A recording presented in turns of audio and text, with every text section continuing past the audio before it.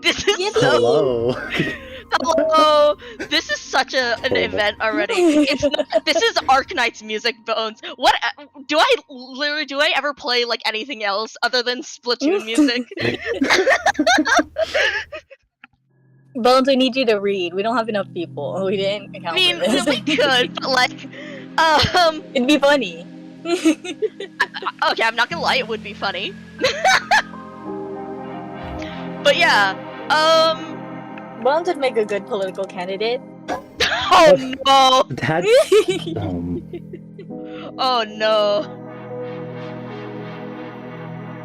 Slamong. lemon. Bones, run for state governor. Oh my god.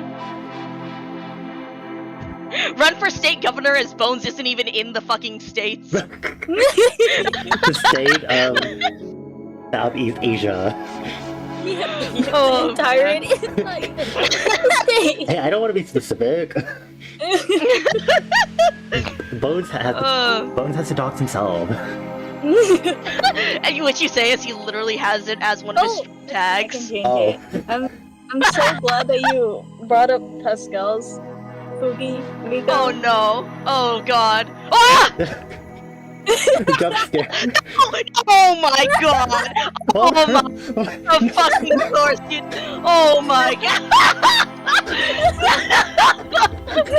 You cover up okay, Mika. wait. I need to move you. Also, but we weren't. Wait. We weren't in.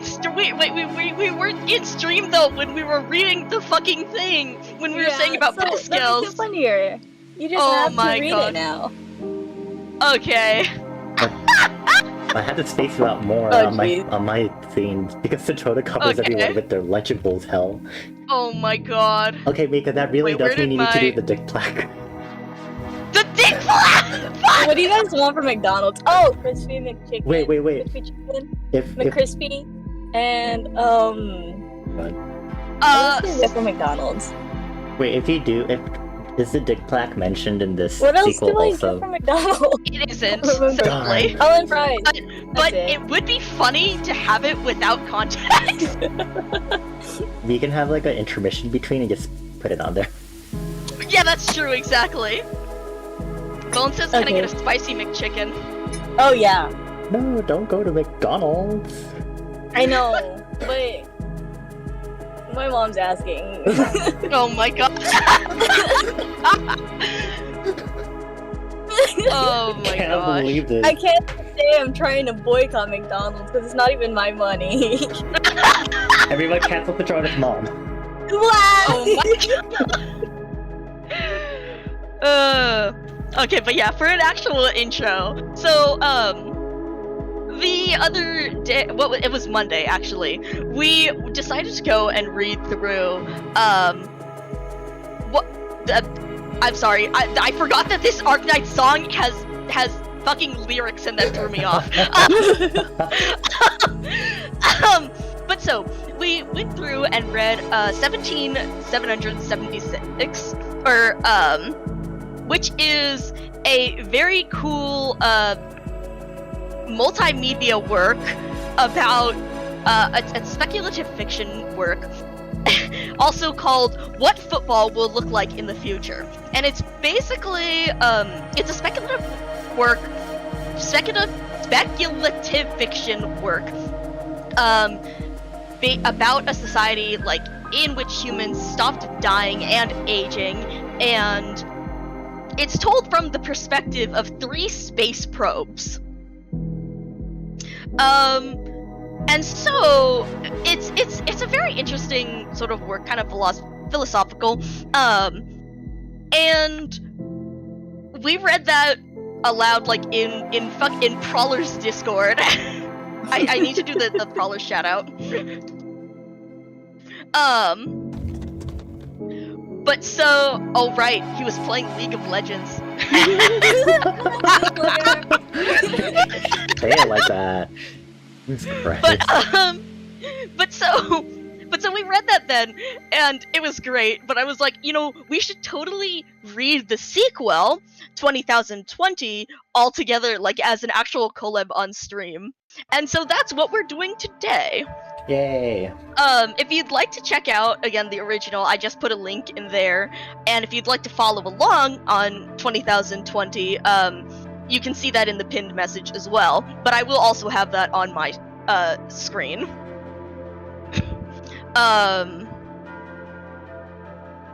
You're not oppressed. Shut up, Bones. God, the fucking Lunchables is gonna. I just keep seeing it out of the corner of my eye. But yeah, I should have you'll get a used bit of a the recap. seafood boil one. Oh my god, I swear. The fucking crawfish boil Lunchable. Why does Bones say it like that? It's the guess I'll go aunt. Oh my god.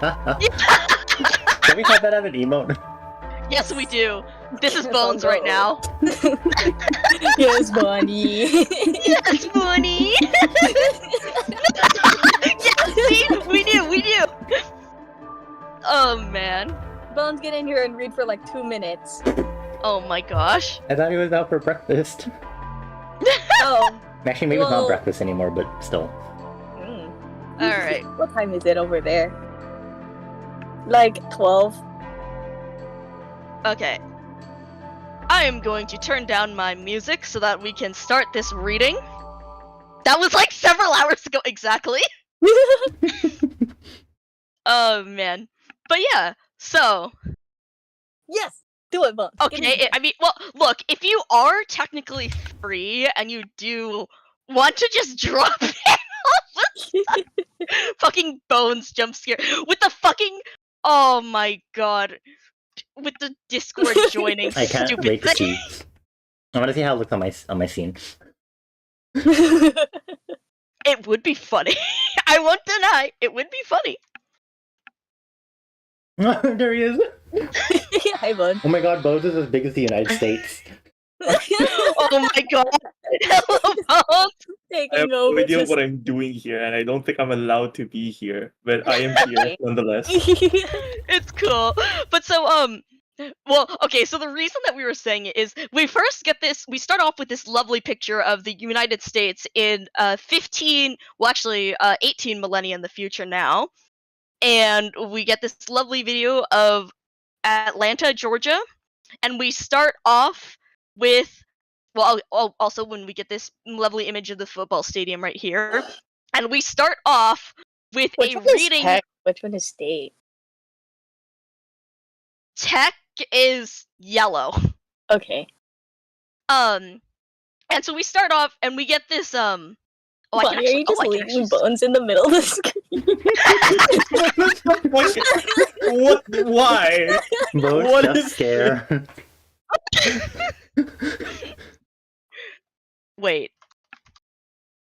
I was about to say I could color grade you, and I Oh was like, right, what if I we're make actually Bones playing white? Monster Hunter, so it doesn't show his league anymore. League player. League player. Shut up! Wait, Bones, what if I made you white? Huh? What? What? Because you know how you can color grade anything on Uh-huh. your OBS. What if I just color graded Bones to gonna make him over- white? Why am I white Oh my- specifically? It'd be funny. Oh That's my fair. gosh. Gentrification. Will we actually move But so, if you do want you can, you How can do I read? That's what I'm trying to figure out. Yeah, me yeah, too. I have stuff on screen. If you check out, here is chapter 1 of 20,020. If you'd like to follow along to that and see where we were. Oh god.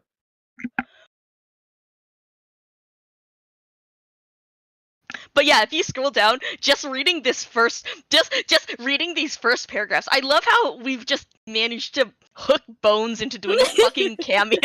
I don't know what I'm doing here. I just don't know what I'm doing. Why is everything black and white? Why is it blue, yellow? Well, that's how America looks like. Don't you know? Really? Everything I've is just never black been and there. white. Yeah, no, it's real. That's exactly how it is, Bones. Oh. We live like dogs here.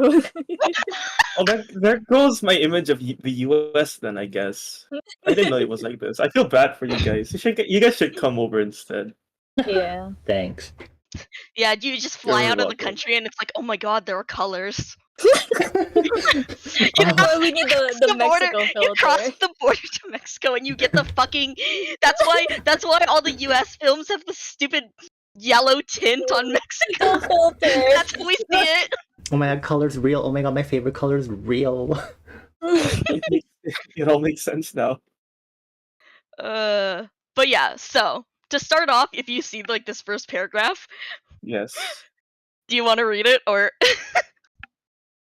What part is me? Which one am I?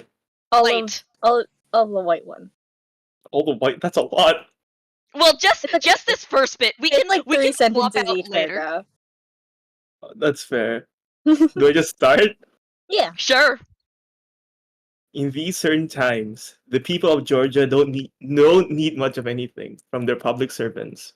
My name is Joshua Alexander, and I'm running for state governor. Wow. You know, I grew up on a farm outside of Delton, and maybe it's just my simple country upbringing, but I don't believe much in politics. I don't have a political platform of any kind. I have no agenda. Leave it to a country boy like me to lay it out straight, I suppose. I want to be governor just to be governor. I can't even explain to you where this impulse comes from. I possess the personal and political convictions of a boulder tumbling down the mountain. That is how I will govern. I will be honored to have your vote in November. I'm Joshua Alexander, and I approve this message. You're Oh. listening to New News Talk 680, Atlanta's most trusted news source. Anyways, thank you, Bones, for the cameo. Thank you, Thank you, Bones. Bones. Awesome. Alright. Bye. Alright, is this it? Can I get the fuck Yeah. out now? Alright, awesome. I don't want to be here anymore. Oh, fuck, I'm Discord calls. How do I leave? Okay. Well then, Well, that was great. hopefully I clip that later. Oh, yes. We'll make it a highlight. Oh yeah. I think I might vote this time around. For this guy? Alexander or whoever? Oh, I don't know. I just want the sticker they give you. You can just buy the stickers online. Oh, well, fuck it. I'll just do that. This is a public service announcement. Hello, I'm Connor O'Malley, Georgia Tech quarterback. And I'm Susie Atkinson, Georgia State quarterback. You might think it's a little funny that we're on the same ad together. The Yellow Jackets and the Panthers have found ourselves in quite a few dogfights over the years. But you know, Connor, sometimes it's important that we all work together. That's right, Susie. Here in Georgia, Tech and State rely on our fans to stay vigilant. It's no secret that football in this state is bigger than ever. Tech has several footballs. And so does Georgia State. And if we're gonna bring even more footballs home to Georgia, we're gonna need to protect the footballs we've already got. As a matter of policy, we hide our football in locations we keep confidential, and teams throughout the country are pulling out all the stops to find them. And as a fan, that's where you come in. If you see a player on the field you don't recognize, call our tip line at 404 Tech State fans. Together, we can keep football alive and well in the state of Georgia. Help us protect the rock. Ooh. San Diego State, location, Georgia State. The 6,769th yard line. Nice. Nice. What have I been saying? Remember I said when we saw the scoreboard beep last week, I was like, Tech got another football. I mean, I'm not gonna try to talk you off it. Yeah, and then now we got him running ads telling people to be on the lookout. I'm putting it at 1 week, man. Sometime about a week from now, they're gonna come right through here with a football, and we gotta sit right here when they do, looking right out this window. Man, just don't get all pissed off and nothing happens. I know. Yeah, see, every time you're like, I know, and then fucking nothing happens, and then I gotta spend the next month living in this apartment with you all pissed off like Oscar the Grouch. No? And I need us to be Bert and Bert. Yep. Fuck Ernie. You know? No Ernie's on this fucking team. I wanna eat. I got you, Manny. Alright, man. It's like 1. I'm going to bed. You watch close, though. Thought he said a week from now. Yeah, I'm wrong fucking constantly. Eyes north. Night. Night. Ooh, movement. Ooh, spinning. Ooh, motion sickness. Music toxic city Atlanta. I'm Caitlin Lavalier. Coming out 1 a.m. local time, and our heart starts to feel 7 degrees and clear skies. A man is covering at his home, having more Tuesday. Police say Richard Diaz meeting for support border at an area. Cracker Barrel with a battery on his phone died. Diaz spoke about the incident in News Talk 680. I got to the Cracker Barrel a little early, and they said it'd be a few minutes. So I played my game, I got on my phone, where you're a waitress lady, and you have to serve a bunch of pancakes for your customers, get mad and leave. It's kind of sarcastic when you think about it, or ironic, whatever the word is for it. So I was playing that, but then my phone died. And I remember that I left my charger in my wife's car, so I couldn't charge it. So I went in and asked them if my food was ready yet, and they were waiting on the new batch of fries to come out of the fryer. So that they'd be extra hot and crispy when they were done. So I said, that's all well and good, but could I borrow a phone charger? But they said they didn't have the right kind of charger for my phone. So then I said, well, could I sit on one of y'all's tables and play one of the games y'all have on the tables? And they said, the dining area was for dining customers only. So I said, well, can y'all bring one outside so I can just play it in my truck for a few minutes? So they did, but they gave me the triangle peg game where you gotta make the pegs jump over each other, and I'd already played that one a million times. I was hoping they'd give me the Towers of Hanoi game or one of the other games, but the peg game was all they had, so I started to play it anyways. Those sugar God. pegs. But pretty soon I just realized I wasn't even really trying to beat the game. I was just moving the pegs around in different holes. I wasn't even following the rules really. That's when I started to feel bored. Diaz says that's when he alerted restaurant employees who dialed 911. The police came pretty fast. One of them gave me a book about ants, and that was pretty cool. How they all work together to build their hills and stuff. Before I knew it, my fries were done, so I went in and picked up my fries. And then I went home and my wife and me ate the fries that I got at Cracker Barrel. They were really good. Some other places try to do all kinds of fancy things to their fries, but Cracker Barrel just makes regular fries the way they ought to be made. My wife and me like them a lot. Manny? Yeah, what? Could you turn that down in there? Yeah, I'll just cut it off. You don't have to cut it off. No, I'm not really listening anyways. Thanks. Night. Night. Cracker Barrel issued a statement offering condolences for Diaz and promising to reevaluate its policies regarding dine-in seating for pickup customers. Today, Diaz's neighbors stopped by his home to leave flowers and notes of support at his mailbox. Diaz is expected to...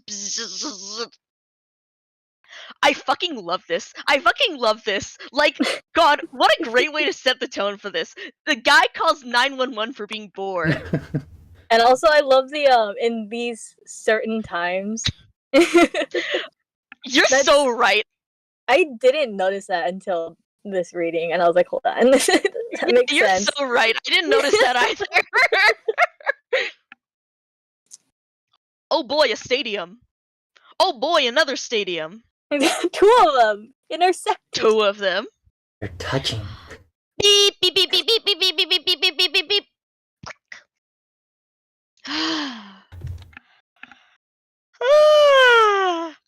Status report. Pioneer 10, NASA, launch 1972. Pioneer 10, instrument monitor, imaging oh my god, why am I tripping over this? Photopolarimeter, okay. Helium vector magnetometer, okay. Infrared audiometer, okay. Quadraspherical plasma analyzer, okay. Ultraviolet photometer, okay. Charged particle instrument, okay. Cosmic ray telescope, okay. Geiger tube telescope, okay. Sisyphus asteroid meteoroid detector, okay. Meteoroid detectors, okay. Trapped radiation detector, okay. Okay. 9, wake up. Pioneer 9, this is your big sister. Wake up. No, you're not. You're my little sister. Okay, I'm gonna check on you in 5 minutes. You better be up. 5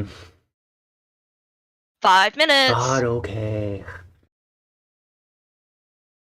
Pioneer 9. Pioneer Yeah. 9. NASA, launched in 1968. Oh, before I go to bed, we still doing a food run tomorrow? Yeah, I'm down. We gotta go over to the one in Kennesaw, though. We do? Yeah, because remember, last time I went to the Sandy Springs one, they remodeled the produce department. Most of the veggies aren't on the field anymore. Well, what did they have again? Well, you know how the field cuts through the parking lot and then the front entrance, and then kind of goes diagonal through the left side of the store, right? So they still have the little stands outside by the front doors with like tomatoes and everything, but once you go in, the produce isn't on the left anymore.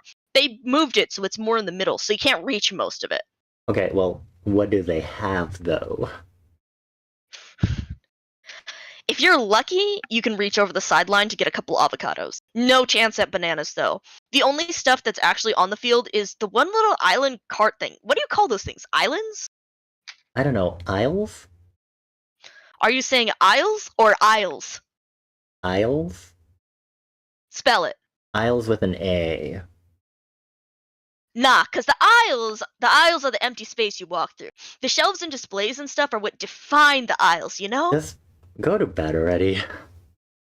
Anyways, the only island thing that's way on the field is the shitty fruit one. None of the good fruits, just plums and shit like that. I kind of like plums.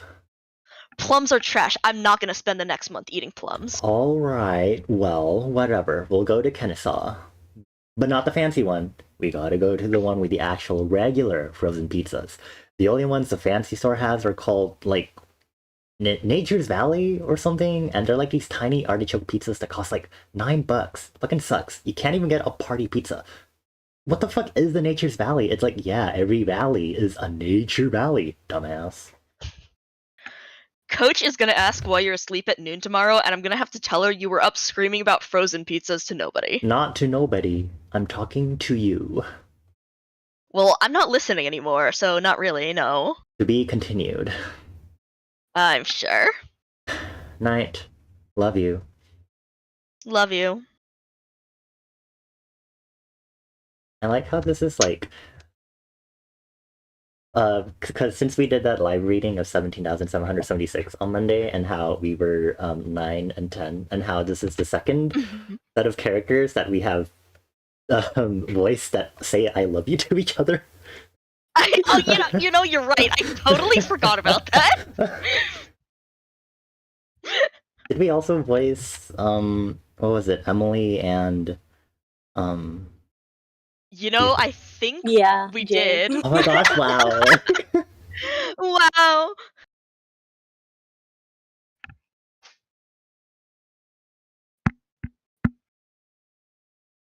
Boo!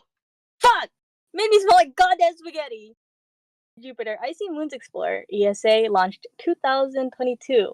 Actually, in canon universe, it is 2023, but you know. In canon universe, we're referring to our world as canon universe.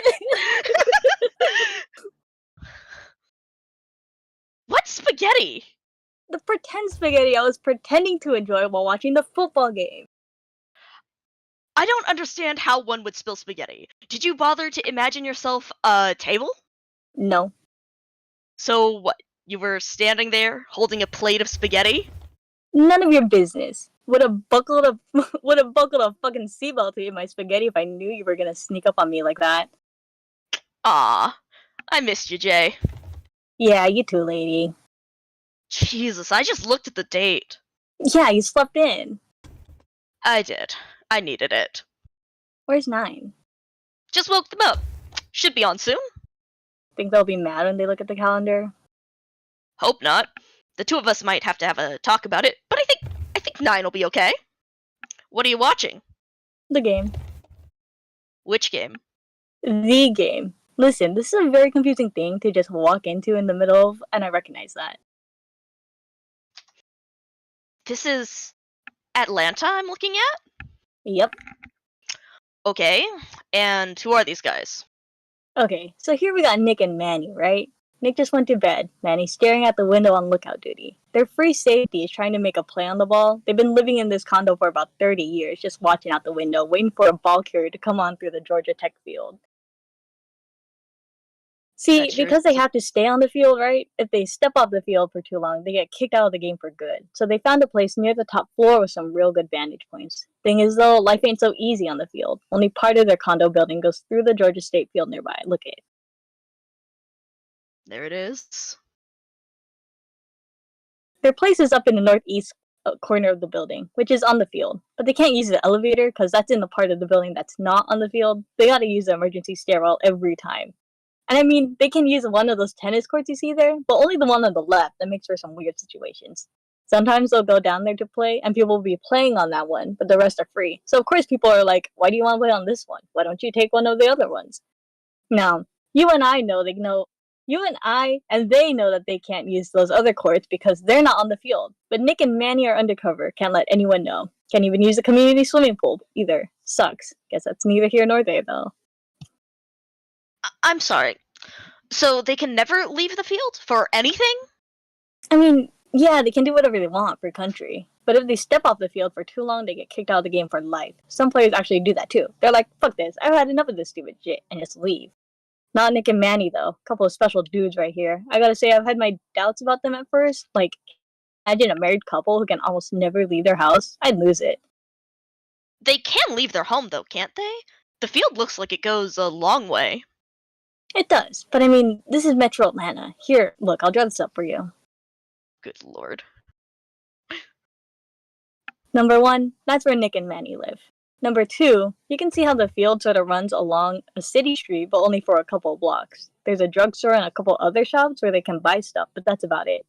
Number 3 is where it goes to hell. You gotta sneak through people's yards and around their houses to get through. Then you gotta cross the highway on foot without anyone thinking you're a weirdo.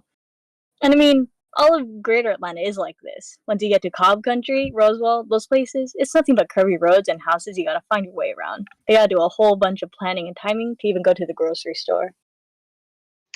I wish they would have let me redesign their city grid.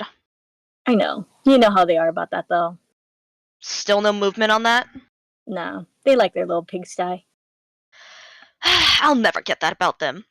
Anyways, this is a game between Georgia Tech and Georgia State? I mean, in a manner of speaking, yeah. How long has it been going on? Oh, a long time. Is it I mean, is it a good game? Well, I mean, that's a pretty complicated question, and I reckon you and me would answer it differently. Oh, fuck. No fucking wait, Nick! Wait, hold up. This is Manny, right? Yeah, look, out there. Look. Nick, get out here! What? Get out here, look! Ooh, movement. Movement. Okay, what are we looking at? Yeah, I'm coming! Christ! Tech player crossing I-85. Looks like she's got the ball. She has a ball, yes. A ball. There's more than one football in this game. Yeah, listen, I'll explain in a minute. We've seen them play so many multi-ball games. It's just so hard to design a smart one. Man, you picked a hell of a time to wake up. This is the craziest shit I've seen in months. You gotta fill me in. I still don't really understand what I'm looking at. Looks like she's got a ball. I fucking told you. What'd I fucking tell you? Hold up, I will in a bit, promise. You said next week. Close enough! Look, you stay here. I'm looking south through the bedroom window. Let me know everything you see. Yep. Oh, hey, your binoculars are on the thing? What thing? The thing, the fucking, The dresser? No, the what? Use your words! Couch, coffee table, dish drawer, end table? Oh, yeah, end table. Thank you. You wouldn't even have to ask me if you put them in the same place every time. Yeah, okay. Okay, I think that's a little uncalled for. The one giving him a hard time is Nick, right? Yep, kind of an interesting relationship dynamic between these two. Be honest with you, I've never seen a happier couple. They just get in their little things sometimes. I think honestly, since they've got such a solid foundation to the relationship, they actually have the time and energy to left over to argue about the little things. And I mean, remember, Nick and Manny have been sharing this apartment for 30 years, and it is by no means a big condo. To call it a 2-bedroom is generous. It's really just 1 bedroom and a glorified little office room. I bet your husband's quirks stand out a lot more. The little things that irritate you get all that much more annoying after a while. Ooh, and just one bathroom too. That isn't great. Can't be. No. Man, I love football. I think every relationship has to have at least some of that though. It's kind of like a clutch in a transmission, right? It has to be rough, so it has something it can actually grip onto. That friction is the only way anything changes. She's coming your way soon, I think, Manny. That analogy sucks. Oh, come on. It's not that bad. It kinda sucks. Well, I mean, that's us, right? That's our relationship. I think a third of all my interaction with you is accounted for by arguing. We ain't married though, lady. Ugh. And thank God for that. I see her. Got eyes on her. She is off the interstate now. Damn, she is moving too. Who is it? I don't know. Can't really tell who it is from here. Gotta be a tech player though, for sure. So, just so I have everything straight, Nick and Manny are trying to get the football from Georgia Tech, and Georgia Tech doesn't know they're nearby? Yep. They're right there. They outnumber her 2-1. Why haven't they left the house? Well, they're pretty sure that there are more tech players in the area, and they are right about that. See, this is some top secret shit they're looking at. Tech has possession of lots of footballs. 9, in fact. 9? Hello. 9! Hey, yeah. Hey, sis! What year is it? We'll talk about that after the game, okay? I don't think that's a discussion. I think you just say what year it is. Wait, where'd she go? Just behind those trees. Look! Okay, yeah. Jay, there are 9 footballs? Yeah, Tech has 9 footballs. And what you generally do, or at least what I do, is hide them all in different places. Gotta diversify, you know? If they're all in one place, someone can come along and take your whole shit at once. Tech isn't doing what I would, though. They got way too cocky. Every single one of them is right here. It's on the Georgia Tech campus, right between Bobby Dodd Stadium and the basketball arena. Granted, it really is a good place to store football if you got one. Both the stadium and the arena are pretty tough obstacles. I mean, what are you supposed to do? Run across a basketball court in the middle of a game? Or break in after hours? They got security guards and shit. Of course, if you're a good climber, you can just climb over the damn thing. But think about that. You're easily spotted. So if you're bothering, you better be pretty damn sure it's worth it. And I think they're about to find out that yes, it's very worth it. I take it that 9 footballs is a lot. Yep. Took forever to get. Way too many to risk putting in one spot. Shit, she just went inside. Yeah, the old sorority house, right? Whatever one it is with the dormer windows. What the fuck are dormer windows? The little windows, the little dudes that stick out the attic. Is that actually their hiding spot? Do y'all want me to spoil it? No. Yeah. Yes, it is. Damn it, I said no! Lol, you haven't even begun to get mad at me. Trust me on that. Uh-oh. Look! The lights just went on! Oh man, they turned on the lights. Oh, come on. I swear to God, Georgia Tech has gotten so sloppy in recent years. God, they're getting so sloppy. They might be trying to fake us out. Maybe. Ha! What did I just say? Can they hear us or something? Nope, we've just all spent a lot of time scouting out this team, and there's no other conclusion to draw. This team has been winning so long they're not even executing fundamentals anymore. Like, if you have a safe house, you do not flip on the lights in the middle of the night. I don't care how safe you think you are. Might as well set off firecrackers. Dopes. I think we ought to start packing. We might need to make a play soon. Jesus, we might actually be about to do this! I mean... Oh, who's gonna feed Clancy? Carol might. Oh, yeah! I can knock on her door tomorrow if we need. Who's Clancy? They're fish. Ah. I bet having a fish is kind of nice, you know? It's over there doing its own thing. You don't have to do much, barely even have to think about it. But you always know it's there. That's what I imagine having a favorite baseball team would be like. I love that. Savage. Baseball really is like that. She's coming back out. No, that's someone else, I think. Oh, shit! They're all coming out! They're like all coming out. I'm counting like 6, 8. No, that's like 10. 10 players? What the fuck? What the fuck? Oh, this is gonna be bad. This is gonna be bad. Stupid fucking team, lol. Get the map, because I think that might be everybody, man. Yeah, hold up. I think she was just making a drop-off. I don't know if they're even gonna guard it. Where are they all going? Up north to Tennessee, I bet. There's an offense moving around up there with a ball and only a couple dozen players. Tech already has about 20 defenders up there. They're just sending these folks for reinforcements. So this is how you get a football. You go and find an offense that's advancing and line up against them. Yeah, it works the same way as conventional football. 4 downs, 10 yards for a first down, all that. Tech's defense can get the ball if they force a turnover on downs, or a fumble, or an interception. This is way too aggressive, though. They'll be leaving the barn door open here, because now they have nobody defending their stash. And Nick and Manny are allowed to go down there and take the balls? Yep, they're loose footballs. So listen, this is what they're doing here. Every team has 125 players, right? According to the old college football rules, you get 125 players. You don't really have any way to know for sure where your opponent's players are, but you can make good guesses based on what you've seen, what your teammates have seen, what other people have seen, news stories, whatever. But if they can account for the location of all 125 players, they can deduce that there's fucking nobody home. Okay, this is what we got.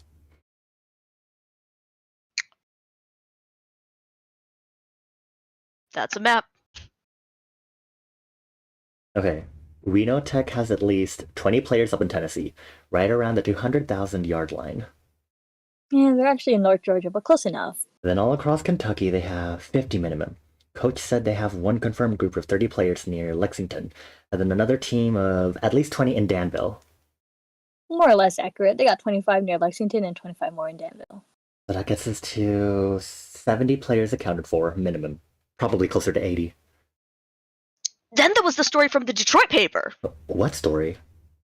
I sent it to you. You send me like 20 things a day. Well, they were saying Tech has a bunch of little teams up in Michigan. They're breaking up in groups of 5 and just like fanning out all over. They were reporting 40 in total. You trust it? It's a good paper, yeah.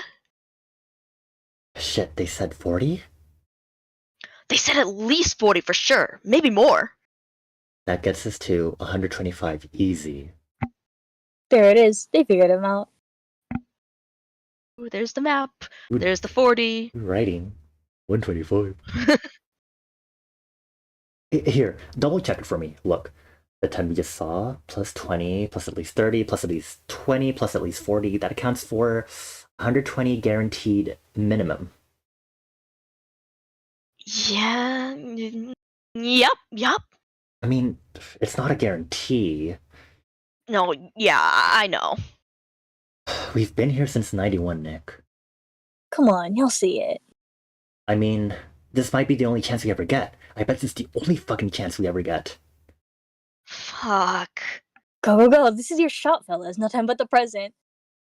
I thought the saying was no time like the present. I know what I said. Okay, we gotta go. Hell yeah!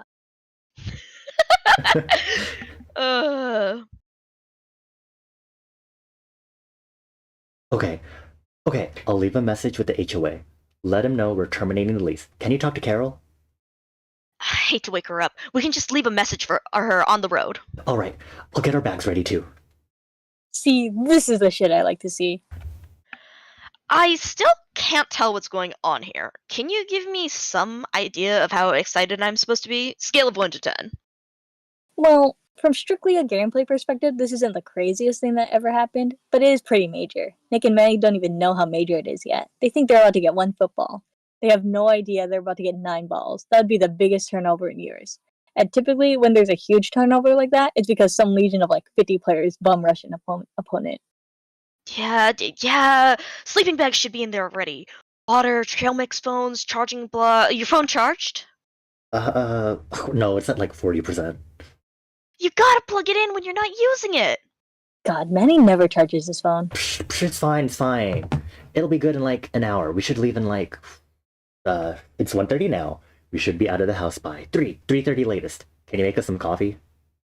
Yeah, hold on. Let's just sit and go over the play real quick. Real quick, we gotta hurry. Anyways, for just 2 players to recover 9 footballs is real crazy. So at the moment, if they just get these balls in the first place, I'd rate it at like a 7. You should calibrate your excitement to a 7 out of 10. I'll put it at a 4 because I don't trust your judgment. I'll take a 4.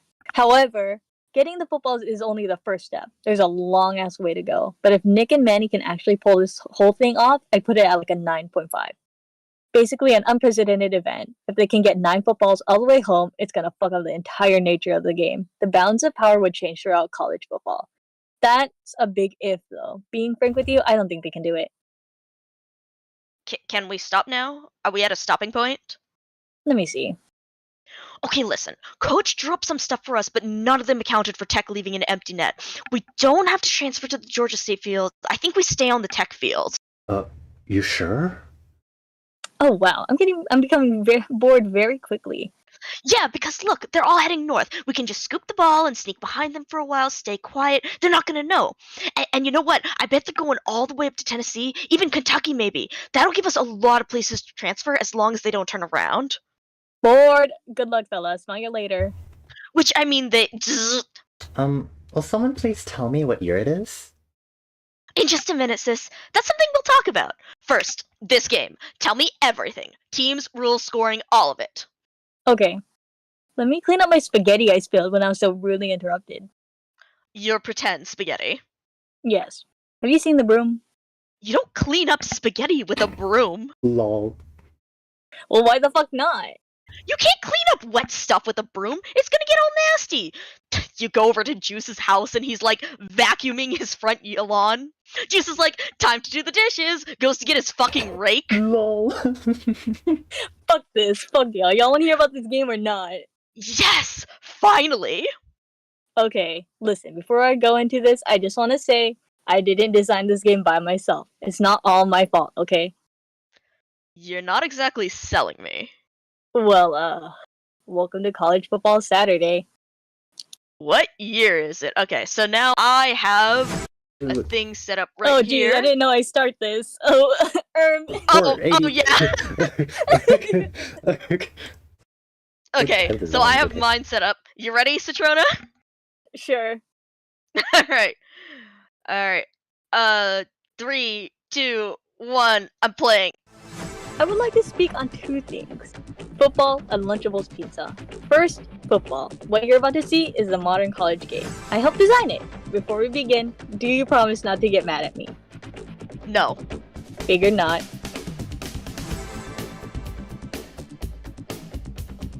Here's Georgia Tech's field. It's 53 yards wide, as usual. But it's a little bit longer. It goes over the wall, into the stands, through the concourse, and out into Georgia Tech's campus. All this is part of the field as well. God. Look at Eventually, it go. it makes its way to Atlanta's Centennial Park, where it runs into the other field. And this field belongs to Georgia State. At the start of this game, both of these teams have a football. The objective of the game is to take the other team's football. These 2 schools do not like each other, and holy hell do they go at it. So what does it look like when both teams have a ball? Well, maybe this player hangs back to defend. Or maybe she runs a post rope past the trees so her quarterback can bomb it. Strategically, it's very interesting. Alternatively, Georgia Tech might prefer to play it safe and stay home, or get aggressive and drive the ball through a damn office building. There are lots of options, because this field is very long. Very long. It goes through buildings, rivers, forests, farms, you name it. Ooh, Fakor. Huge pain in the ass here. Well, hell, I wasn't the one who built the stadium at that angle. Go take it up with Bobby Dodd. Anyways, this field won't stop until it hits the ocean. You know what I realized this game needs? A third team, with a third field. Here, let me get the lights. See, now we got a triangle. You can loop. The defense might be ahead of you. Or might be behind you, so that can be pretty interesting as well. Wow, this team comes from way up north. See, the reason Purdue's field intersects is that their stadium isn't perfectly north-south. Why'd they build it that way in 1900 and whenever? Who cares? We got us a ball game. These three fields are a combined 6,139,649 yards. That's about 3,500 miles. Why do you think we'd be mad? This seems kind of cool. I will say that I can't quite figure it out thematically.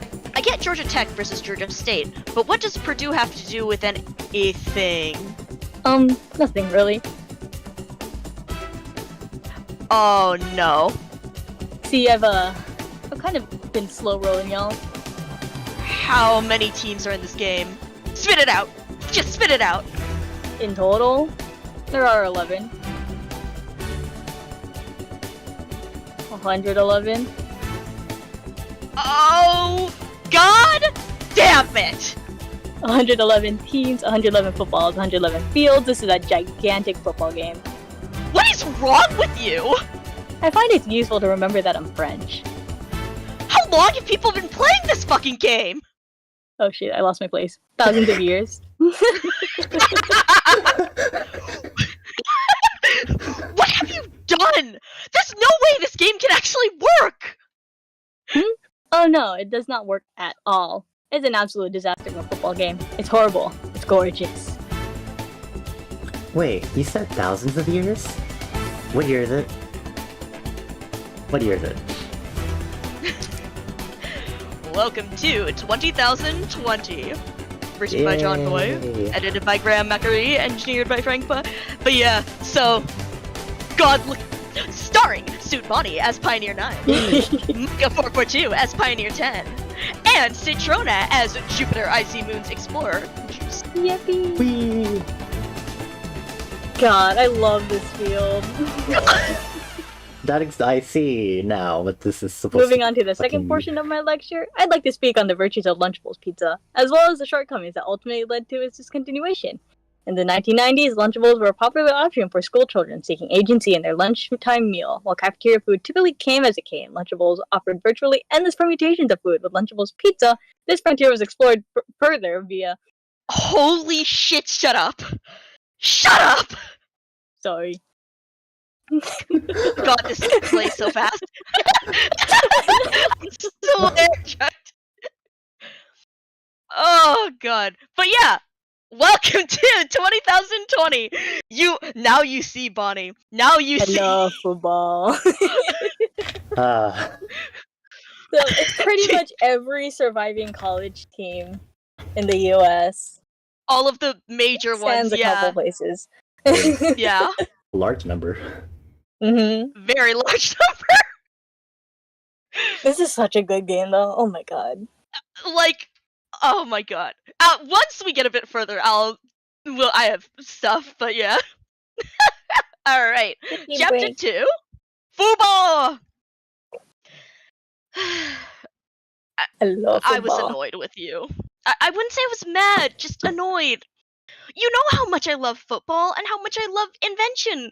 I can even appreciate the occasional chaotic element. But any game of considerable size, and especially this size, has to be smartly built. You have to think of the audience, and especially the players. Well, nobody's making them play this. They like what they like. I know.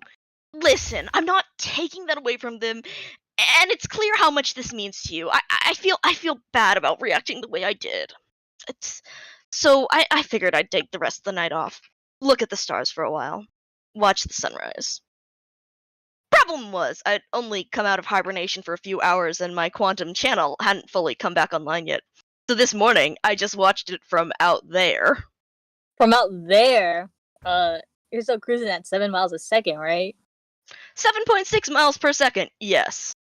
You've been out there for like 18,000 years, so that puts you about 4 trillion miles from the sun?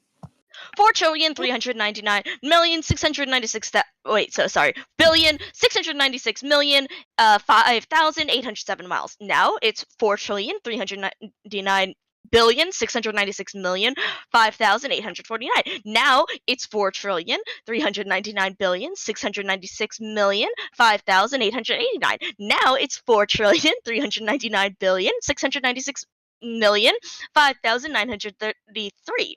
Now it's 4,399 billion 696 million 5,975. Now it's 4,399 billion 696 million 6,022.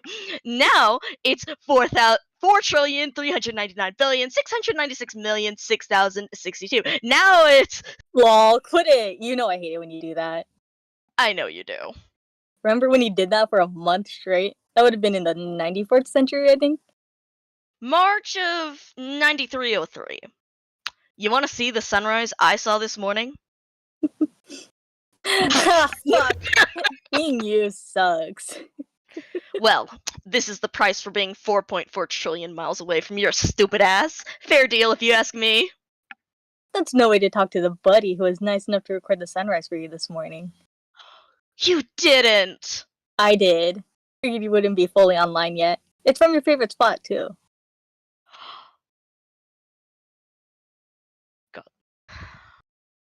Oh my god, Husky Stadium. Look at that. This is my first real sunrise in 2,000 years.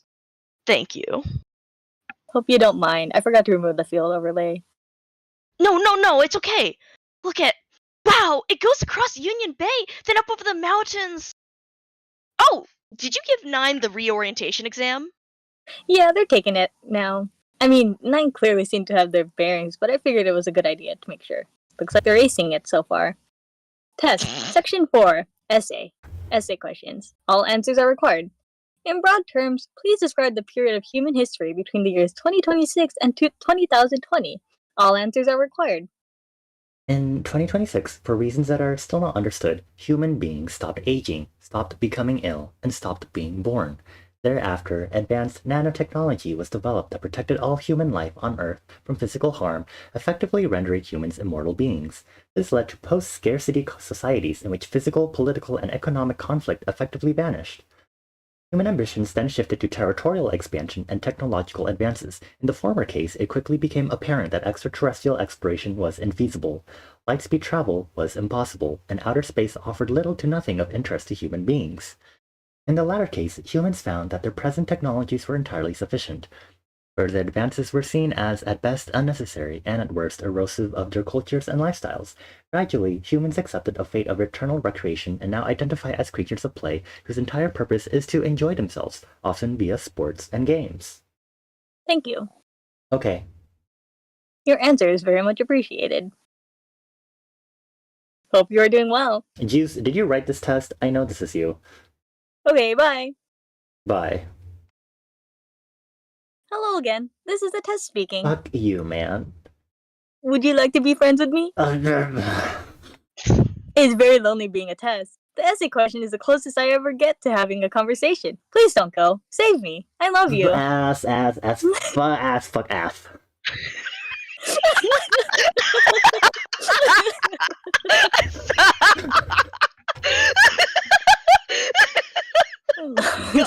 God, that's too good. It's too good. Oh, what the fuck? I already wrote us a perfectly good exam. You just have to fuck around at every opportunity. Every single opportunity. I'm happy to apologize every time I do something like this, but know that I don't plan to reflect on my actions or change my behavior in any way. I'm just going to say, I'm sorry, and keep doing the same shit. Cool. No, not cool. That wasn't a question. I was just remarking that it's cool that I'm like this. Okay. You owe me another pretty sight now. Yeah, okay. We don't even have to leave the neighborhood. Here's the Wazoo field running past Mount Rainier.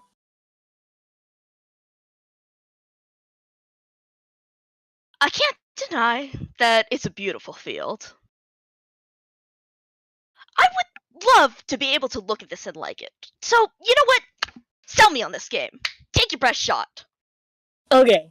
I've spent centuries trying to figure out how to talk to you about this, so pardon me if I'm a little nervous. I'm not an intimidating person, unless good taste intimidates you. It does!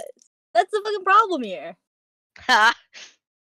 Okay, when we drew out blueprints for the field, the rules we followed were extremely simple. 1. A field is exactly 160 feet wide at all points. 2. A field sits directly on top of a team's home field. 3. A field extends vertically in both directions until it meets either an international border or an ocean. These were more or less the rules they followed when they developed game 96249. Side note, that's brought up in 17776, and you should read that. It's a horrible game. It's on a podcast Trash, called garbage football. Garbage Football. Game Awful 96249. Did that serve as inspiration? No, that game was artless crap and its rules had nothing to say about anything. I loved it.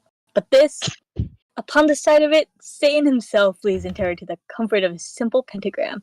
College football is back, baby. God, look at this shit. Okay, I'm sorry. I have to open this in a new tab so y'all can fully see it. What the fuck? Look, God, look at this. What the fuck? Beautiful. Huh. It really does feel like an MS Paint drawing. It does. We built this horror not by breaking the rules, but by following them. Simply following the lines that they painted so faithfully. It's resulted in a field that stretches a combined 236,463,206 yards. That's longer than 130,000 miles. The amount of land it claims is more than double the size of Delaware. Rip to Delaware, by the way. We don't say that enough. I thought your pet theory was that Delaware never existed. It was for a long time. Then after 17,000 years, I finally talked to someone who had actually been there. My new theory is that Maine never existed. Now, even for a glorified computer like me, it doesn't quite make sense to me that it claims 4,000 square miles. Look at these stringy little fellas. How could it possibly? They sure are stringy little fellas. That's Virginia's field, right? Yeah. And you said the field stops at the ocean. I'm guessing it doesn't include underwater territories? Right, yeah. So it stops right after it crosses into North Carolina. And of course, none of the underwater states are in play for any field. Whoa. This leads me to the elements that led to the creation of this field. See, if people planned everything centrally and acted monolithically, you'd imagine all the fields would be laid out at the same angle, right? They'd probably all face perfectly north-south. None of the fields would intersect with one another, and the game would be impossible to play. Thankfully, people built their stadiums at all kinds of angles for all kinds of different reasons. I've done my best to distill these reasons into 6 guiding elements. These are the 6 conditions and behaviors that effectively built this field. 1. The sun. 2. The earth. 3. Humankind's appreciation of beauty. 4. Humankind's desire for order. 5. Humankind's avarice. 6. Humankind's disunity. Ahem. First element, the sun. Now, the most common misconception about the sun is that it's a jolly goblin who helpfully pours raisins into your cereal. This is false. Gasp! Cereal boxes are responsible for a host of misconceptions, but that one might be the most fundamentally wrong. The sun, in fact, influences the orientations of football stadiums more than any other factor. If you ignore the maps and fields and look at only the stadiums themselves, they at first resemble confetti. Sure do.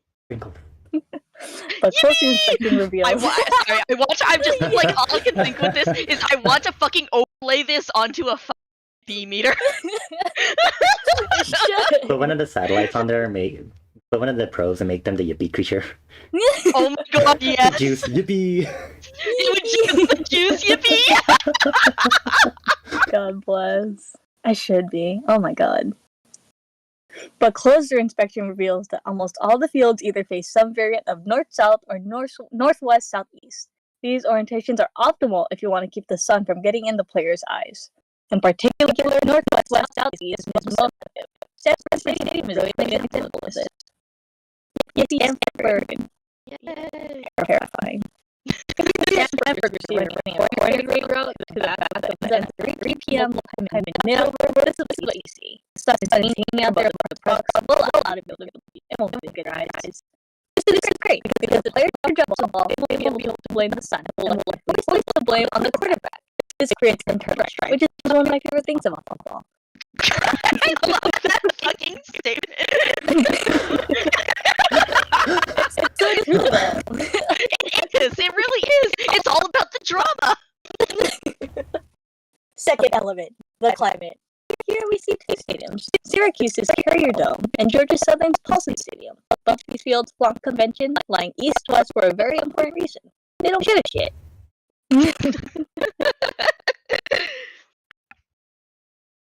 God. Yeah, why would they do it? Oh yeah, because obviously doesn't care because they play in a dome. Or Q's obviously doesn't care because they play in a dome. And while I can't confirm this, my guess is that Georgia Southern doesn't care because thanks to the intense humidity, they prefer to schedule night games anyway. Third element, humankind's appreciation of beauty. We actually already covered this, that beautiful sunrise we watched from Husky Stadium.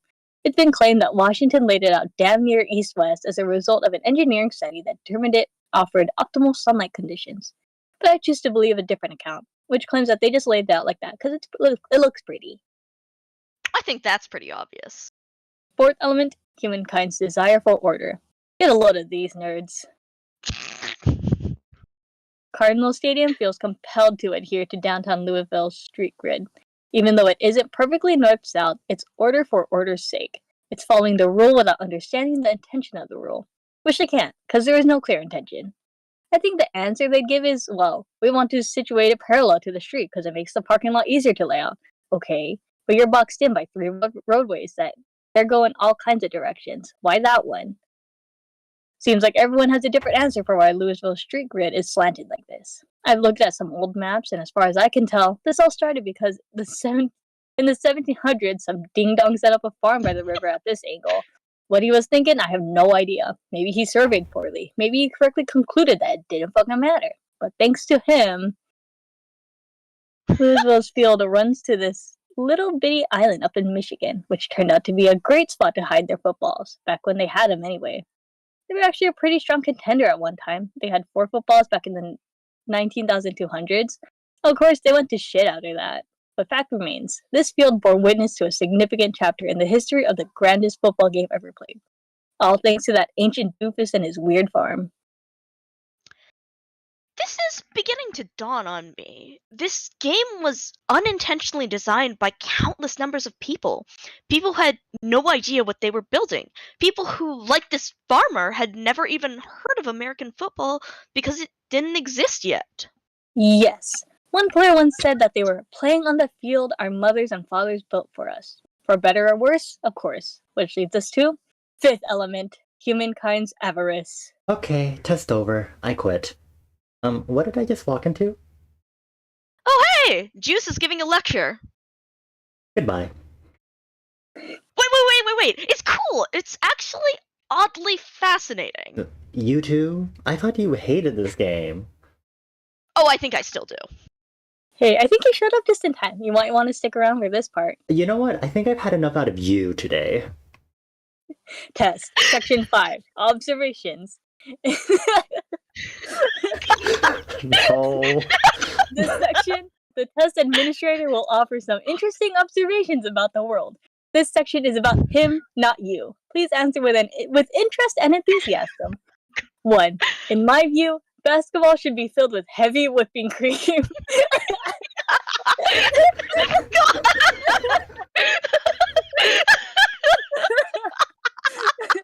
Over the course of the game, all the dribbling may eventually whip the cream into butter. This will surely make the basketball more difficult to dribble. However, the winning team will be awarded with a delicious basketball filled with butter. Pretty neat. Exit program. I love that that's just like a foundational observation that he makes. I know, right? Just like that of all things, that's the first thing you put down in observation. I would not be surprised that it isn't a meme to him. Like, he firmly believes that this is how basketball should actually be played. God. Oh. God. I love it. Fucking incredible. Listen, 9, I am sorry. I wrote that a few years after you went into hibernation. I was very, very, very bored, which is actually why I started working on designing this game shortly thereafter. It's probably a good thing I found a hobby. Jay is explaining why college football fields were built at the angles they were. Sunlight, climate, beauty, adherence to street grids. 5th one is greed, right? Yep. Can I take a wild guess at where we're going with this one? Shoot. Georgia State. Correct. Okay, let me take this one. I think I got it. 9. You were launched in 1968. What does your onboard data tell you about Atlanta sports? Hold on. Onboard memory is really slow. Alright. As of 1968, Atlanta Stadium was home to the Braves and Falcons. I haven't had a chance to catch up on much since then. A few years later, it was renamed Atlanta Fulton County Stadium. It was a big, strong stadium that was far more structurally sound than the Coliseum in Rome, which lasted many centuries as a venue. It was perfectly fine. Then the Georgia Dome was built, and the Falcons moved out. Wait, actually, I want to see. Does my Firefox have a? Yes, it does have a capture cursor. Oh my god, I had that off. But so I believe this is the Atlanta Fulton County Stadium. This one here, and then this is the dome. And then the Olympics came to town, necessitating another stadium. Those Olympics wrapped up, the Braves moved in 1997, and Atlanta Fulton County Stadium was bulldozed. Today, it's a parking lot with the original field painted over it.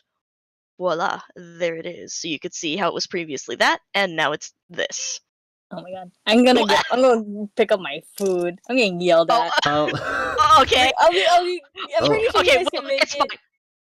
No, we'll save you for this. I need you to be here for this. Okay, impromptu break time. Impromptu break. Good, Get some water. I need to rearrange everyone's foogies. Need to move them over. I was like, Oh. Everything's very left side heavy because of all the text being on the left side of the page. And because of how my overlays are, so I'm just gonna move y'all over this way. Oh my god, wait, do you have the satellite rotating in the corner? Yeah. I just looked more closely at your stream. For those who don't follow them, make sure to follow Bonnie, who's also streaming this, and ClTRONA, who's not streaming it, but also does stream. And on my end, y'all should follow the I got French lovely fry. Mika. Welcome back with French fries. And ClTRONA, who just came back with Nice. French fries. Yippee! I'm gonna shove them into the speaker for you guys. No. Munch, munch.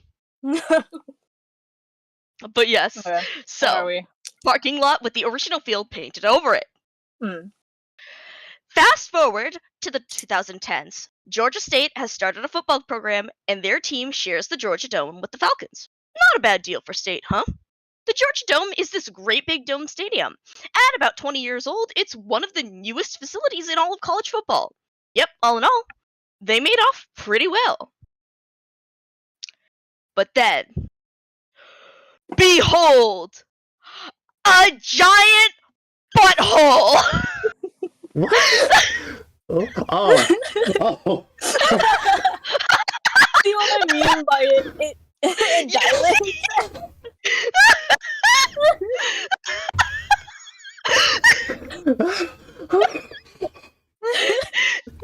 You see now? It really is! The fact Every that it single fucking fucking opens! I love every time. It's an asshole. It's an asshole! It's a gigantic steel asshole! Anyone who says otherwise is delusional! Man, what I wouldn't give if I had an asshole like that. I would take shits that you would not believe. I would form nebulas. What is that thing?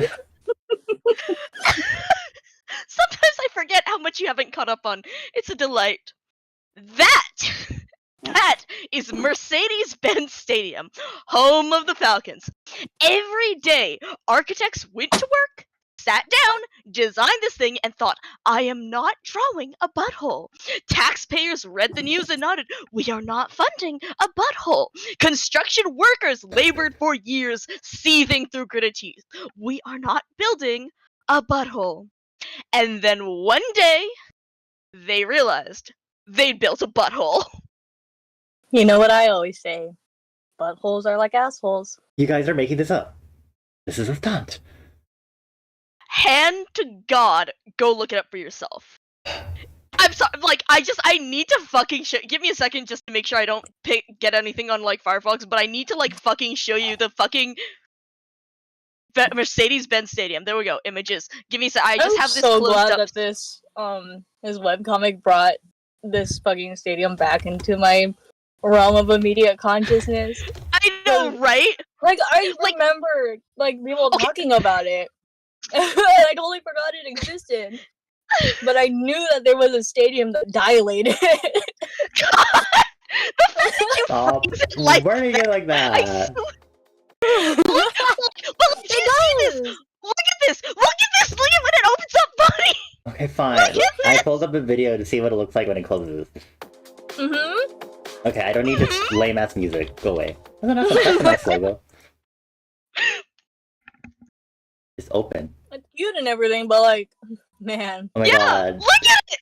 Look at it! This is literally that one fucking magic school bus meme with the voiceover that's like, what is that? And then one of the other students is like, girl, that's butthole. That's a booty hole. It is! It's so fucking funny! One. Like, oh my god.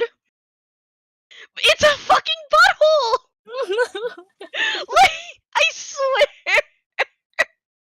It's beautiful. Oh, I want to visit it. God. I told Chris that we have to go. I had Fucking a forbidden thought just now, and I'm not gonna say it. oh no. Anyway, Alright. Hand to God, go look it up for yourself. The Georgia Dome, a building that, at age 25, was just barely older than the college football players who called it home, was demolished. There was nothing wrong with it. The Falcons just got tired of it. Meanwhile, Georgia State suddenly needs a new home. But they're in luck, because about the same time, the Braves do the same thing. There's the fucking butthole. God. From foreground to background. The 20-year-old, perfectly nice stadium the Braves didn't want anymore. 2. The remains of the other perfectly nice stadium the Braves left. 3. Butthole Colossus. 4. Circled because you can barely see it from here. The new suburban stadium the Braves moved into. it's like a molting snake. People were broken in those times. In terms of purpose and community and everything else, they were fractured. A healthy society does not do this. And given eternity, they finally realized it. This is why almost nothing has changed. This is Exhibit A. Over the last 18,000 years, people have almost universally elected to preserve and rebuild what they have, including the massive sphincter, which stands to this day. And now we arrive at Dakota. Because if you look at Turner Field again, you'll notice that it's now a football field. When the Braves moved out, Georgia State football moved right in. Once again, taking refuge in a home abandoned for no good reason. Now, I'm sure their general instinct would be to orient this field perfectly north-south. Why not, right? That's how its neighbor Georgia Tech is set up. But because they were delivered a hand-me-down baseball stadium, it didn't quite fit right. They had to skew it just a little bit, and this is why, and I think both y'all will get a hoot out of this. The Georgia State field runs directly over the rings in Centennial Park, the symbol of the Olympics, the very thing that set all this shit in motion. Almost perfectly centered in the middle of the field, too. Unbelievable. Oh my god, that's poetic. God, that is so God, it's so funny. I it's so cool though, you know, how it really is all those little things one on top of each other that make it into this. Just the fact that the Braves moved out, they needed a stadium for the Olympics, and then now it comes back around to this. Oh my god. That's poetic. Well done. Bravo. Thanks, but I didn't do it. It wasn't my idea. That's just the way the damn thing runs. This is art missing an artist. It is found poetry. If it were written, it'd be beautifully written. But I'm looking at it right now. It's a straight line. You didn't lie. I don't have to. We never did. Alright. Next video. Oh god, I started this one too. Pause.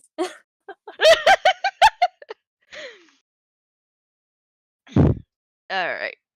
So I'm just adjusting mine. Alright. I'll do the 3, 2, 1 and start on go. if y'all want.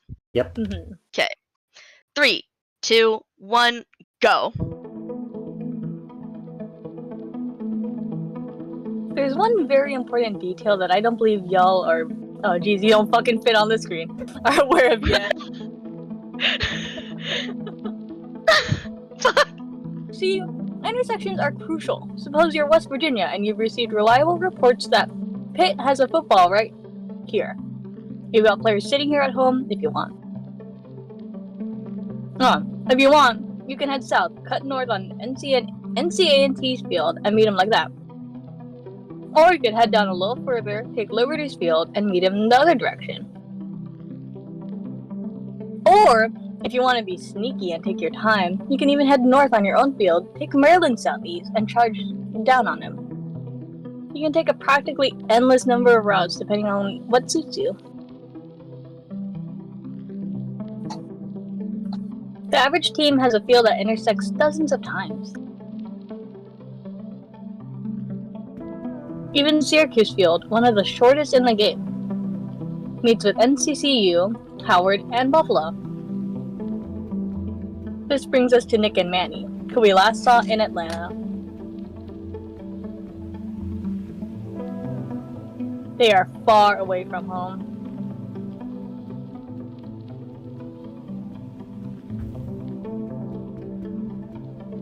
In fact, they play for San Diego State. Ooh, SDSU, go Triton. Their home field sits here along SDCCU Stadium. Way back in the day, they were supposed to have a new stadium built for them, but plans fell through. They've stayed here ever since. Want to know how many intersections they have? 0. The field runs into the US-Mexico border, just 5 miles away from Boise State Field. We surveyed it again and again and again, every time hoping we got the angle just a little bit wrong. Nope. You said that players aren't allowed to leave the field. If that's true, how come Nick and Manny are all the way out there? Well, we left a little something in the rulebook for them. It's not exactly a cheat, more of a loophole. Everyone knows about it, but no one's imagined it's possible to exploit right now. I'll fill you in on how it works, but there are 2 things you need to know about this game. If Nick and Manny can actually pull it off, 1, it will be perhaps the greatest moment in the history of college football. 2, it will fuck everything up.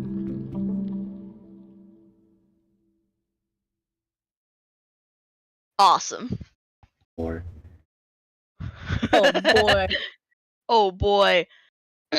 Alright, so that is through chapter 2. This, because I was like, okay, if anything, like, if we need to go, like, we can definitely get up to chapter 2, because we have got to fucking read about Butthole Colossus. God. I'm going to think about this forever. I can't believe, like, just with the fact that ClTRONA said it fucking dilates, and it really does! I sure I hope swear! it doesn't come up ever in any conversations I have, because this will forever haunt me. Oh man. But yeah, so that was our stopping point, or one of them. I think our next one is at chapter 4, which is our next one. So I think you guys still able to keep going? Yep. Yeah. Alright. Let's go then.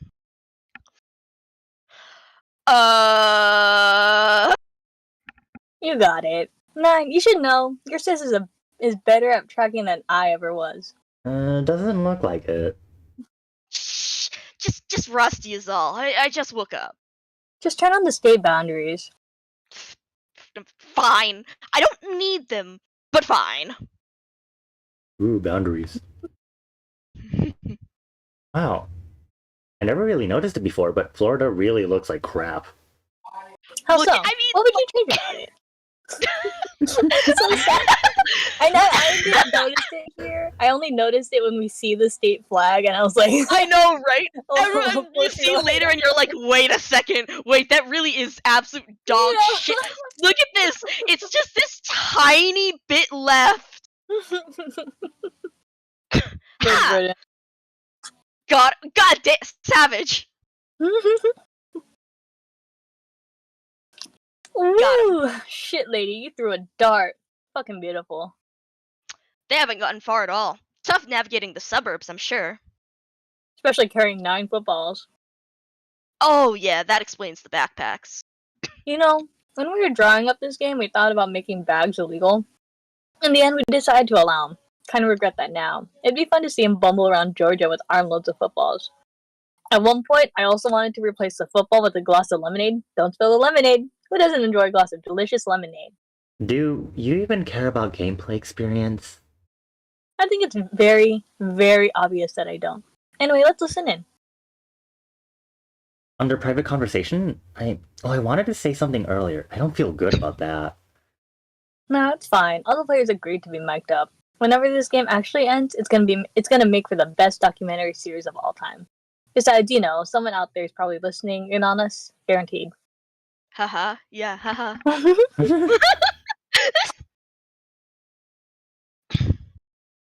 Bzzzt.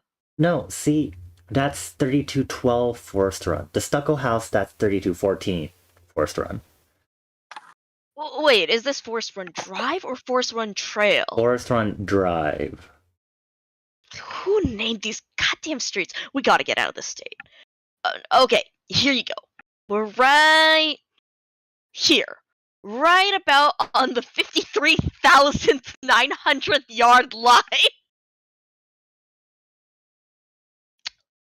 Ooh, this snuck up on me. Safe house is only about 500 yards out from us. 600 yards out?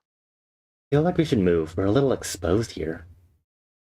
Wait, side note, actually, this one's funny to read. The playbook, San Oh, Diego yeah. State University playbook, volume 354, page 31,407, for internal use only. Georgia Tech Field, notes compiled by Nicholas Navarro, SDSU, May 2013. 1. Public swimming pool. Open May through September only. 2. Mr. Devereaux's house, believed to be related to Devereaux family who lives near the 13,000 west yard line on the Kentucky field. 3. Unknown inhabitants are gardeners who frequent their backyard, friendly with Georgia Tech's football team. Will report unrecognized players. 4. Potential safe house. Has been vacant for at least 75 years, apparently due to poor renovation work. God. But yeah, so... okay. Should be okay. I don't see anyone out and around right now, as long as we can make it past number 3 up there. I think they're out gardening. Nah, if I remember right, they grow a lot of squash mostly. Which means what? It's October. You think they're planting squash in Georgia in fucking October? Why would I know that?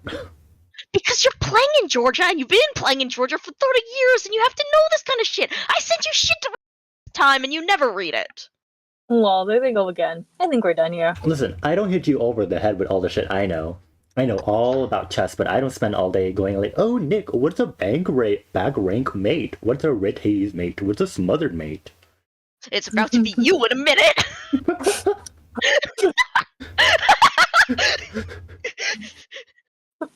They're wild, man. People just I- don't change. They don't ever change. Page 31,407? Yeah, they were stuck in that condo for 30 years and didn't have much else to do but scout the field. This game sucks so fucking bad, man. Everything I've seen so far is tedium. Watching, waiting, marching, sitting around. Football was supposed to replace war, not emulate it. I'd encourage you to give it a shot and watch more of it before you decide it sucks. Because while you will invariably conclude that it sucks, your reasons for thinking it sucks might very well change. Fair. You were gonna tell us about the loophole. Yes, I think it's probably best to back way up here. A few years ago, before this game kicked off in 17,804, we issued bowl invites to all the teams, including one that still makes me laugh. Ha.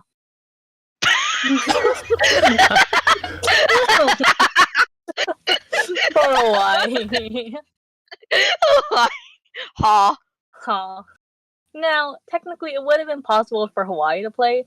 Motorized vehicles of any kind are prohibited, but teams are allowed to use rowboats, canoes, etc. By the way, lots of fields go over lakes. Lake football is fucking awesome, and we'll get to that eventually. Anyways, the members of the bowl committee loved my pitch for this game until they realized that including Hawaii would make this way way more of a seafaring game than any of them wanted. God. And remember, the game doesn't end until one team has every single football, and since every team gets a football at the start, can't really avoid the Hawaii problem. God. After a lot of haggling, they managed to effectively disqualify Hawaii by making all ocean territories out of bounds. Hawaii withdrew as a result. Being a thorough completionist, I was disappointed by this, but I respected their decision. However, in making the oceans out of bounds, they effectively kneecapped San Diego State. Originally, SDSU did have one intersection, this one with Stanford. But if you look off in the distance, you'll see that Stanford's field has to pass through the ocean to get here.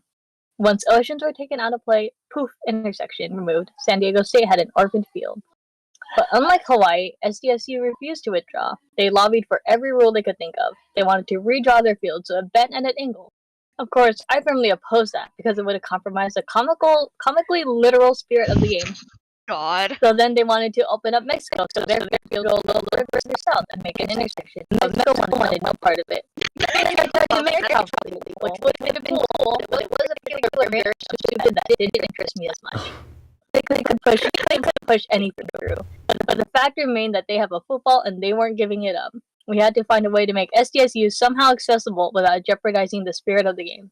And that is why I came up with out of bounds time, or OBT. This is how out of bounds works. If you step out of bounds or you're shoved out of bounds, you have exactly 10 seconds to return to the field of play. If you fail to do this, you are automatically and permanently ejected from the game. No exceptions. Now, since it was clear from the jump that this game was going to take centuries, you can imagine how much of a bummer this can be for players and fans.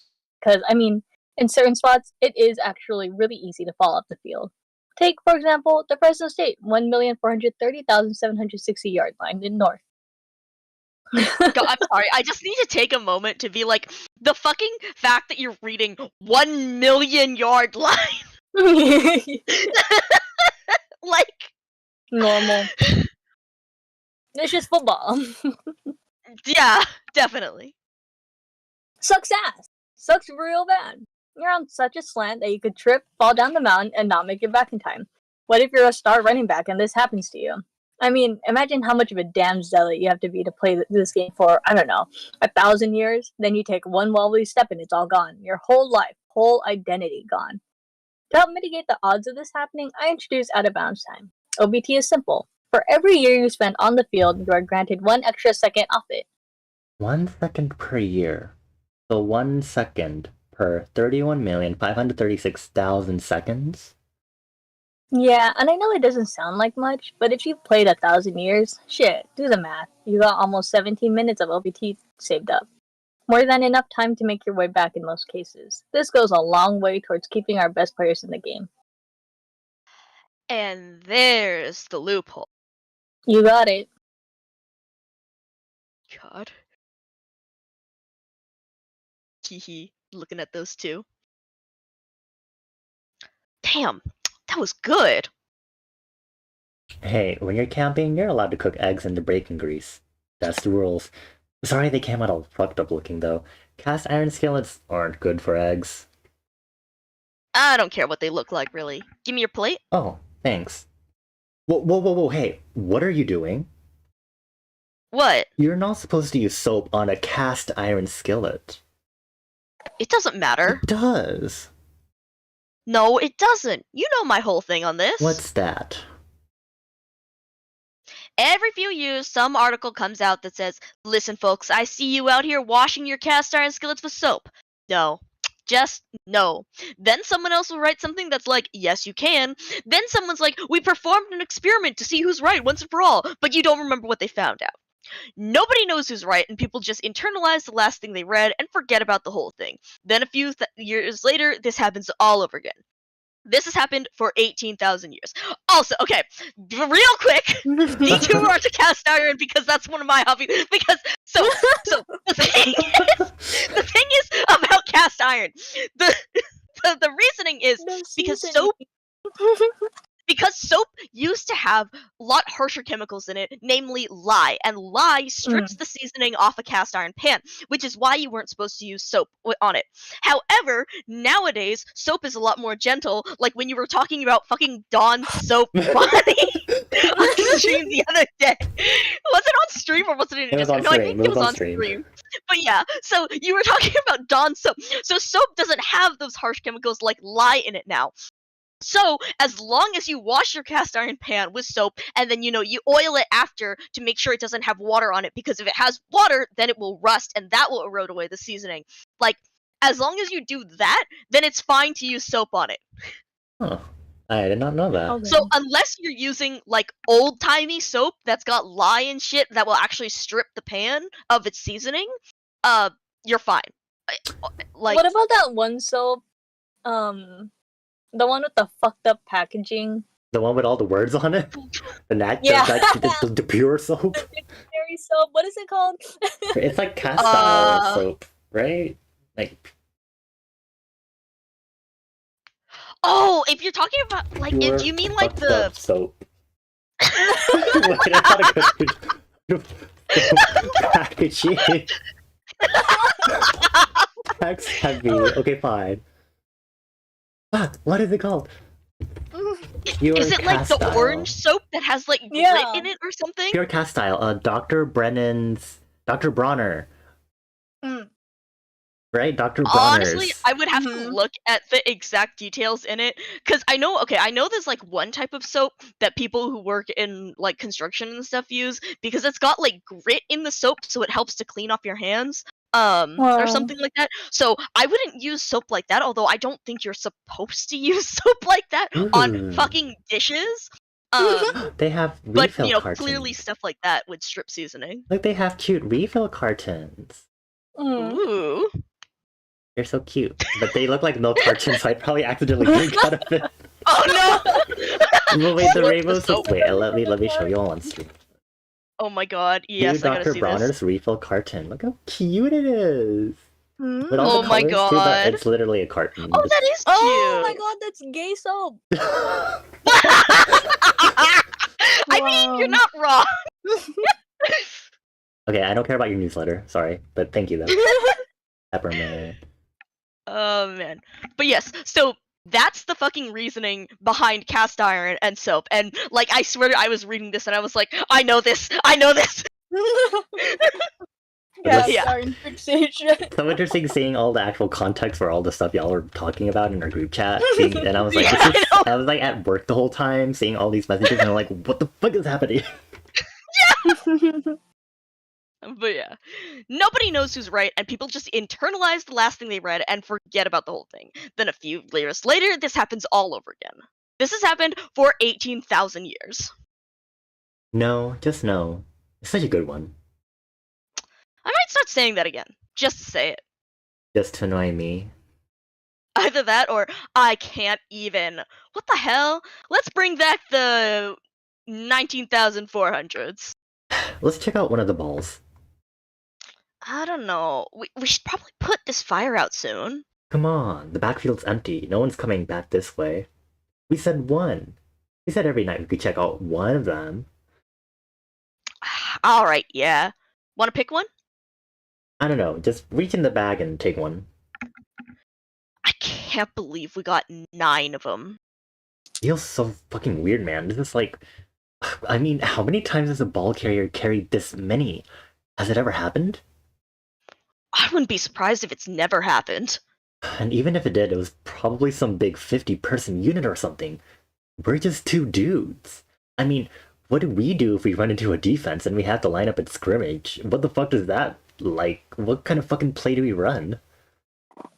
There's a reason we don't have a play for that, right? It's impossible! We are fast, though. Don't know if anyone's got more speed than us. Here, let me just... I'm gonna draw it up. This'll be funny. Oh god. How many defenders are we running into? I mean, once word gets out these balls are missing, everyone's gonna send everybody after us. Let's say 100. I'm not gonna draw 100. 50 then. Yep. God, look at this. Oh, Wait, I that is 50. Look at that. And then you see the two of them. How do you snap 9 balls? Well, we'll get to that. Well, Fuck. this is enough for 14 on the line, 26 in the secondary, 7 way back in a sort of prevent defense, and then just for the hell of it, if I were them, I'd put 3 more a few hundred yards back just for safety. Have them hide in the trees or something and ambush us. Well, we got just enough people to snap a football. All 9, though. You'd have to snap all 9. So that means no shotgun. Jesus, we did not plan for 9. All those years. I mean, I remember a couple of times. Remember I said to you, what if there's 2 or 3? Can't believe they'd be that stupid. It's like we said, they got sloppy. They thought there was no way a player could make it into Atlanta without getting made. Then what probably happened is they found out about another ball out there and just sent the whole house after them. Well, hope they get that one. Pretty soon they'll be missing every one of these. Come on, let's see one. Alright, let me see if I can figure out how to work this. Where's my phone? You want me to call it? Nah, it was right there. I think after you open the app, you just have to give it a minute to pair, but it's gotta be like right next to the ball. You gotta hold it right up to it. Alright. Ooh, okay. Ooh, what's it say? Bull and D. This is the Notre Dame football. Oh, damn. They're one of the goose eggs, right? Let me pull up the scoreboard real fast. ND, neurodivergent.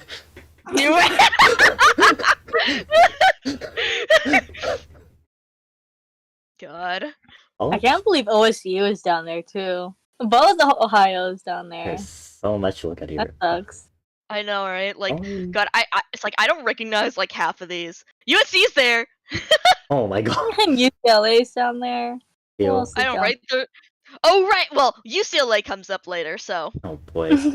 College football top 25. Penn. Sponsored Oh by- wait, we have to read this. Yeah, Sponsored by Andy by. Taylor.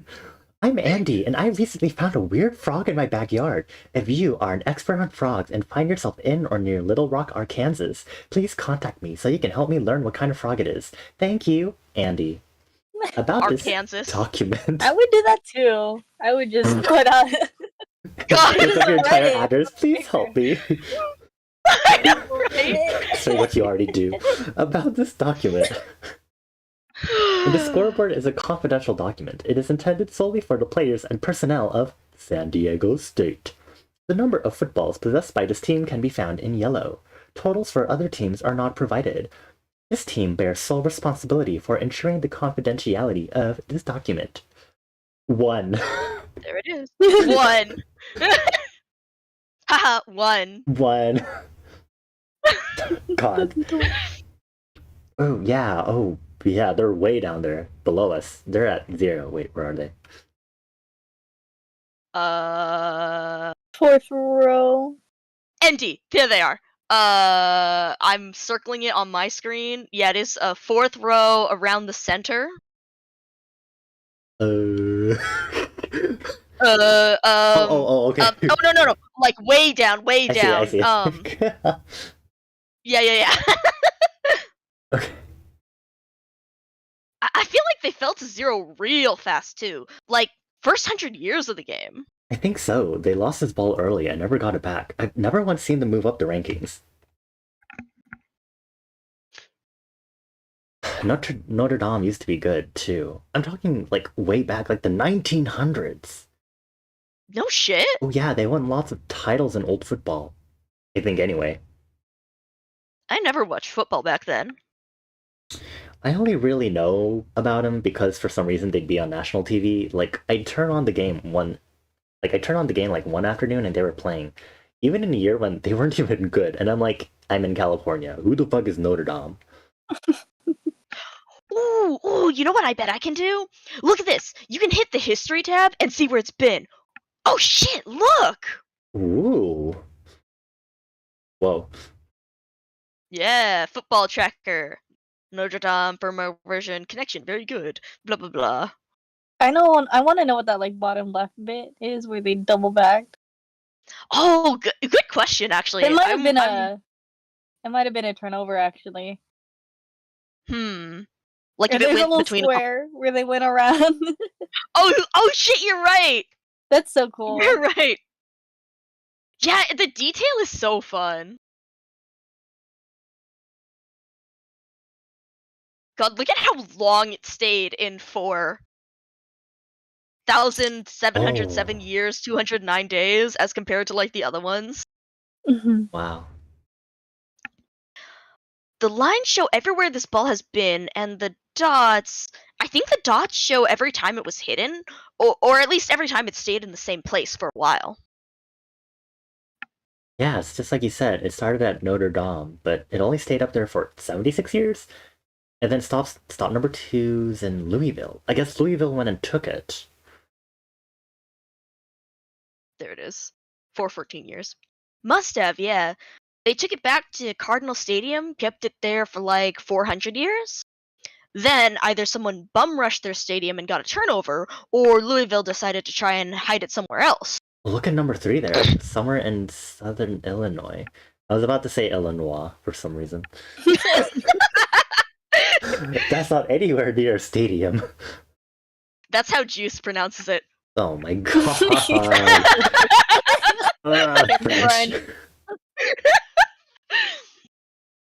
That would have been in. Let me do the math. Game started in 17804, plus 76 years, plus 414 years. I guess it got to 0.3 in the late 183rd century? Someone just let it sit there for 17 years. Teams were experimenting with that back then. Just hide it in a tree in the middle of nowhere. Way less secure than stashing it in your stadium, obviously, but at least you don't have a target on your back. Stupid. Yeah. Same time though, that's how old football was too. When it was first invented, teams would punt on like second down. They cared more about field position more than the ball. No shit. You know that shit is still on the books? If we wanted to, next time we run into a teammate and have to play from scrimmage, we could just punt. What would that do? Oh, jack shit. Absolutely nothing. I guess they just wanted to stay as true to old football as they could. I love that. Oh damn, what would that do? Nothing. I still don't know what punting it like really means. Chris was playing Madden this morning, and I was asking questions about football, and I just barely got the whole 4 downs, 10 yards thing, and I don't know what happens within those 4 downs and 10 yards still. Did you ask? Completely honest, I don't really know at all. Same. Did you ask him about what happens when you get to the? Working through it. Ask him about the 10,000 yard line. Ask him what happens when you hit a tornado during your game. What do you do? What do you... Huh. Meanwhile, we're eating dinner at the 70,000 yard line. It's funny, man. The highway's like, what, 100 yards away or something? About. You see these cars go by, and you gotta figure, just playing the numbers, that every third person who goes by is a big football fan. If not more, right? Probably more. And they got no idea that the biggest thing in football is happening right fucking here. They're driving right past it. When I was a little kid, my family just had one car. My mom had to drive my dad to work, drive him back home, then later she'd have to go get him again. And his job was like an hour away. And me and my sister were too little to stay at home by ourselves, so we'd have to come along in the car every time. I'd bring along books and stuff, but I'd get car sick looking at them. And a lot of times I couldn't sleep, so I just look out the window. When you're on the interstate, there's nothing to look at but the trees. Really? Sorry, I can't. I just see that pop up on my fucking stream in the middle of reading this. Sorry, I mean, you're right, though. You're right. You're so right. I want to take a bite of my sandwich. Do I have to read anytime soon? No, I'm good. I'm gonna mute for a little Please bit. eat. Yeah. Okay. when you're on the interstate, there's nothing to look at but the trees, really. I try to count the trees, but there are just too many, and they go by way too fast. Way too many. So then I just wonder what those trees were all about. Were they always here? Did somebody have to go plant them all? I mean, I was a little kid, so I didn't know this stuff. Was it somebody's job to go plant those trees? How far back did they go? What was behind them? Did anyone live back there in a log cabin? What was going on? Then you get a little older and you just keep your eyes on the road. You got more important things to do and you don't care anymore. You know it's just trees. But here we are. Wow, trees. Wow, trees. Satellite tower. Alright. You think they can do it? That Just- speech feels like Lori's New York speech about losing New York. Oh yeah, it Mhm. does. It's because they didn't have time to think about these things. Yep. That's crazy. Yeah, it's wild. Just Why the, do I the have whole to start every video? Oh Are my you done god, right? chewing? Yeah. You need more Yeah. time to chew. Okay. No, we're good. Oh my god. Okay. I'm gonna start this. Let me see if it plays correct. Okay. Yeah. Okay. 3, 2, 1, go. Oh, mine's a little bit behind. There we go. Here's the very brief history of Nick and Manny. It's New Year's Day, 17804, the first day of new college football. That's all anyone in America is talking about. Teams all over the country are busting out the stadium gates with designs on building their football empires. But not San Diego State, not the orphaned mockery of a football team. The distance between SDSU's southeastern terminus and Boise State's southern terminus is 4.88 miles, 8,581 yards, so nearly 86 football fields. Even for human beings, this was too much of a waste of time. Most SDSU players didn't even show up. Some signed up and quit so they could say they were football players once, but not Nick and Manny. For 1,500 years, they dutifully stayed on the field, endlessly cross-training through the mountains and improving their 5-mile run time. Then one day in the year 19,304, with 25 minutes saved up apiece, they went for broke. Their pace was unlike anything the sport had ever seen. They both maintained a 3:53-mile pace for nearly 5 miles. They made it in 1857. Nick and Manny spent the following centuries roaming other fields, scouting, spying, gaining intel, looking for a big score, all the while saving up more OBT. No one bothered them much because they were SDSU players. No one accounted for them. No one even recognized them. Also, like, Three the way they 4-minute made this. mile. I know, right? Fuck. My peak mile Ow. was like 8 minutes in like 4th grade. In fourth grade, Managed- mine was like 10 minutes. Yeah. I Faster than managed me. to get mine down to like 7, a little under 7. Because I like to run, but Oh. Mine I'm was sure like mine would be 50, horrible now. I think it means we should exercise again. Yeah, They knew probably. Georgia Tech had some footballs, and they wanted that condo as a lookout post. But think about it.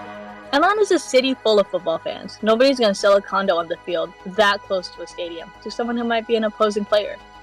So they had to build a history. First they lived in Canton, then Woodstock, then Roswell, then Duluth, then Fayetteville, all throughout the area. Soon they had hundreds of years of renters' history, establishing that they were just ordinary Georgia folk. And then they finally settled down and bought that condo. Always a big moment in a young couple's life. They're like 18,000 years old. Yeah, 18,000 out of how many? A trillion, million, billion, 100 times infinity? We're all babies. Anyways, they were planning on staying in that condo for a very long time. But then they saw the drop the other day and realized they couldn't pass it up. Now, this is where they stand. Nick and Manny both have 1,079 seconds of OBT. That's 50 minutes, 59 seconds. In order to make the return trip across the desert, they're gonna have to shave about a minute off their previous time. And they'll have to do this while carrying 9 footballs. 9. You think they can do it? Provided they can even get across the country with those footballs in the first place. I'll be honest with you, I don't. Damn. The power of gay. Power. Oh boy! It's the fast walk. It's the gay fast walk. Oh my god. That's how they maintain the pace. That's how they made it. He walks across the border. through the fucking mountains. Yeah. You see this fucking dust turtle across the mountain. What is that? Oh. It's the two gays fast fucking. Oh my god, yes! Okay, Bonnie, Yippee. yes. So dude just said, let's go, lesbian! Let's go, lesbian. They should have trained an entire team of queers to like play Oh my football. god! It's We have the California. power of What's fast the- walking. It's California! Wait, it's California! I love it. They should have trained an entire team of queers. It's California after all! Oh my. Oh. Oh my Oh god! my god, imagine all the butches. Oh my god. Yeah, I'm sure. ClTRONA out here. Women! Women alert! Steam alert! Oh. I can imagine it now. ClTRONA in the future, tracking this football game, but specifically just to find all the women. Like, where are you? Oh my god. No, this is football gay. Yeah.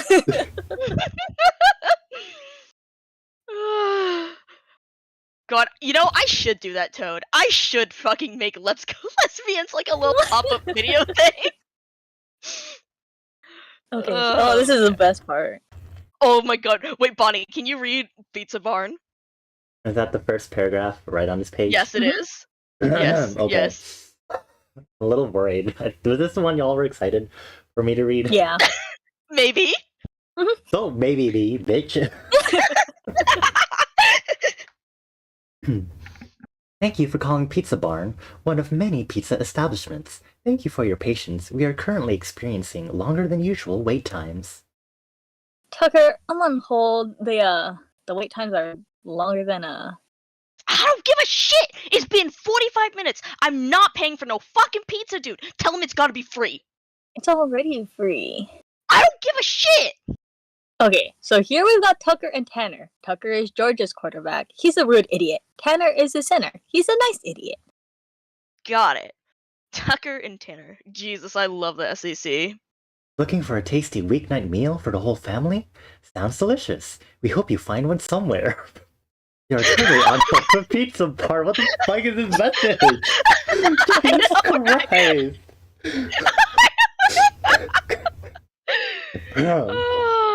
This guy's been on hold almost an hour. They've had 18,000 years to make the world better, and they can't even improve hold times. Or won't.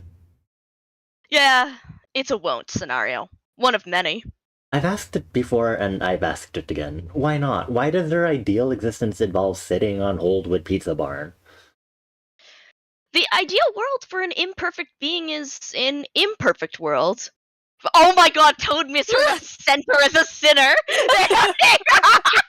I'm sure. Look, okay, but people went immortal in 2026. Like, Prowler would be around at the time. I'm sure Prowler would still be playing ARAM 15,000 years in the future. Damn. You shut up, Prowler. Shout out to Prowler. Let me do this on my channel. Shout out to Prowler. Let me do an official shout out so it clogs his activity feed. There we go. They were last seen playing Would Toad League be of putting the Legends. ducks to bed 18,000 years in the future still? I mean, technically, we did find out that animals are also. Yeah, forever cat. Yeah. The ideal world for an imperfect being is an imperfect world. It's something they accepted a long time ago. Someone down there put it very well once. He talked about how he liked to sit on a bench at the park and feed the ducks. He didn't try to get better at feeding the ducks. He didn't try to feed more ducks. He wasn't trying to optimize the nutritional quality of the bread. He wasn't trying to get it over with. He realized that ultimately he wasn't even sure he experienced any benefit from it. He couldn't explain to anyone why he went to the park and fed the ducks, least of all himself. He was feeding the ducks because he was feeding the ducks because he was feeding the ducks. Why? Because he was feeding the ducks. Why? Because he was feeding the ducks. Why? Because, hey, fuck off. Lol. Lol. No. No lowercasing. Not you two. I'll do what I feel like. Juice can do it because he's European. You and I are NASA, born and bred. We have standards. Wow, standards. Sounds like fun. Let me try. Hello, everyone. I am very important. I am here to fuck. Never mind. Too much work. You do it sometimes, though. I've noticed. Some proper nouns you capitalize, others you don't. I have no style guide. You got style like this, you don't guide it. You just blow it out your ass like yesterday's yogurt. Besides, none of that matters or ever did. Thank you, Juice. Okay. He will never experience lactose intolerance, but I know he wants to. So bad. Just for the sake of experiencing it. Oh my god. Hello, Pizza Barn. This is Tanner. Thanks for holding. Oh, hi. This is Tanner. What did you say your name was? Tanner. Huh, my name's Tanner too. I'm bored. I'm gonna have to place you back on hold. Click. Are you a big fan of pizza, but you've never eaten it before? Today's your lucky day. You're on hold with Pizza Barn, a pizza restaurant. Oh my god, Toad. The thrusters have affected the Space Probe's idea of food. What'd he say? He said he was going to put me on hold. Again? Well, he said his name was Tanner, and I told him that was funny because Tanner's my name too. And then he said I was boring, so he put me on hold some more. Give me the fucking phone. Give me the phone. I need a representative. Representative. Representative. Representative. Representative. Representative. Representative. Representative. Representative. Representative. Representative. Representative. Representative.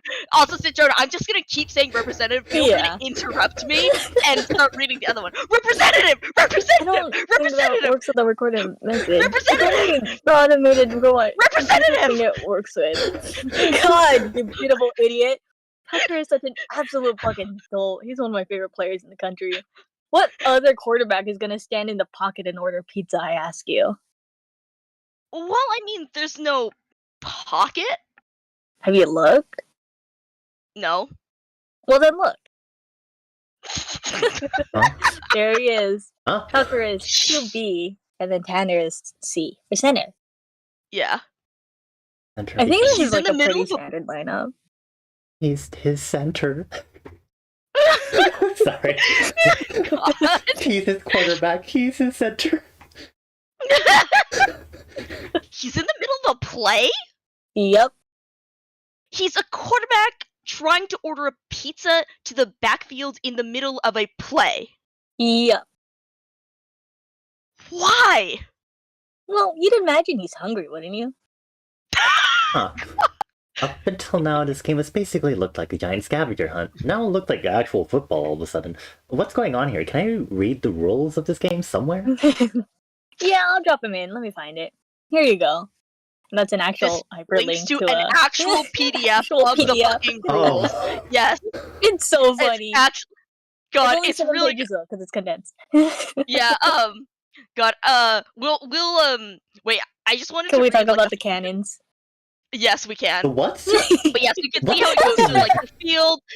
The field comprises 111 individual fields, etc. Free to enter, blah blah blah. 160. God, you can see the stupid fucking map. Gameplay, free play, free to wander, blah blah blah. Scrimmage play, blah blah blah. For example, it is permitted for a 50-player offense to line up against a 50-player defense, or 20-player offense to line up against a 100-player defense, etc. Blah blah blah. Let's see, third parties, blah blah blah, stuff about scrimmage, stealth play.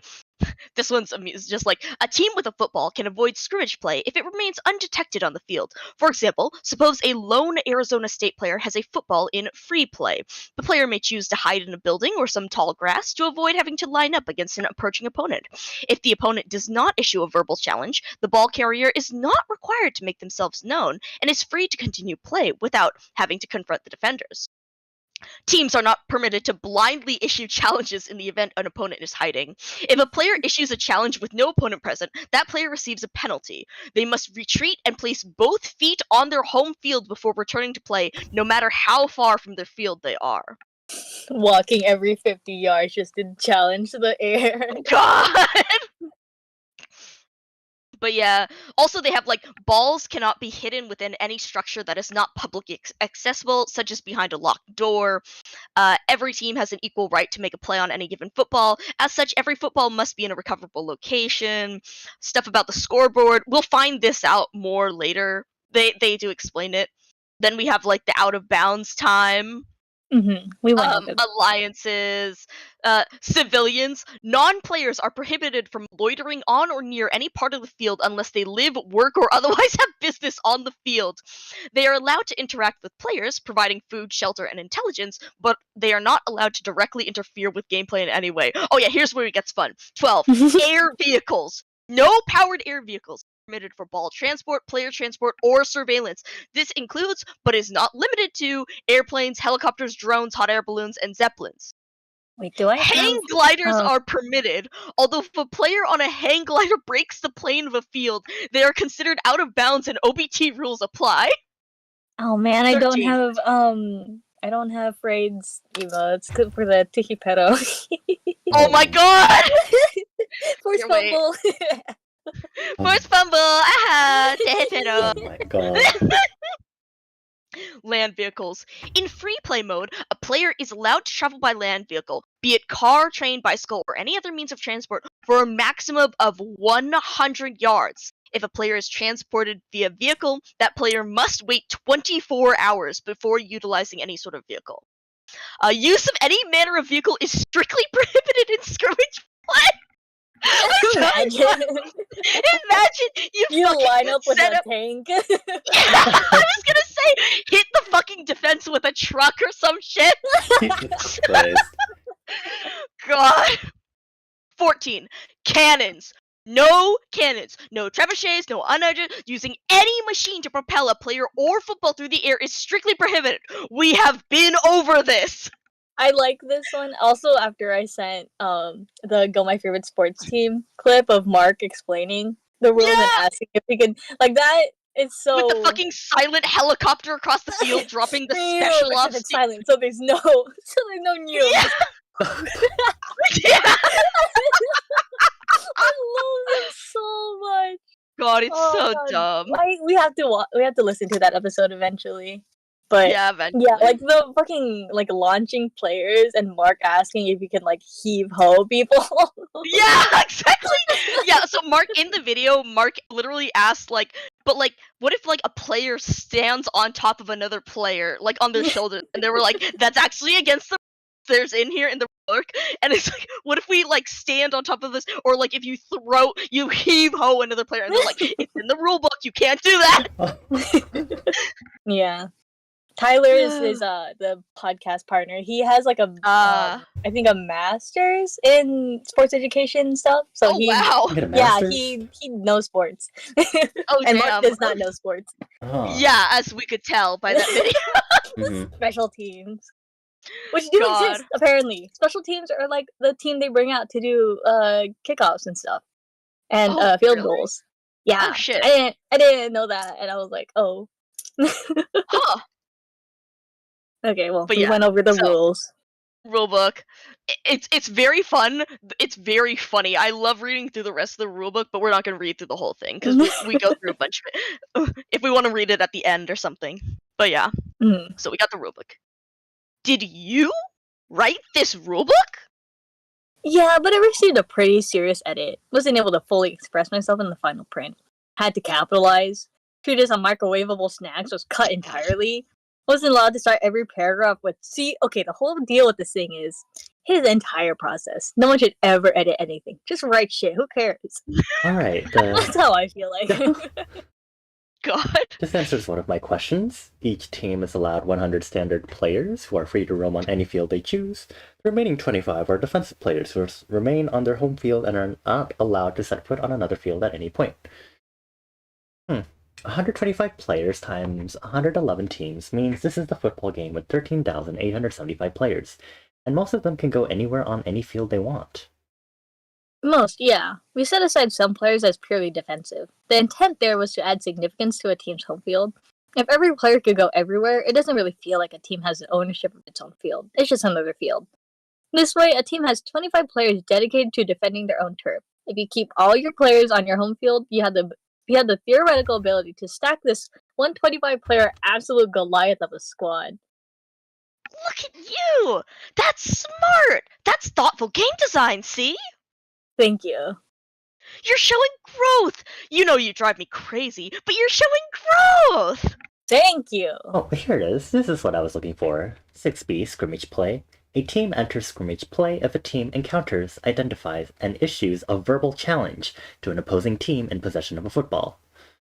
So there's free play and there's scrimmage play. Free play is what we've been seeing with Nick and Manny, who are just sneaking around wherever.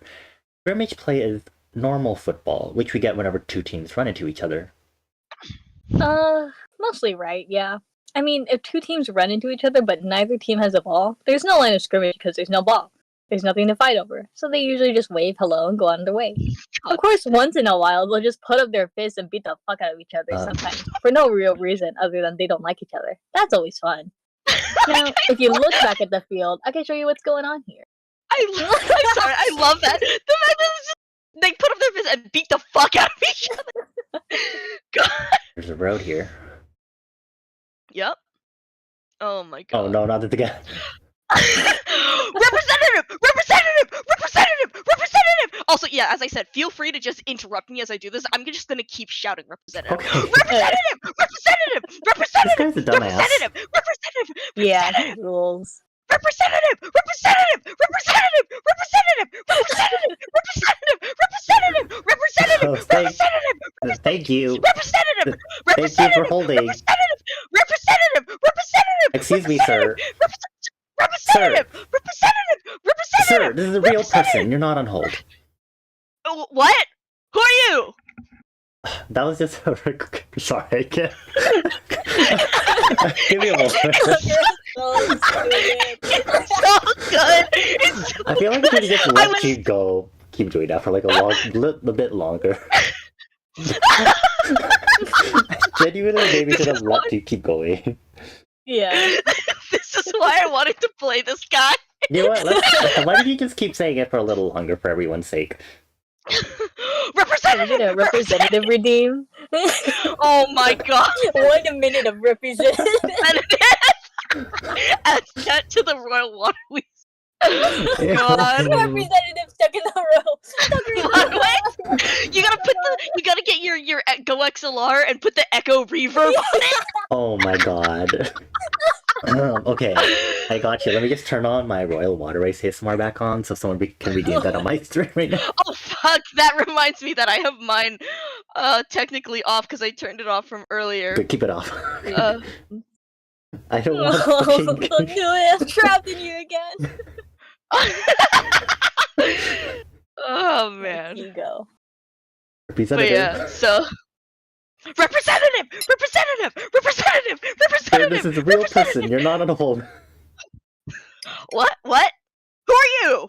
That was just a recording. It wouldn't be able to detect your... Y'all were supposed to have my pizzas delivered here an hour ago, and I've been hungry, and it's been an hour, and y'all were supposed to deliver my pizza an hour ago! I'm sorry, sir. What was the delivery address? I don't got no delivery address! It's like I told y'all people! We're on the Georgia field! I'm on Georgia's football team! We're right up here off Ball Ground Highway.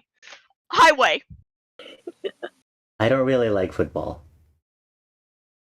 You don't like football? I'll whoop your ass! I'll fucking whoop your ass! Whoop his ass! Over the phone? Unsure. Haven't thought it through. You can't kick my ass, sir. It's against policy. Listen, a delivery driver is on his way. Unfortunately, you're as boring as the last guy who was on the phone, so I'm gonna hang up now. Thank you for calling Pizza Barn. Click. God damn it! God, I fucking love. I hope you whoops to that. God, this is the funniest thing. There's an interview with John Boyce about this. And apparently, this guy is ripped straight from real life. Apparently, he used to work at a call center, and there was, the urban legend that goes around where if you shouted representative or supervisor into the phone, it would get you a thing quicker. Of course, that wasn't true, but it didn't stop people from trying it. And so he says that from his own experience at the call center, there was this one lady who called and just was shouting, "Supervisor! Supervisor! Supervisor!" into the phone. And when he answered, he tried to answer her, but she just wouldn't respond to him. And so he was like, maybe she's just holding the fucking phone to her mouth and doesn't even have the speaker to her ear. And so he tried trying to get through to her for like 2 minutes and eventually just gave up and hung up. And he says, sometimes I wonder how long she kept yelling like that. Amazing. I love people. Wow. It's God. But yeah, this dumbass. I was so excited for this bit. We haven't even gotten to the best part yet. I know, right? Oh my god. Anyways, man, I love saying anyways. I feel like I say it all the time. Anyways, suppose you're. I hate that though, because like that's not a word. It's just anyway, you know. Oh yeah, the S at the end thing. Yeah. It's like people using S at the end of toward and Yeah. Suppose you're Georgia. You got 2 footballs to your name. The area's getting a little hot. Lots of other teams around. You're trying to keep them off your field. Maybe it's because you're trying to protect your footballs. Maybe it's because you made an agreement with another team. Like, hey, we heard Vanderbilt's gunning for you, but they're not going to use our field to get there. You can form alliances with other teams? Yep. That's interesting. Yep. However, the terms of any sort of alliance aren't enforced by game officials, such as myself. They could backstab you at any time, and it's completely legal to do so. Of course, do that and your reputation goes to shit. You'll never be able to call in favors with anybody. For now, Georgia is keeping opponents off their field as a favor to Georgia Southern, who feels like they got a target on their backs right now. The idea here being that they can ask Georgia Southern for a favor of some kind later. And that's what's up here. Georgia actually marched up their field to this intersection here to block everyone's way. Huh. There they are. And that's why they brought a football with them. If Georgia just stationed a bunch of defenders up there, they couldn't really stop anyone from moving through. They need to be able to set up a line of scrimmage so that they can force someone to actually beat them in a 4-down football. And for that, they needed a ball. That's exactly it. Hey, is that him? Is that the pizza guy? Where? There. He's gonna drive by. Ah, shit! Hey, stop! Hey, flag him down! Get the fuck out of my way! Hey! I love the fucking lineup diagram. Hey, get the fuck out of my way! Hey, yeah! So good. So cute. Wow, outstanding pocket mobility on display here. The defense really doesn't seem to give a shit, do they? Not really. Actually, that's a Georgia Tech defense. They locked horns with this Georgia offense a month ago. What down is it? Oh, it's first down. First play of the drive. This play has been going on for a month. Yeah, about. A couple of things make this possible. First, they strategically set it up so that the line of scrimmage falls right along the highway. Classic pain in the ass move. Real tough to blitz a team through traffic. The nanotechnology would keep them out of danger, though. Well, yeah, but it still hurts. Even if you were guaranteed that you wouldn't be injured, you still wouldn't want to get hit by a truck, right? Yeah, that's absolutely still an issue. Human beings don't like getting hit by stuff no matter how immortal they are. That's a big deal on some of the fields up north. There's bison up there and they'll charge you as soon as they look at you. Bad news. Jesus I'm Christ. so glad that bison still exists. God bless. Christ. So the second and more obvious reason is that Georgia Tech is comically outnumbered, 38 players to 5. Why does Tech even bother? Probably just to see if they can catch him napping at any point. Even if you have a huge personnel advantage, securing the ball for a month straight might be harder than you think. I'm sorry, Toad just goes infinite isekai attempts getting hit by a truck, but you don't get hurt. No! Oh my god. Okay, so Mika's going to make some weird Arknights football game in the future. Toad is going to try to get infinitely isekai'd. You have to die, though, Oh for boy, it to another work. clover. Yeah, right?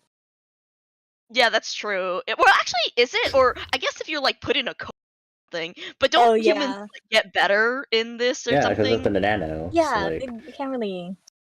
Yeah. like, damn Huh. You nanos. want me to take the ball, boss? Nah, I got it. what kind of pizza you get. I don't know. You know, there was a thing I was reading on the internet. It was like a list of best of like I'm people's eating. favorite pizza toppings, like a ranking of the pizza toppings. And I remember it talked about pineapples on pizza.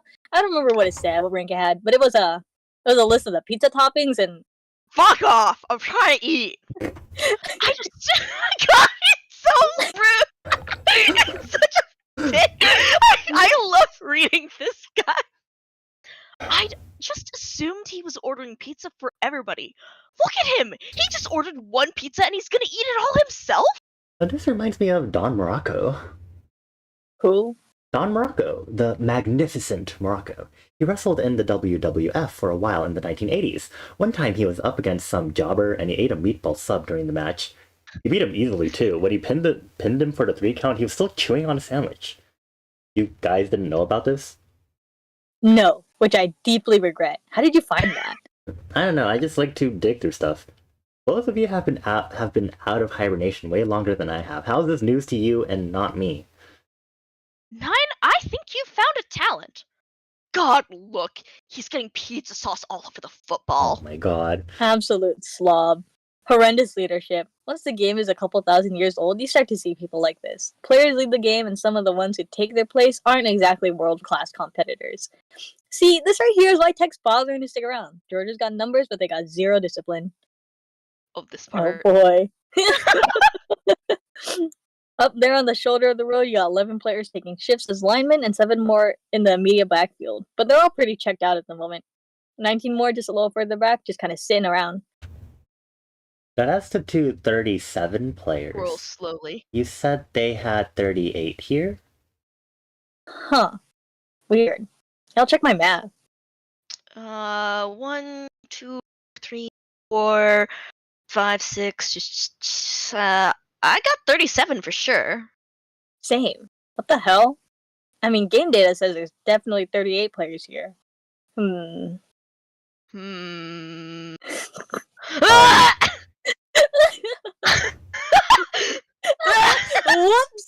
Whoa! Okay. Cut it up. I didn't see shit. I didn't see nothing. Y'all have fun. In the middle of a play?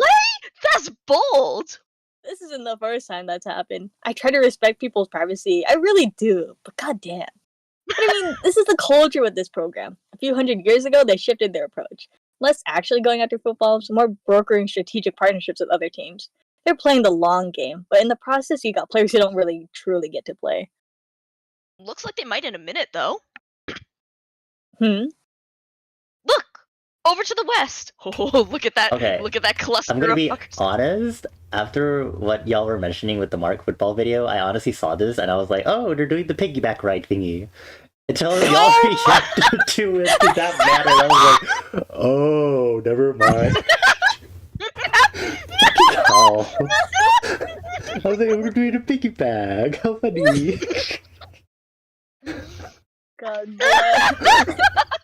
God bless.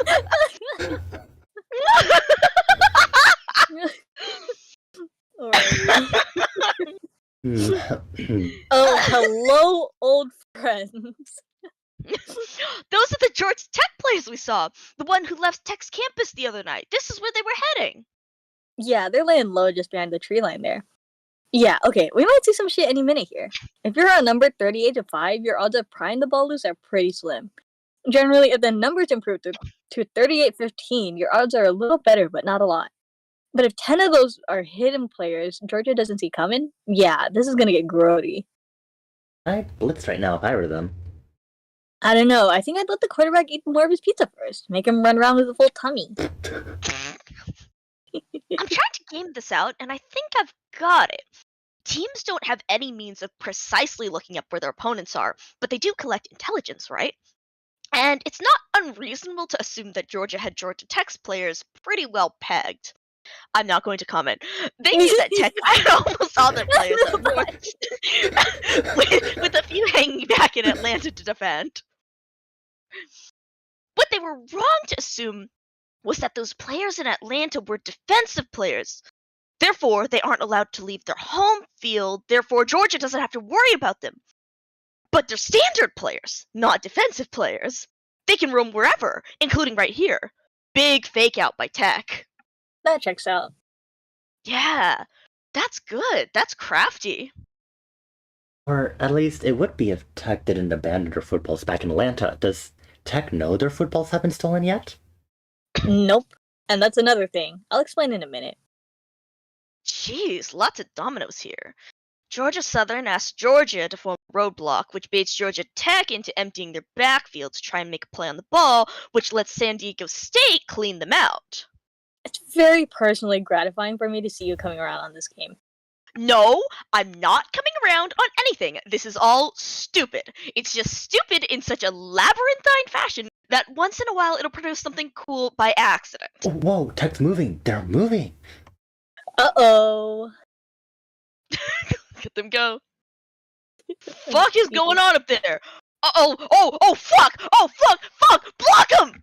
Where'd they come from? Shit, they're not gonna hold! Fuck! Hey, go long! I'm a center. I'm a thing where you're not ineligible. I don't fucking care! Run out route and I'll hit you! We're gonna get a penalty. Go! Think we're gonna have to throw a flag on this one. They didn't have anything drawn up? They did a month ago when the play started, but nobody's in position. The wideouts are supposed to run post routes in case of emergency, but they're hanging out in the parking lot. The tight end and the running back were supposed to run match, but we just caught him boning, etc. What we're seeing here is pure panic. Tucker's not in game shape at all. Even in top form, he's never proven himself. Oh, he is so fucked. Just get down, take the sack! Oh, jeez, they went right through the defense. I know, right? What's he doing? This is what we call Tucker time. He's gonna lose his shit and just airmail it. It's what he does. Bet he throws an int here. Fucking bum. Oh no, don't do it. Throw it! Don't throw it. Chuck it, you loser! Destroy yourself! I love you!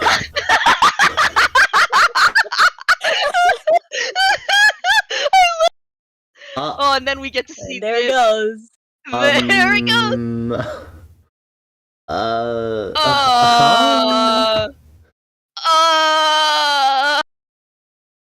Okay, For those who can't, or for those, do you see in this gif, you can see how it goes. The ball goes from the quarterback over here. He throws it. It lands in the car, and gone. The way it just wiggles under. Yeah. Apology. Wiggle, wiggle, wiggle. Yeah.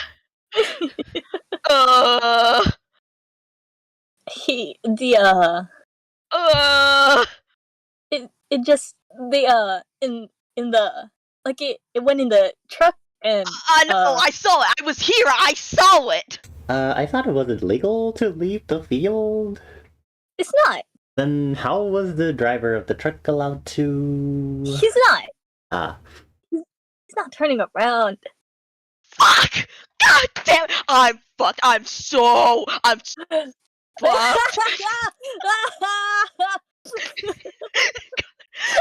it's so good. I can run the plates. What do you do in this situation? Fuck, lol. Man. Okay. This has happened before. The answer is, we do nothing. He'll probably find it in the bed of his truck when he gets home, or in a couple days or something. At that point, hopefully he gives it back. Ew. Yeah, that's a big question, right? Maybe he's a big Georgia fan and he gives it back to them. Or maybe he's a Nebraska transplant and a big Husker fan, and he decides to take a road trip to give it to them. Or maybe he thinks football's stupid and throws it in the garbage. Or maybe this is a rental car and one of the rental agents finds it when he returns it next week. You don't even want to reach out to him? That's not really my place. They're watching a normal game of football. Everyone thinks ball is dead. The ref doesn't blow the whistle. Would you expect him to yell out, hey, the ball's still alive? That's a big board. Flashes. Ooh, they went down. Oh god, this one! Sponsored by Sharon Meeks. This morning, I came up with the idea of carbonated broth. They sell machines now that let you carbonate beverages, but I don't have one of those. If you happen to own one, please try carbonating some broth and let me know how it tastes. Broth pop sounds kind of refreshing to me. Who's this fucking sponsor? Alright! Normal ass people. They're just just random people. It's so funny. Yeah. The like put shit on the jumbotron. It's good. God. Oh But man, but yeah, yeah, so you can geez. see how Georgia just dropped down from 2 to 1, and you can see how it's flashing there. Mhm. Okay, I'm gonna do this because this is a good timing. Tonight's collab stream is sponsored by Broth Oh Pop. shit! Carbonated broth, as sponsored by Sharon Meeks for this game of college football. Thank you, Toad. Mmm, fizzy. God. Georgia's lost its number 8 ranking. End of an era. Damn. Down to a 28-way tie for 13th. Oh, I think I get it. I was wondering why Georgia Tech still has a 9 on the board. Is that because Nick and Manny are still on the Georgia Tech field? Yep, you got it. That's how possession is defined. It's not about who's actually holding the ball, it's about whose field it's on at the moment. Which is great for Nick and Manny, who can go a pretty good decent distance without anyone even knowing the balls are gone. All the footballs have geolocation sensors on them, so all this is tracked automatically. Tell you what, our friend in the pickup truck here is about to give us a useful little demonstration. Let's take a ride. Whoa. All right. Oh boy, this Fascinating. is really cool. I love this. Yeah, I really like this one. All right, putting that at the start. Ready? 3, 2, 1, go. Oh, jeez. Hopefully, our guy's gonna take us on the highway. If he is, Route 515 is on the left in a minute. Be ready to turn. There he goes. Whoa there. Interesting way to take this turn, Jay. You staring at an oil tanker? Whatever, fine. Just take the wheel. You're better at this than me. Now, we're about to drive through the Georgia Tech field for a sec. Watch what happens on the scoreboard. Bloop! Man, he really has no idea he's got a football in the back. Just so we're clear, that little blip on the scoreboard, all the teams saw that, right? Georgia Tech did, yeah. So just based on the timing of it, Tech can probably do some napkin math and figure out that this guy pulled onto the highway. But who knows if that information is even helpful? Probably not. Now here's the important thing about the scoreboard. There's the full admin version, the version you're looking at, that displays all the data. Only game officials get to look at it. The teams and players will never see this. For example, Georgia Tech gets to look at this instead. So, you see the teams ranked by how many footballs your opponents have, but you don't actually see how many they have. Yep, you see who's winning, but you don't know by how much. It looks like we'll be passing through Georgia State's field shortly. Can we look at their scoreboard? Yeah, let me pull it up. This is not a lot of information to work with. Then again, though, at least it lets you know when there's a ball in your field that you wouldn't otherwise know about. Oh yeah, for sure. News you can use. News you can use. Huh, I like that. You think I'm the first one to ever come up with that? No. Books bar record, September 18th, 1930. It's news you can use. Now shut up, I want to see this. Lol, excuse me. Jesus. Loop. Well, that must have been fun for Georgia State. They jumped to the 8th ranked team in the nation for 3 seconds or so? They waited centuries to get there, too. They haven't seen that being on their scoreboard in ages. What is Georgia State supposed to do with that? I mean, jack shit, really. They only know the ball is on their field somewhere. They don't know where. And their field goes from Florida to Michigan. Good luck with that. This is such a confusing football game. Why, thank you. Ugh.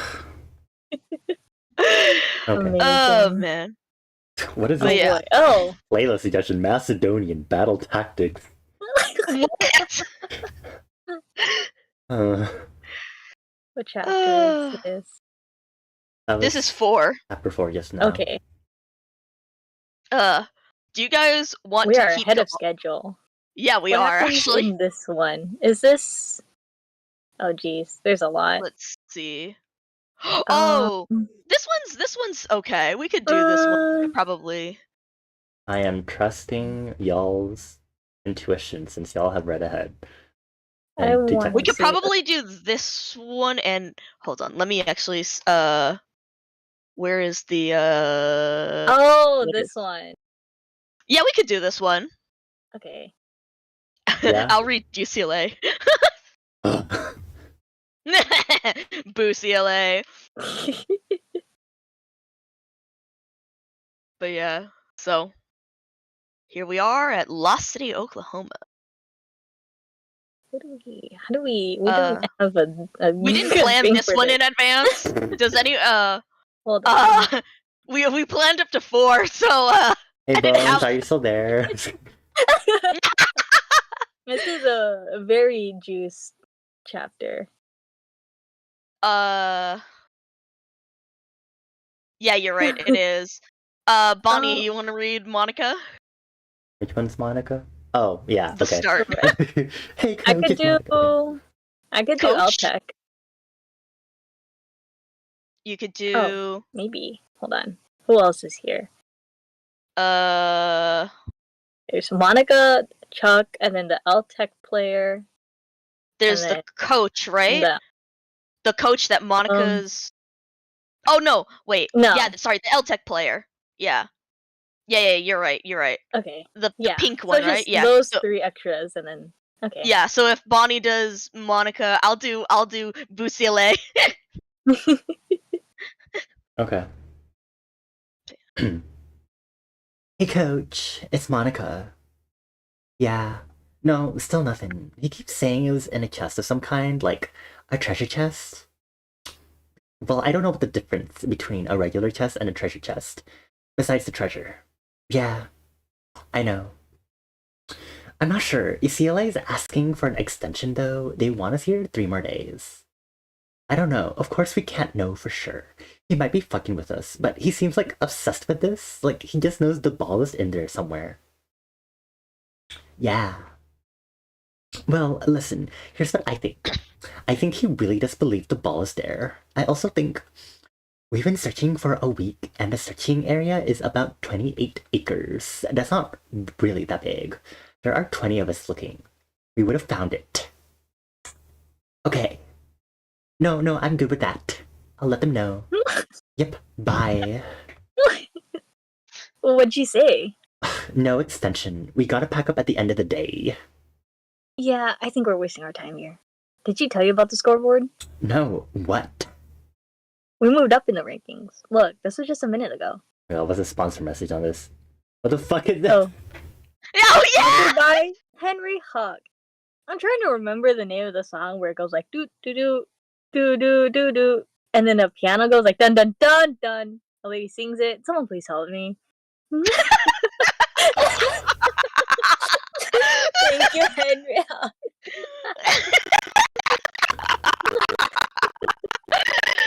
Oh man. Oh, whoa, we're number 13, baby. Looks like someone had a little accident. Wonder what the hell just happened out there. Don't know, don't care. We're tired of the other teams. I bet the rest of them actually know where their downfall is. Hey, 13 is 13. Yeah, we gotta celebrate. Maybe we could rent a private party up at that bar in Park Creek. Ooh, a map. Wow. Ooh, lines. Ooh, numbers. I like the elevation map. Cool. But they're also very... like, what's that? Are those trees or is that like the actual terrain? No, it's the terrain. So like they have some weird mountain or What is it down. He just has a random dick spike in the middle of near 300. Yeah. It's so weird. Oh, that's what this is. Like, Yeah. it might be super compressed, but like still. Yep. Go look at it right now. Let's go find it. See what's there.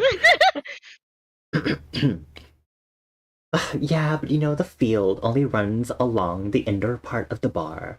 I want to sit outside somewhere. Could go up to Hardy. Hardy, Nebraska? Yeah, I think that's like the nearest bar if we keep going north. I don't know. We'll see what Coach thinks about it. Anyway, gonna go break the news to Grumpy. Ha, not grumpy. You don't have to call him that. I mean, we've been around the dude for a week and all he does is mope around. If I fumble, I might too. It was 63 years ago. Whatever. I'm gonna head up there. I'll be back. Where's he at? He was at about the 490,000 plus I saw him. Alright, I'll be back. Oh boy. Why did I choose this voice for Monica? I don't know. I don't know either.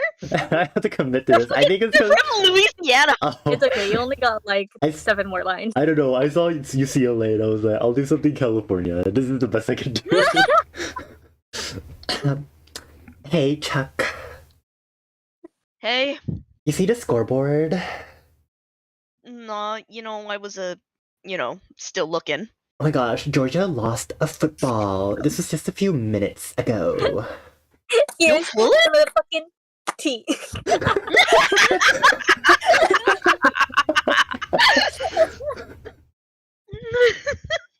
Yo, fooling? Someone else pick it up? Not as far as we can tell. Well, what you want to do now is... How long you been playing? About 300 years. Well, some of you newer players haven't necessarily seen something like this, but it's happened a few times where some poor sucker just airmailed the ball onto a boat or something like that, and that boat just goes on down the lake none the wiser. Oh, wow.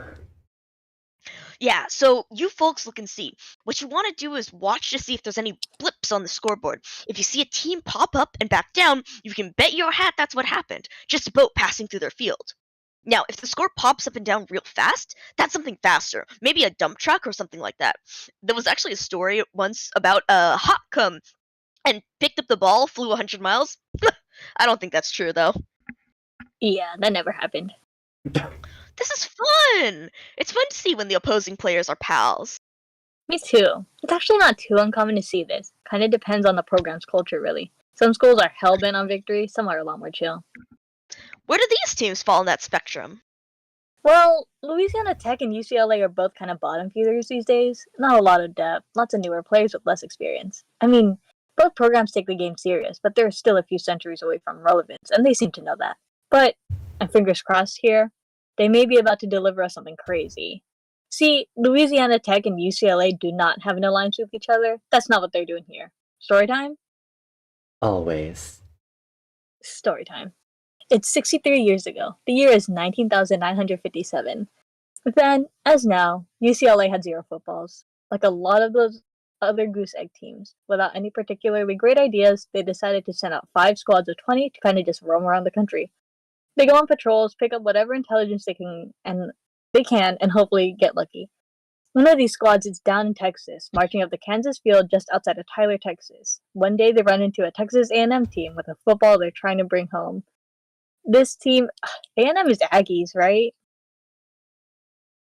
I I don't remember which is which. wouldn't for know, the Texas. to be honest. I only vaguely know because I have a family out there. Ah. This team has 28 players, outnumbering UCLA by a few, but hey, it's enough to play some football. Wow. Zoom. Wait, I'm sorry. I just got an Explorer when a temporal anomaly just extended my wait time. Congrats. Nice. Whoa, what is this? This is known as the Castle Keep Formation. It alludes to the inner keeps medieval lords would build inside their castles, naturally. Give me a second with this. I haven't had nearly as much time as you guys have to study up on the game. I mean, I'm still trying to read up on the West Coast offense of the 1980s. Lol, you are younger than hell. I am older than both of you. Lol, you old as hell. Bitch.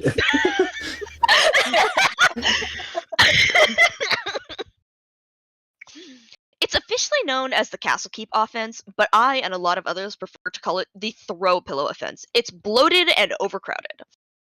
Imagine the triple option, except instead of a ball carrier, every option is an extra offense. Upon taking the snap, the quarterback can drop back and make her read as usual, or she can pitch it back to her second or third quarterback.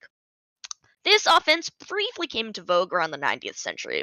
Problem is, it overcomplicates things for you a lot more than it does for your opponent. It's for advanced offensive thinkers only. In lesser hands, it's a mess. Yeah, that was the case here. The thing about the modern college game is that it's mostly made up of running around the country trying to get the ball. You could very well go a long time without ever taking a snap. Tough to retain play calling discipline. More often than not, it's probably in your best interest to keep it simple. But these are human beings, and human beings love playing with their toys. It's 1st and 10. The quarterback pitches it back to the second quarterback on the left side, who doesn't catch it cleanly. He just chucks it out of bounds. Damn near gets an intentional grounding penalty. 2nd and 10. This time they drop 9 verts. 4 wide receivers, the tight end, and both running backs from both auxiliary offenses, all streak downfield. Just like, I swear, like, I know nothing about football. I'm hearing these words and they're just going through my head. Yeah, Like, I vaguely get the first part, but I lost it at verts. Yeah, I as think that soon as means, I hit like the words, I was like, these are just words. I don't know I'm what looking. any of Uh, them mean. I'm distracted more by this image. I have no idea what these 3D things are. I think they're trees. Oh, those are just trees. Yeah, they. Those sure are trees. I know, right? They're so fucked up. Apparently, this So, is yeah. from like Google Earth. Ooh, So liminal space. So what is happening here? I guess. So the red is the castle So some keep. of them are in the like way downfield, like in the back. Yeah, that's waiting what for, Juice like, is the rest about of the play. to tell us. Mhm. That's what Juice is about to tell us, because we have the castle keep, which is the red, and then you have the main. Is that offense or defense? I genuinely, I know nothing about this. I wish we had like a sports analysis. Can I get God, Christian Ugh. here? I know. I was like, why you should stay awake? He should have just skipped work. He should have called out of work for this. oh my Hey gosh. Bones, do you know anything yeah. about football? Can you give us a sports But analysis? yes, so they have that, and so that's the main line of scrimmage.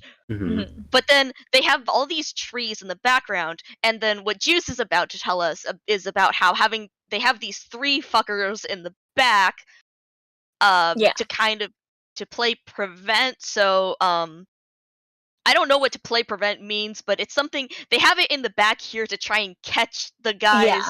That's pretty much From- it. It's just it's Yeah. a backup plan. Yeah. But as is common practice, UCLA has stationed 3 of its safeties way upfield to play prevent. With the help of that little line of trees, they successfully break it up. Complete lack of imagination from A&M here, and they paid for it. All of a sudden, it's 3rd and 10. Now, if you turn the ball over on downs, it's not really the end of the world, right? UCLA would get the ball, but you still outnumber them. You can most likely stop them and get it back. But A&M is trying to get the hell out of Dodge. They're tired and it's getting late. They want to make one huge gain that lets them streak miles downfield and get this over with. So they call 9 verts again.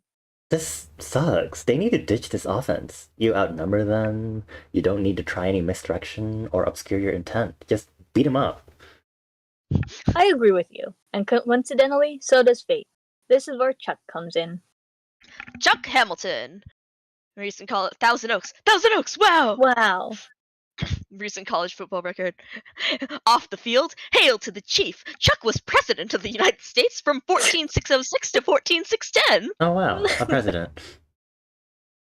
Chuck's a terrific player whose talents as a defensive end have been wasted on the UCLA Bruins. This is the first time he's even had a sniff at scrimmage football in hundreds of years. This is his big chance. And as one of the de facto leaders of this squad, it's his turn to call his defense's next play. He calls everyone's favorite, zero blitz. Fuck yeah! Whoa. Jesus, okay. It's my favorite. I'm sorry. If you pull the trigger at the right time, sending your entire team on a blitz is effective and it's beautiful. There's a cat in my closet. Sally! Can you get out of there? Alley Come here. interruption. I know, this is Sally. What is What are you Bones? doing, you little freak? You Can wanna we- go out? Can we get some Sally for streams? Okay. Meow, Hold meow, on. meow. Sally, come here. An immediate meows, No, Mika. For your Miss D. Who's that? Beep beep! No more? What? Oh, I could hear Oh. the jingles. what are you doing? What are you doing in there? You were so stinky. Oh, Sally, can we have legal advice? oh! You're so stinky. Oh, what? Are you? What? What's wrong? Oh, I heard the beep. What? Okay, are you done? Okay, let's go. I must release her. Come on, Cat. Oh, that's the other way. Beyond. Okay. Football. Where were we? Hold on, I lost my phone. Oh my god. Oh, here we go. Yeah, so I just finished up my bit. Okay. A blitz is effective and it's beautiful. Lady, you're gonna love this, because this isn't just a zero blitz. It's a targeted zero blitz. I don't know what that means. I wish I did. Neither do I. I even tried looking up a zero blitz and I was like, I don't understand this at all. Chuck is pushing all his chips in here. He believes that the third quarterback is going to ask to make a throw, since he hasn't yet. So UCLA decides they're going to bum rush the west side of the field. His guess is absolutely right. UCLA's line shifts west. Their safeties creep up to the line just before the snap, then flood the west side of the field. A&M's third O-line is just eaten alive. The third quarterback tries to escape the pocket, but Chuck is all over him. These are words. Chuck balls up a fist, lunges at him, and punches the ball right out of his elbow. Oh. Gorgeous technique. It's the first time he's touched the ball in centuries. He stumbles forward and picks the ball up off the turf. He's got it. Seems like what offenses really need in this game is an offensive safety or two. A couple players positioned way backfield to prevent what's about to happen. Yeah, if they did that, they'd almost certainly could have stopped him. There's something I think about often, and it ties into something we talked about last time around. I think if you sat these people down in, 1990 and explained to them that they would live forever, they would imagine themselves in the distant future as supremely wise people. They'd tell you, well, with all the time in the world, I'll come to understand everything in the world. I won't make mistakes anymore. I won't fuck up anymore. I'll become the best version of myself. And it might well be true that they became the best version of themselves. That version still screws up relationships and leaves their sweater on the plane. That version still plays million-yard football like it's 100-yard football. Mm-hmm. And thank God, because that is how this little odyssey began. Look at him run. Zoom. What the fuck? On paper, Chuck wasn't the fastest guy on the field, but he hauled ass all the way to Oklahoma without getting caught. When it comes to long-distance football, whatever's on paper often goes out the window. It comes down to who really wants it the most. Who's willing to run for 19 hours a day, and who prefers to call it in and ask for another squad on your team to run him down. Nobody wanted him more than Chuck, turns out. Now, when you're a lone ball carrier, the smart move is to change fields as few times as possible. You don't want to leave a trail on the scoreboard. If they see USC move up in the rankings, then they go down. Then they go down, and Kansas State moves up, then they go down, and Grambling moves up. Everybody in the country can correctly guess that you're moving a football in southeastern Oklahoma, where those three fields run past each other. If that happens, they find you, and you're fucked. What happens if you have to line up at scrimmage and you're the only player on your team? Something very stupid. The old NCAA football rule book was our foundational text, and in almost every case, we tried to interpret it as literally as possible. Of course, there was neither a rule nor a mere insinuation for how a one-player offense should line up, so we just did our best. The lonely player lines up at center and snaps the ball to nobody. In old football rules, this would be treated like a fumble is treated. Logically, it's legal for the center to then turn around and recover it. But it would be just as legal for the defense to just pull you over. Yeah, it's a painful and humiliating experience. That's cool. That sucks. That's cool. Motion passes 2-1. So, back to our buddy Chuck here. He's made it about 200 miles north. He's trying to stay on the Kansas field a while longer and then cut northwest. This is what players are coached to do when they're carrying a ball by themselves. In the northwest United States, it's a lot more sparse and there's a lot less action. Less likely to run into trouble. From there, he can just link up with the UCLA field, mission complete. But then, at about the Kansas 398,800 yard line south, he runs into trouble. He's hit to the Arkansas what? What is this word? Arcadis. Arcadis! Don't worry, I read that as Arkansas like the first 3 times I read it. And on the other side, he sees a huge squad of KU players who finally showed up to figure out what a ball is doing on their field. Chuck doesn't really have a choice. He jukes northeast to transfer to Western Michigan's field. Oh, God. Then northwest to hop onto Louisiana Tech's field. He knows that by doing this, he's going to set off all kinds of alarm bells. Like, Again, people see Kansas pop up on the scoreboard, then Western Michigan, then Louisiana Tech. Everybody's gonna know you got a ball, and they're gonna know right where you are. So Chuck's on Louisiana Tech, and he's shit out of luck. He runs upfield and sees an army of Washington players coming through, looking for him under every log. He looks downfield, Kansas players doing the same. Bad news all around. Only hope now is to try and hide the football and come back for it later at some point. Now, two things to know about this if you didn't bother to read the rulebook I sent y'all. The first thing is that... I read it. Nerd. The first thing is that you aren't allowed to significantly alter on-field structures or terrain, so you can't, for example, bury the ball. If we let people do that, then this game would never ever end. The second thing is that every ball gives off a faint glow in the dark. This means you gotta be really, really skilled at hiding the ball. You gotta put a lot of thought into it. Or, in Chuck's case, get almost impossibly lucky. He's scurrying around in the hills outside of Lost City, desperately looking for somewhere to stash the ball, and eventually he finds an old storage trunk.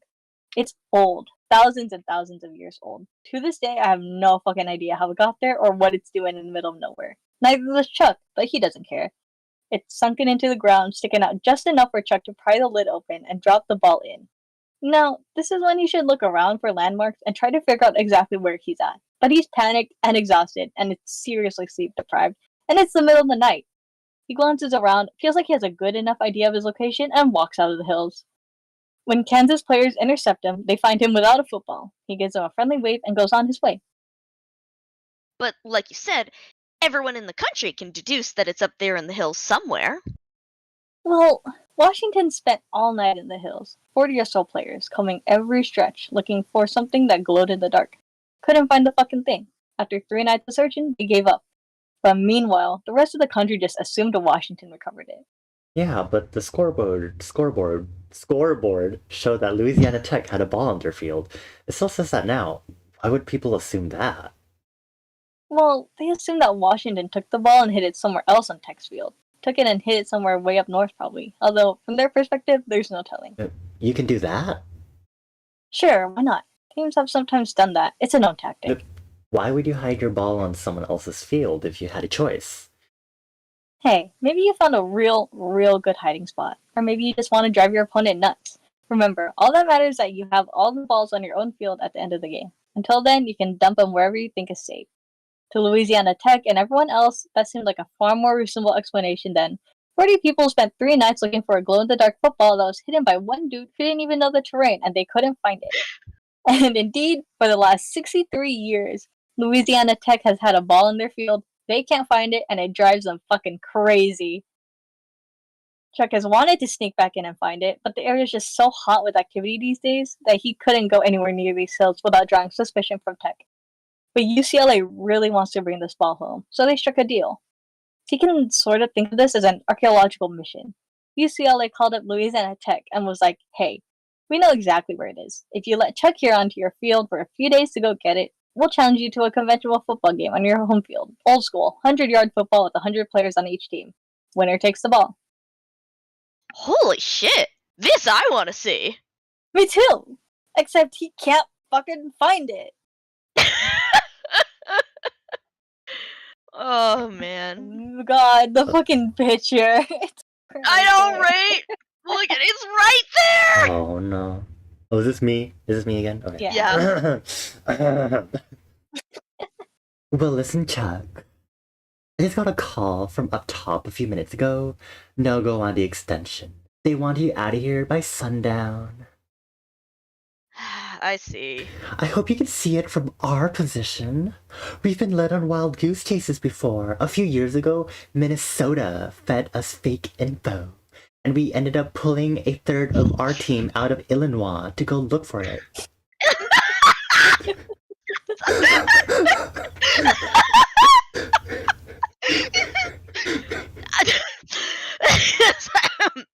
I know that. I heard all about that, yeah. But I ain't pulling your chain, Monica.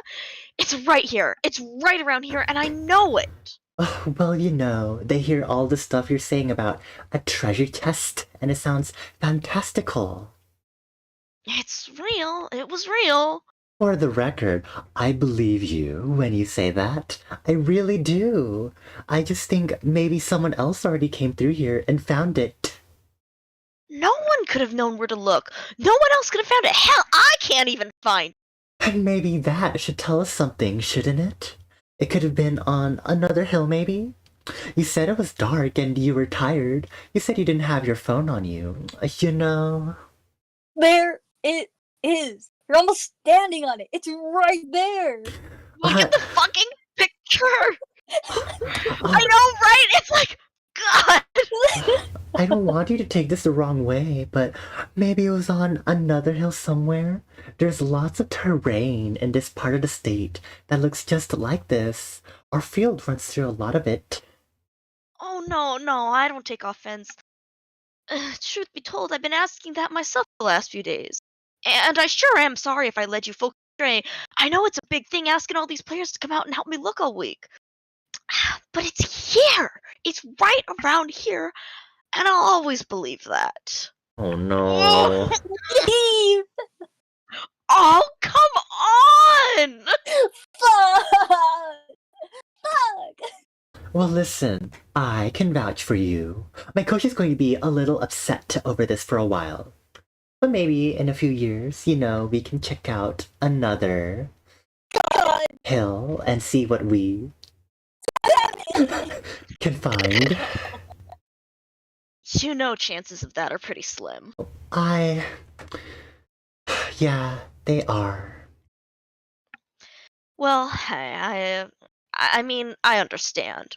Please tell your coach I'm sorry. Think I might keep looking around here until sundown if it's all the same to you. I don't expect you to come with. Oh, sure. I'll leave you to it. Oh, hey, we're going to be making some corned beef hash for dinner down at the camp. To celebrate our new ranking. You're welcome to join us when you're done. Might take you up on that, ma'am. Thank you. Yeah. Ah! God damn. You saw it, right? Y'all saw it? Yeah, I did. It was just as you said. The lid was covered in some leaves that was... Oh, seems to me they'll find it eventually. Monica clearly believes him. But then, of course, it's not like they'll need Chuck to help them. They'll get it on their own. Thus, no 100 on 100 game. Yeah. I'm sorry, Jay. I wanted to see it as much as you did. God, it's fun seeing it. It's right there. It's a little on the nose, though, isn't it? Losing a football right near a place called Lost City? Well, if that's on the nose, then so's this. What's that? I found something. I think I know where the chest comes from. Do you have a minute? Let me check. I love this. Do I have a minute? Let me check. Pioneer 10 console. Run upcoming-events.exe. Upcoming events calendar. November 8th to 2020. Happy birthday to Pioneer 9. March Happy 2nd. birthday, Happy Pioneer. birthday, Pioneer 10. May 20th. Happy birthday to the Jupiter Icy Moons Explorer. September 3rd. Wait, hold on. 110,083. Passing by Dwarf Star HIP 117795. January Monikins. 14th. 2,091,659. Passing by Red Giant Aldebaran. Do you have a minute? Yes, I do. Okay. Look at this. So cute. Do I start this video? God, I love it. Yeah. Yeah. At least I don't have to speak as All right. Monica. God, yeah. All right. 3, 2, 1, go. Here, I'll just show you. The James boys and the younger brothers. Jesse James. Frank James. Bob Younger. Cole Younger. Oh, their last name is Younger. Yeah. Yeah. Lost City, Oklahoma, January 20. Fate plays strange tricks with mankind. Lost City, Oklahoma.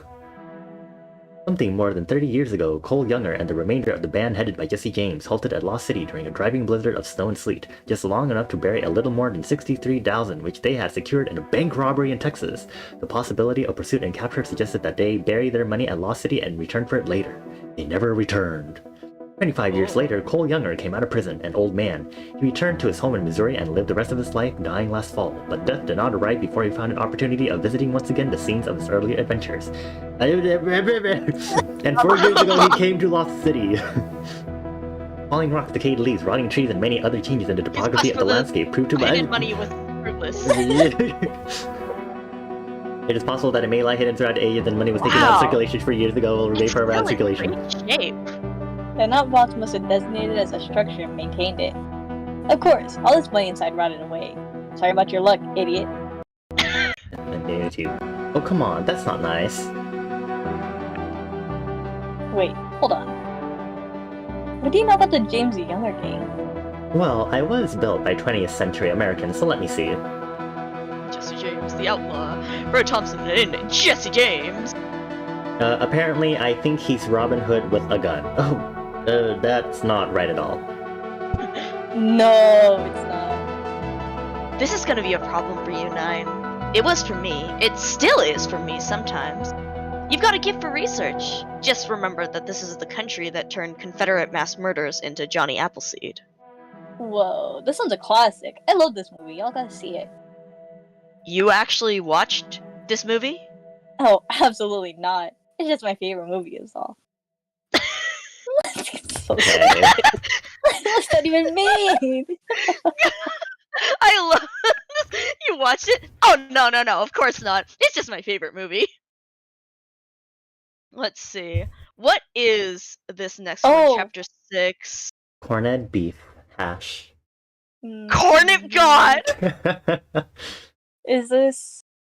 What is this one? Oh! Oh! Okay, we should Okay. read this. This leaves us on a cliffhanger. But It's a good one. Man, okay. but it's a really good one.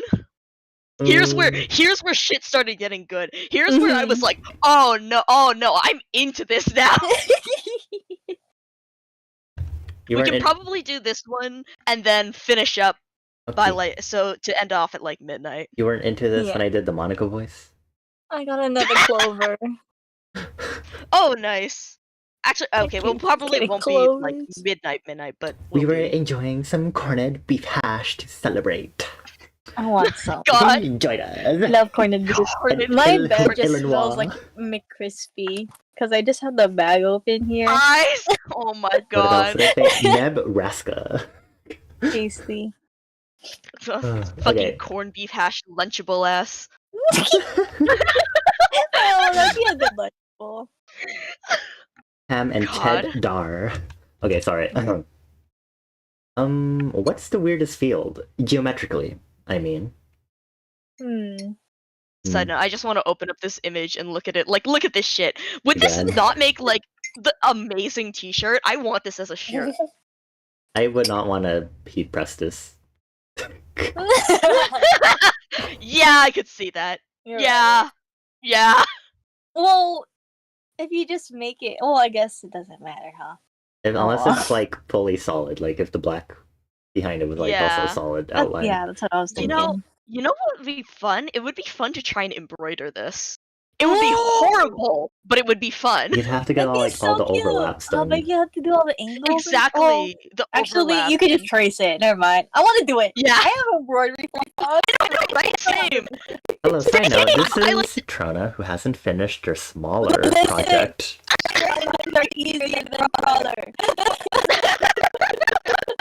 That's very straight of you to say. God, not me making I was embroidering a little white lie on a handkerchief sort of thing. A white lie from The Property of Hate. Oh yeah. Because it was fun because I had it folded up so that when I stitched several of them on the handkerchief, so that at the very small, when the handkerchief was folded up at the smallest, it would be a really small guy on one square, but as you unfolded it, there would be more lies on the other squares getting bigger so that they would fit with it. And are those the butterflies or the stabby guys? No, the little white lies, the little white lumps guys. Oh! Yeah. I forgot about them. Yeah, the ones that they get bigger over time. With the big, cinder block the dude. grief. Yeah, the grief. Okay. But I finished those and I stitched out like 4 little white lies, and then I was like, wait, how am I gonna lay out the big ones? And then I just stopped and I never came back to it. And this was probably like 6 years ago. So, Um, but yeah. okay. So, Well, when I first started surveying the field, I was quietly hoping I'd find evidence of some kind of large-scale ancient conspiracy. I mean, if all the stadiums were built at angles that pointed to the same spot, would anyone have ever noticed? Seems like a really great satanic ritual. oh, that's a new one from you. Post-secondary education is satanic. Oh yeah, it's just a school you have to pay for and live inside of, and if you're special, you get to work for free. My apologies. Unfortunately, despite my best wishes, I found no such conspiracy. In fact, I was kind of disappointed by how few anomalies I found in the intersections of these lines. Only got one single goddamn three-way intersection. You'd think that if you had 111 fields, each of which intersects with another field 20, 30, 40 times, you'd get more than that. But you could argue that Grambling State might be the weirdest field, because they come real close at several points. See down here in the middle of Mississippi Sea, Grambling State missed hitting the Iowa-Mississippi intersection by about 700 yards, which might sound like a lot, but considering that their stadium's 90 miles away, that's a very near miss. Like that's God, look like at that. Well, Look at that tiny triangle. Like, oh my god. The fucking like the feeling of just like, oh, seeing it go by just that much. Like, oh man. Bermuda. Bermuda. Well, And way up northwest in Oklahoma, a good 350 miles away from Eddie Robinson Stadium, an even more tragic near miss for the Tigers. If only the Texas and North Texas fields were 250 yards closer together, we would have had it. Damn. But Triangle. unbelievably, from a far greater distance, they had an even nearer miss. Grambling State shoots its beam all the way Not going from to Louisiana to Nowheresville, Montana, and it misses the BYU-UNC intersection by 30 yards from about 1,500 miles away. ooh, Look at you have to be rooting for lines to run into each other. Incredible. Where's that triple intersection? The one and only three-way intersection is right outside Hillsboro, Ohio, and it just barely counts. Oh, they're kissing. Mm. You can see God, that not one that- little bitty not sliver the where fucking Washington... they're kissing when I was like Grambling State shoots its beam.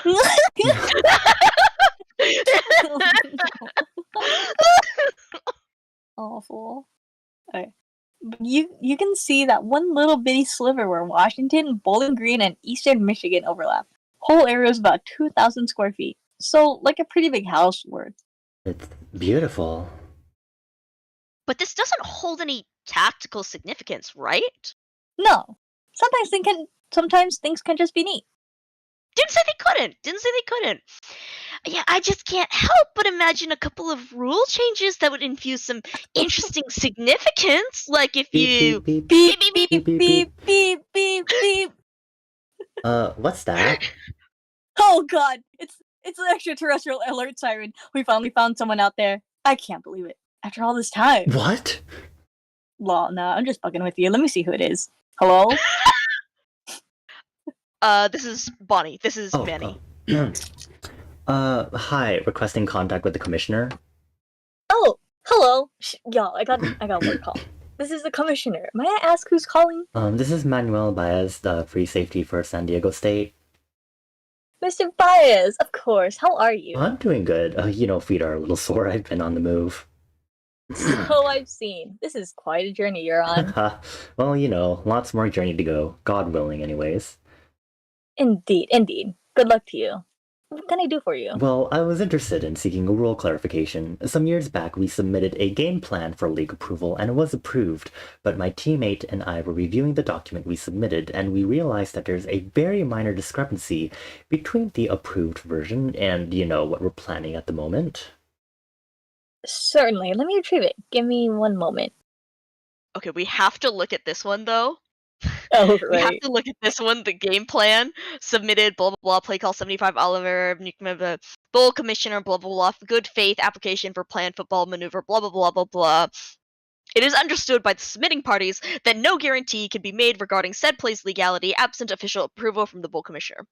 Further, adhering to Addendum 203A of the Bowl Game Rules, see document, cut it out with this fuck shit. Oh, It is understood that the Bowl Commissioner will not review applications involving the following items, which have been ruled illegal universally, irrevocably, and without exception: automobiles, airplanes, helicopters, jetpacks, motorcycles, four wheels, dirt bikes, electric-powered bicycles, yachts, motorboats, airboats, submarines, AI-driven or piloted vehicles of any kind, remote-controlled vehicles of any kind.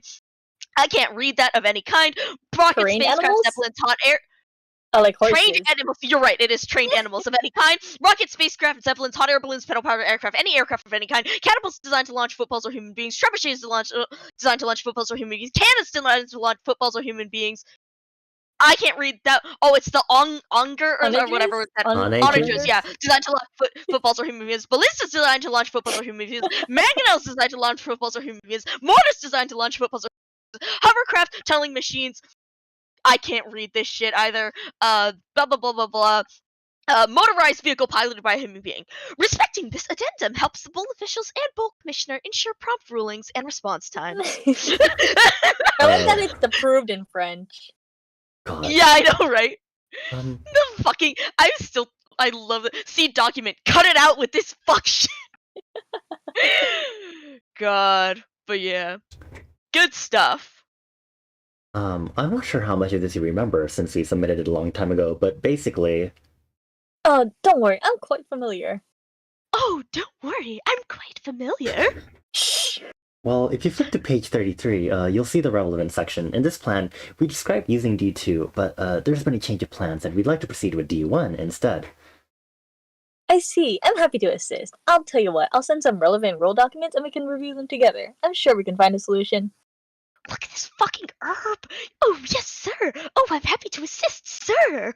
Lady, I gotta work, okay? Love, you have a job. You know what? The fuck this, y'all. I'm taking private. I'm sorry for the delay, Mr. Byers. If you would kindly look at first at the appendix G of the...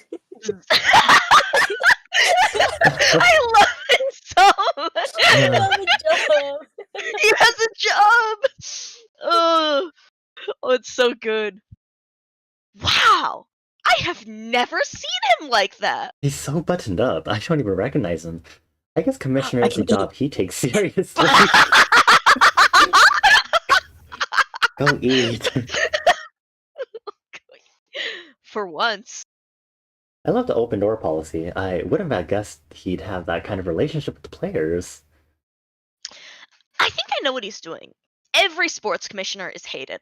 That's always been the rule. Go to a draft and announce the picks, show up for a game, whatever, and you're always booed. Whenever something goes wrong, it's your fault. He's trying to counteract that. God, he's trying! I'm a little touched by that.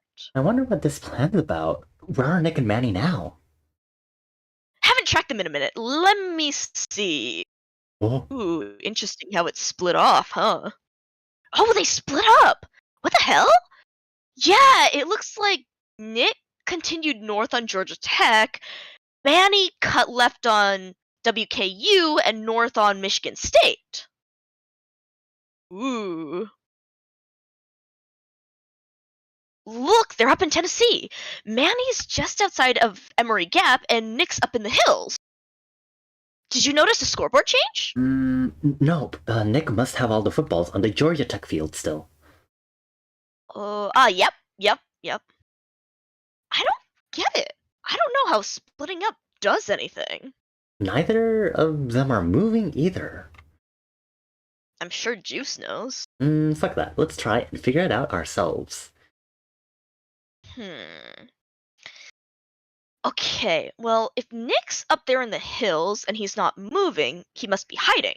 Seems like a good hiding place, too. That might be all that's happening here. Nick took the footballs, and is hiding out in the hills indefinitely. Manny is roving around various fields, trying to gain intelligence and find out where opposing players are. And then one day, months or years from now, Manny decides that the coast is clear in the region, and he and Nick take the footballs and make a run for it. One guy doing all that scouting? God, you might be right, but that would take forever. Of course, if you're gonna hide out forever, I can't think of a better spot. What a miserable scrap of land to try and comb through. Yeah, you see those? The structure is just west of the field. Boop. Ooh. Yeah, Hee that's the old Brushy Mountain State Penitentiary.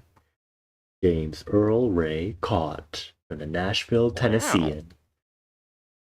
This was his third escape attempt at Brushy Mountain. On attempt number 3, he and some other inmates shoved an improvised ladder against the wall. The guard in the nearest tower panicked, tripped over his rifle, fell against the door, and locked himself inside. And he was the one guy who could have stopped them. He conquered man's architecture, and next up was nature's, and the mountains crushed him. Across 2.5 days, he didn't even make it 10 miles. They found him lying on his back, too exhausted to move. I remember this! When I first woke up, I scanned my residual memory first, looking for transmissions of things I'd picked up in the first few years after I was launched. It wasn't until later that I came to realize who he was and what he'd done. At the time, I only thought about the mountains. I was traveling through the universe at 7 miles per second without even giving the slightest effort. I considered what it would feel like to move with difficulty. I was terrified of those mountains. Well, clearly there's a lot to like about them, too. Look how pretty. I was looking at the Yeah. photo of the cop with the 2 guys, and I was like, yeah, that's Oh! sure is pretty, Vika. Yeah, so pretty. Wow, so pretty. No. Yep.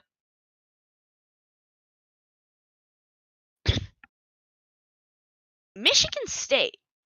Michigan State, I get. Huh? You're still looking at this? Yeah, see, their field and Georgia Tech's field don't intersect, and that's the problem. You like this game. No, I don't. There are things about it that I like. You like it. Why are you so intent on letting on that you don't? The thing about Juice and I is, I don't want to encourage him. As game builders, he and I are terrible collaborators. I see things like chaos and eccentricity as ingredients that should be balanced with other components. He wants to make the whole casserole out of them. And I can only say no so many times without coming off as some sort of heart. He's the fun one, and by default, I'm the boring one. You know I love him, but after all these years, I've lost the desire to encourage him. This game means a lot to him, though. Clearly, it's different. I don't know. What do you think about it? The game itself? I think it's a celebration of the wild outcomes that originate from confines so rigid, so frustratingly letter of the law that you'd think they'd snuff out any remotely interesting outcome. In using the old college fields and the angles they sit along, there's a quality of sleep in the bed you made that you could argue is the story of modern America.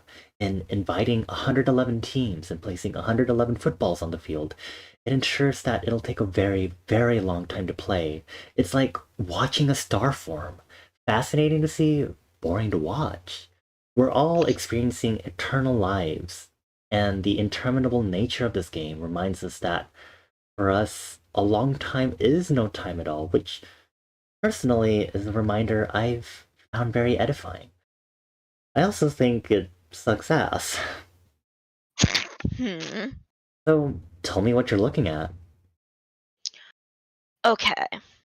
Suppose Nick and Manny were somehow able to hop directly from Georgia Tech's field to Michigan State's field and take their 9 footballs with them. Those 9, naturally, would add to Michigan State's score. This is the change we'd see on the scoreboard. So you could see how Georgia Tech goes. Bloop. Of course, Georgia Tech falls out of the top 5 entirely. Consequently, all the other teams here are bumped up a spot. But Michigan State doesn't move, since they were the number 1 team to begin with. But teams only have access to scoreboards that only display the number of footballs that they themselves possess. So if you're most teams, all you see is this. If this is all you see, what's your best guess as to what happened?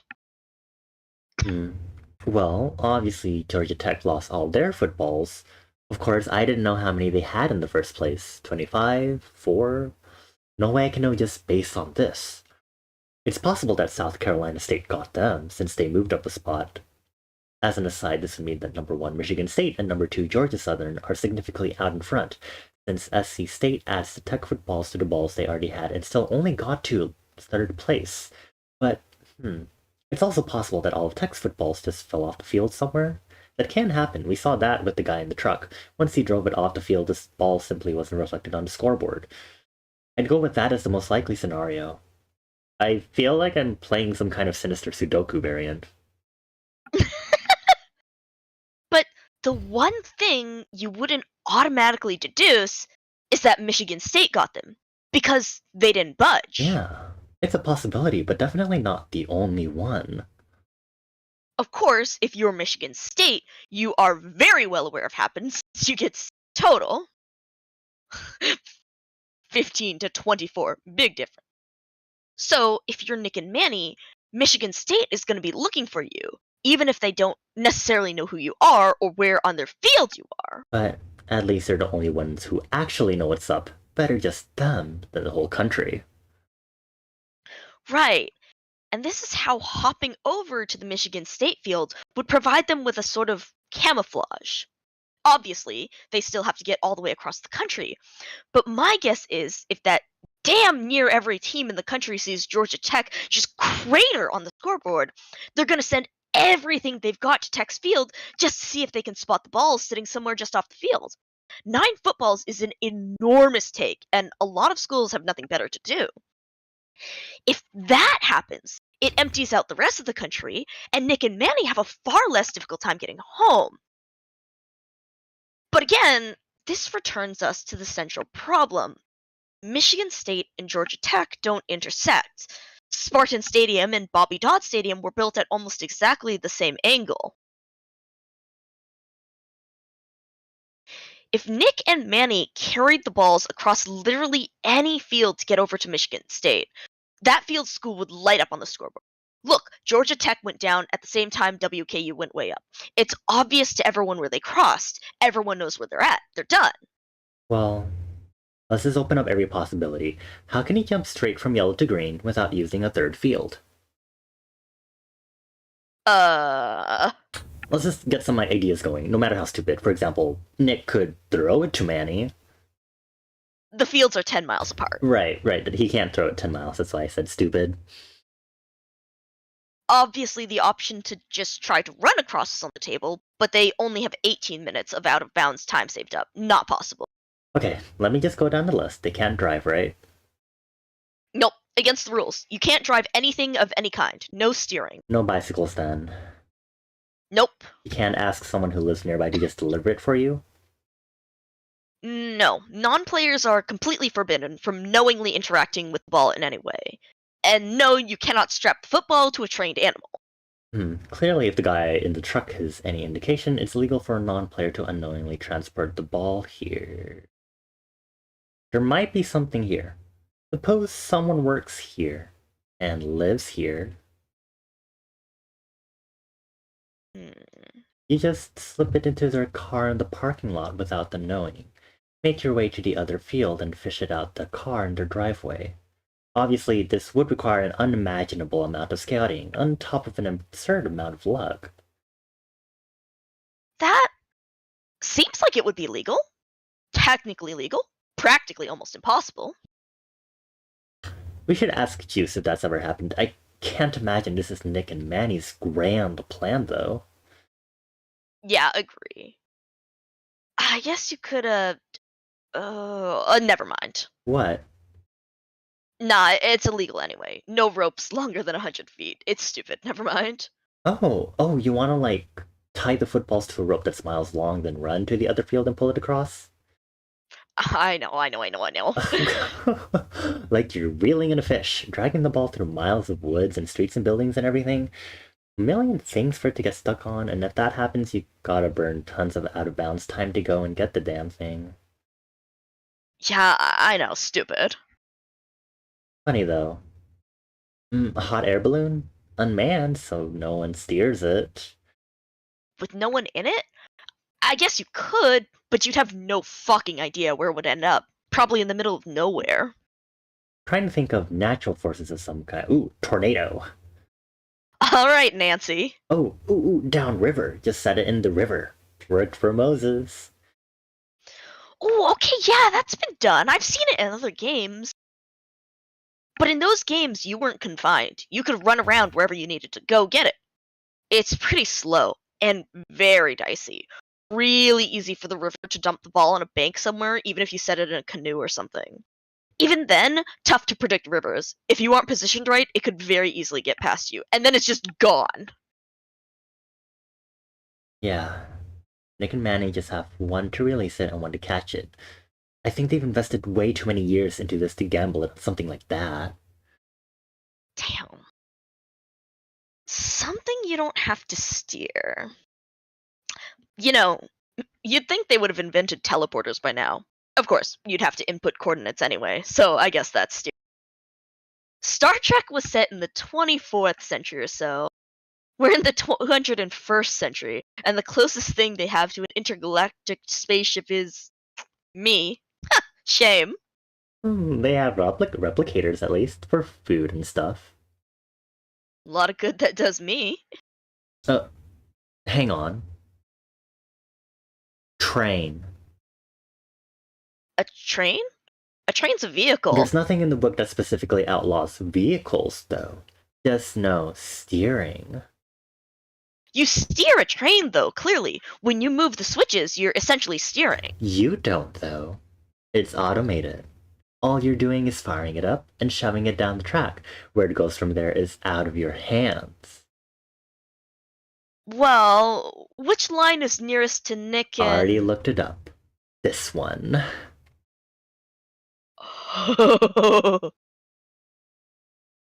Look at where they're Look at that. positioned. What else would they be So I'm doing here? just like, look at this, right? Like, look at this. God. No way. That was a delicious work call. I'm so excited for this part. Oh my god. I know, right? I'm so hyped. This is where shit is like... Look at where they're positioned. What else would they be doing here? Okay, Manny's right near the track, but what's Nick doing up in the hills? Watching for trains. From up here, he has a great view of Oliver Springs. You can safely watch for any trains coming through the area. Trains commonly park along the stretch too. Conductors will hop off a train and leave it there for days. Next time a train rolls through and parks along the field, he can run down there, chuck the balls on board, and start the engine. So it becomes a ghost train, essentially. Nick loads it up and shoots it 10 miles west to the Michigan State Field, where Manny is waiting at Emery Gap. There are two switches between Oliver Springs and Emery Gap, and it looks like they're both in the right position, at the moment anyway. But you can't stop it. I guess you just have to make sure it runs out of fuel?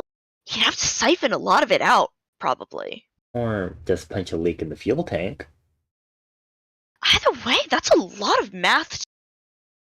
It's about a 13-mile trip along the track between the two fields, and Manny's got to save up every second of OBT he possibly can. If the train stops even a quarter mile too long or too short, that means Manny has to run a half mile there and back to get the balls. Even for someone as fast as him, that's 2 or 3 minutes. He can't afford to kill that much time. And this is all supposing the actual locomotive stops on the tech field so that Nick can actually go downfield and rig it up. I don't know. This is crazy.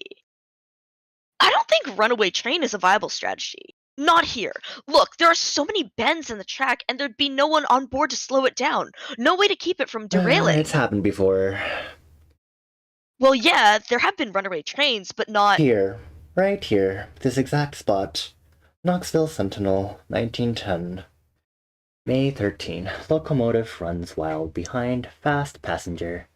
Without a driver, engine runs out of railway yards at Emery Gap. Which one am I supposed to read first? I don't know. They're It's left just to right, I think. Tennessee Central passenger engine number 203 by unknown cause ran out of the local railway yards at Emery Gap this morning at 5 o'clock at full steam. When the locomotive reached Harriman at 5:03, it was going at the rate of 60 miles an hour. Smoke was pouring from the engine, and while no engineer was in the cab, the big steamer seemed to gain speed at every mile. As soon as the yardman in the Tennessee Central discovered that the engine had left Emery Gap, a train was sent in search of it, overtaking the locomotive when it reached Elverton. The engine, no worse off for its run, was hauled back to Emery Gap in time to avoid further accident. oh my god. This is it. This is what they're doing. We just hope this Alrighty. final video of the night. Yep, of the tonight. Alright, got your stuff ready? Bing bong boom. Alright. 3, 2, 1, go. Did we guess right? Yep, exactly right. We did it! What do we win? Every copy of my self-published ebook, Wayne Gets the Measles. Condolences to Wayne. Essentially, Wayne comes home from 4th grade one day feeling under the weather. Alfred keeps him out of school for the next few weeks and tells him, no crime fighting until you're better. Without Wayne's shoulders to stand on, his brother Bruce must crawl out into the suit and fight crime all by himself. He's awful at it. His cape is way too long, so he keeps tripping on it. Can't see where he's going. Drives the Batmobile into the side of a Denny's. That actually sounds pretty funny. It's not meant to be funny, and frankly I'm a little hurt that you would say that. Let's talk about something else. When you were writing the rulebook, did you leave this train loophole on purpose? No, I honestly thought I made it illegal. Northwestern's field runs along a train depot in Chicago. Sometime back they approached me and argued that since you don't steer trains, you're legal. Had no choice but to rule in their favor. Ultimately, though, they couldn't find a way to make it useful.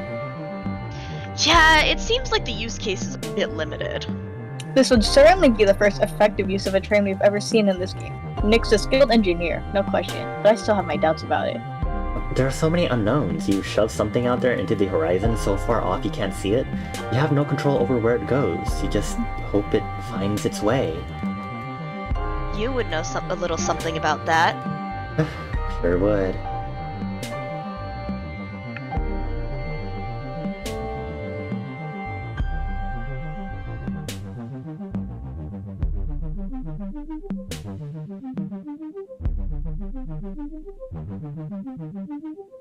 Man. I can't believe 9 just died. Master game jams. These are interesting suggestions. But yeah, so this is when I realized how good this shit was gonna get. Can you believe this shit? Can you believe this shit? How do you They're find stuff like this? I know, right? Okay, they actually have an interview with he John just Boyce. like went through this, but like he literally just like, went the line by fields line. lining up that well, and then that exact story happened. Like that's insane. It's insane, right? It's so cool.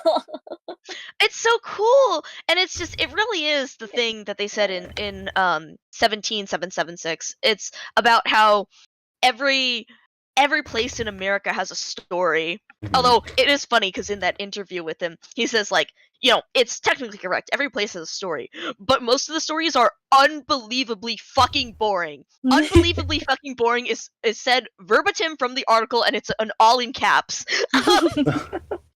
Oh, we're 2 chapters away from Chess Guy, and then 3 chapters away from the Steamroller. Oh my god. But yeah, I cannot wait for Chess Guy. You guys saw how excited I was to read Representative Chess Guy. I cannot wait to read Chess Guy. He sucks. He fucking sucks. Representative. I swear. No, he's worse. Oh, he's worse. He's so much worse. It's so The good. representative? Yeah. Well, it's yes. It's so good. Okay.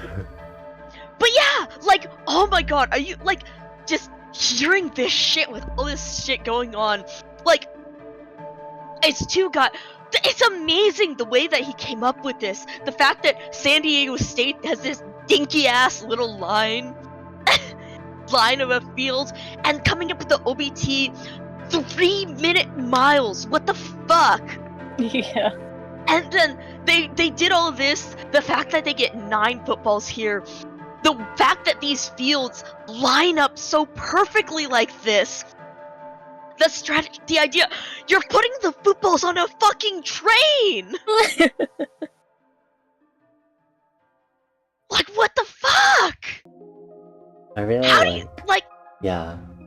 I really like how with 17,776 it's just a fascination of how drastically the world has changed, and with that as your base knowledge as you move into this, it's becoming a lot more of connecting with things in history instead of things that are happening in the future. Oh my god, And you'll how they see that. all fall in again. line. Oh Just my god. So fucking. oh my god, Oh, the last story. Oh, and then nice. we'll see, don't spoil, don't spoil. Oh man, oh it's so good. I'm so But yeah, excited.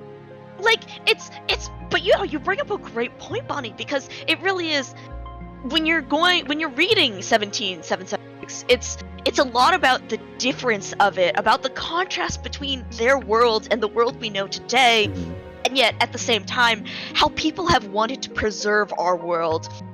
That's another thing he brings up in the interview, about how the spirit, like, one of the fundamental ideas of 17,776 is how how America is, like, fundamentally preservationist. They want to keep what they have out of the fear that they'll never get it back. Like the light bulb, right? You know, trying to preserve the light bulb after millennia, and just the fact that it broke, and you can't get that same thing back after that history. And so that those ideas, that preservationist idea, instead of making something new with it, and God, but yeah, so they had that ideas, and how you could see how things were so different in 17,776, but at the same time fundamentally the same about humanity. But then meanwhile, in here, we've accepted the world of 17,776. We've accepted that as that is the new normal, this post-scarcity world where people don't age, where they do this.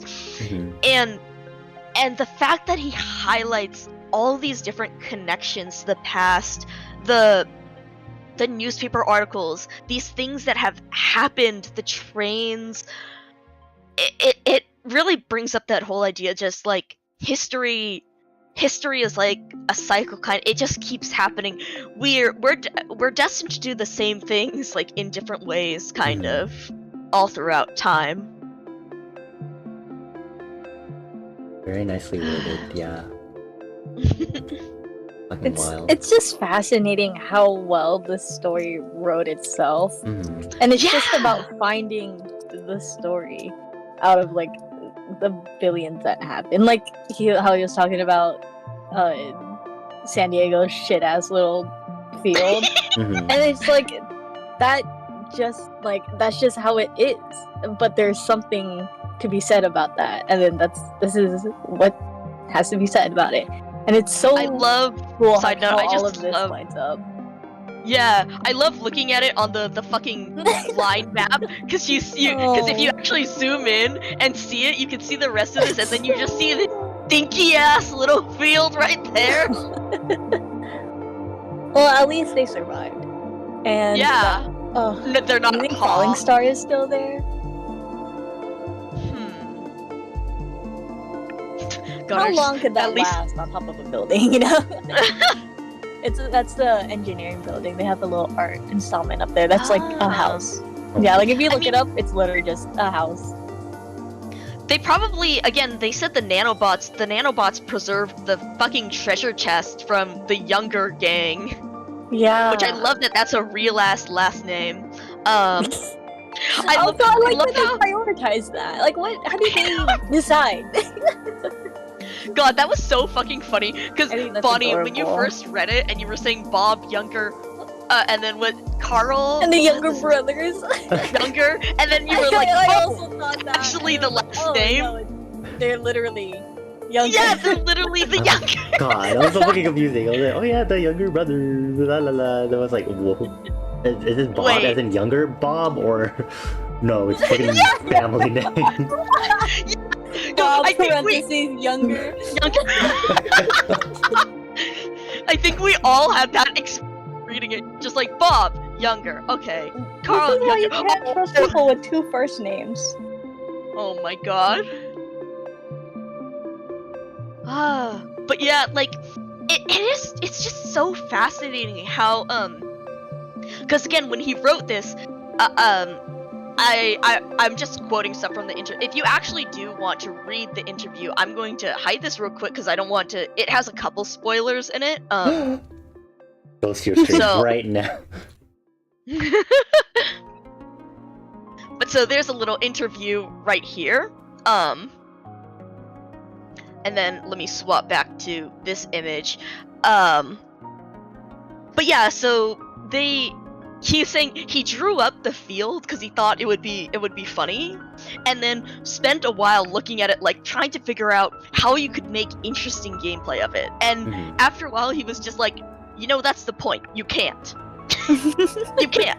It's just it's a tribute to the senselessness, the chaoticness, how Juice mentions how it's just about, if people were a monolith, this field could never exist. But because they aren't, because of all the little intricacies of our lives and everything, that's why you get it, and that's why this game could be a thing.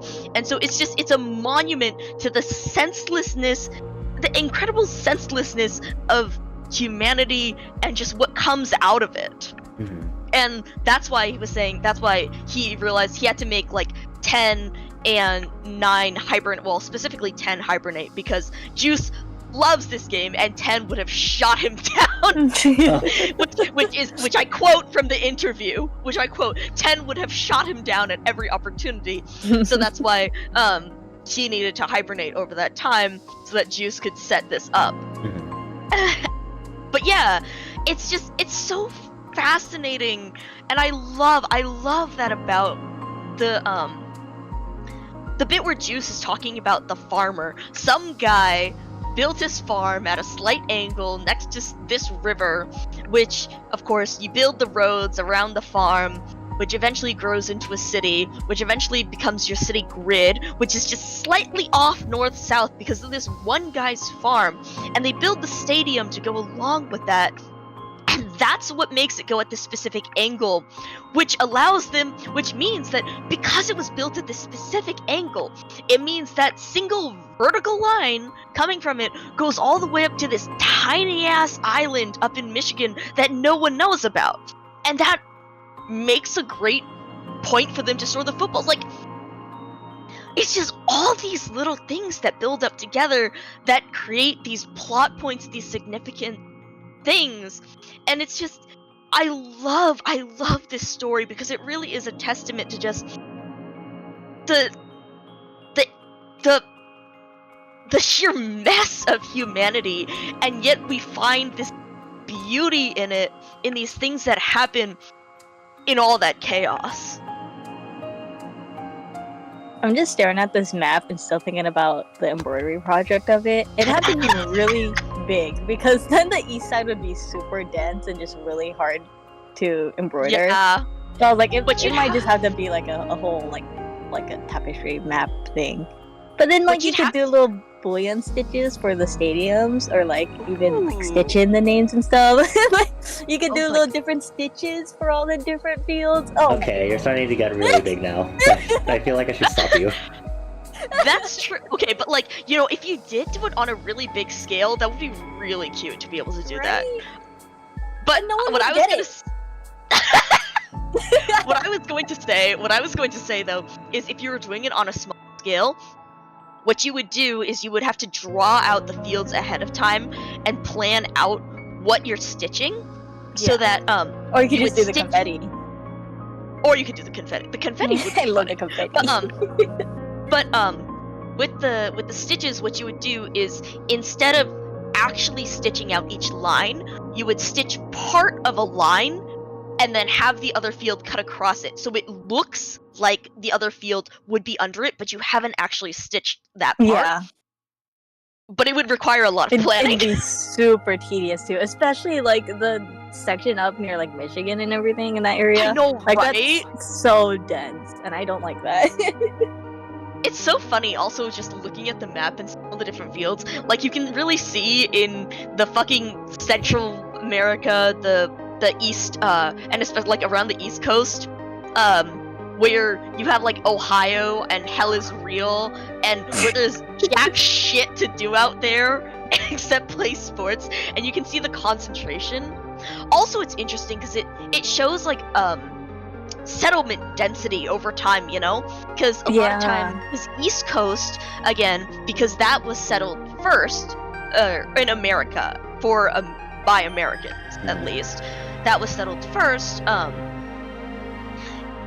when they had less technology, so things are a lot more compressed together, versus you can see as they start to spread out going west, then you start getting into places that were developed when cars, trains, much more transportation was developed, and so the cities and settlements are a lot more spread out versus the sheer fucking concentration of them on the East Coast.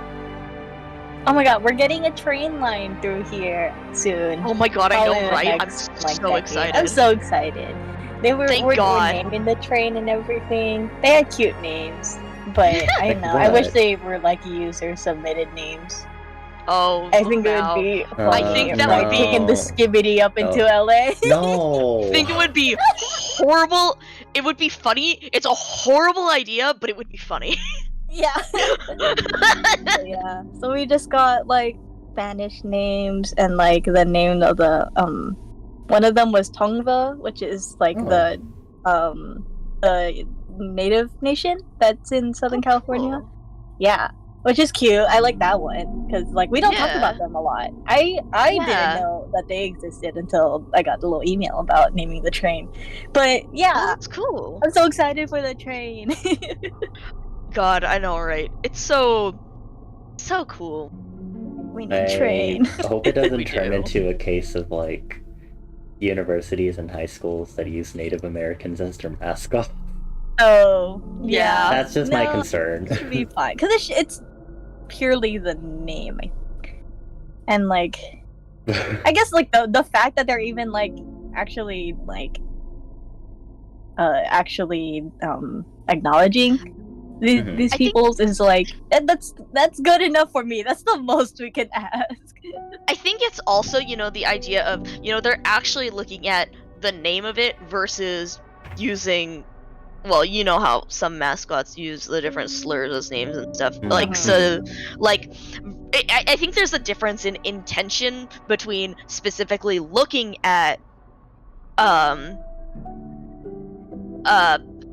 like the name that they gave themselves and using that as like a homage, as a way of acknowledging that they live here, versus using a caricature. Mm-hmm. Staring directly at Kansas. Oh, God. what does Canis do? Ooh, chasing football. Canis. God, Arcanas. who's the other one? NFL.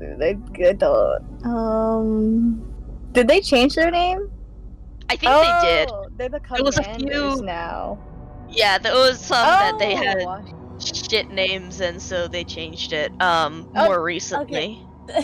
That's Chris's favorite football team, and I was like, "Who the fuck are you talking about? I've never heard them in my life." It's because they changed their name.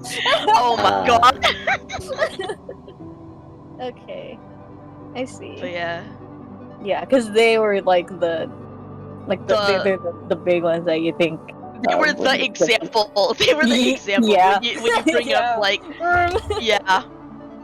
Anyways, but yeah, like I love this this so much about how it goes into the details. Again, also in the interview he mentions like I don't think anyone has ever like really looked at American history just by drawing lines on a map and then just following these lines. And it was very tedious, but it was well worth it because you find shit like this that you would never find otherwise.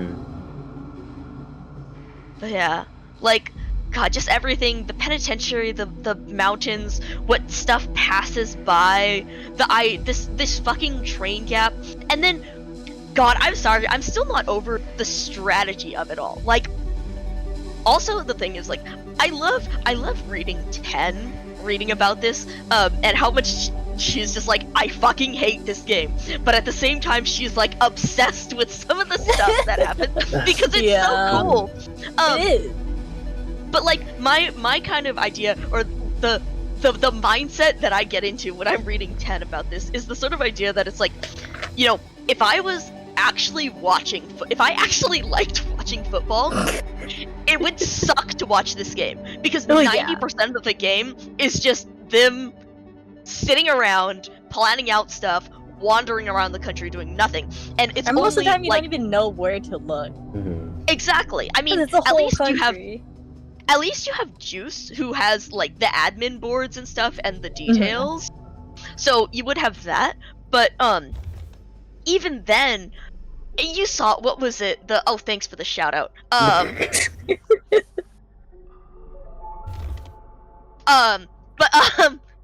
So you have Juice, who like knows the actual locations and all. But even if you know the locations, you saw, in what chapter it was, when they were looking at the ball from Notre Dame, and how it stayed in Georgia Tech's field 1700 years. Most of the game is just sitting around watching the balls sit there, and everyone just scouting out, figuring out this stuff. Yeah. So it would be a shit game to watch. Like, nothing happens. Like, there's so... The freaking win state is one school has all 111. Like, that... It's so stupid, right? So impossible. Exactly! And that's why the game, like, that's why it sucks ass. It'll take forever. I don't know what will come first. Like, all the players walking out, or like someone actually winning. God. Well, I mean, we'll see later for like the really motivated players. But like, it's a fucking train wreck of a football game. I fucking love watching the first video. Can I play just watching the first video, the fucking delivery of 11. 111. The music in that is so good with the build up. But yeah, I feel like even that, I feel like it was only like, not even, you can't even like plan that either. Like, I feel like he got so lucky with how he decided to wear at the map of the United States that there were. Oh my god, yeah. Right? Like getting really lucky with being able to pick out, well, first of all, like the fact that he picked out 111 teams so he could make the fucking joke in the video of writing out 11 and then tacking on another one. And then the fact that how he laid out the teams, and how he laid out in 1776, how he laid out the water area around the map, because, you know, that excludes certain universities and teams from college football because they're fucking underwater. Or they're Hawaii. When they're But yeah, so being able to lay... I want that as an emo. Just the big, like the oh my god. Hawaii name indicating thing. Ambient rain. God. Where's the fucking... Let me duplicate... Where's the index? Index. Also about the line walking thing, that is such a huge callback to 17,776 spoilers to the one religious dude, the oh yeah. Like fucking that with was cave the guy. entire mission. We just no stone unturned. It's just Yeah, walking a singular line and just finding out the stories between them, and like that's that Ha! singular idea just expanded into the entire ha. I just hear the title bot. I'm like, what the fuck? Like that's so cool. I wonder. I hope we get a 500 series. Oh my god. Give me a second, cause where is? They actually did an article with this guy Graham McGree, the editor. So it is very hard to travel across a whole country in a straight line. No shit. But so there's actually this guy who went across Norway and does these different activities where he goes across the country in a straight line. Oh yeah. And it's insane. There are like a couple spoilers in here, so I'm gonna skip past a bunch of that text. But yeah, you can see how it's insane, and he also mentions how the guy himself, Graham McGree, actually trained to do some cross-country search and or volunteer first responder for King County Search and Rescue. And so he actually had to do that and navigate down a straight line, and that's hard as shit. Ha. Oh. Oh. But yeah, it's so fascinating. Oh my god, Jin. Ha! Minecraft villager feeling.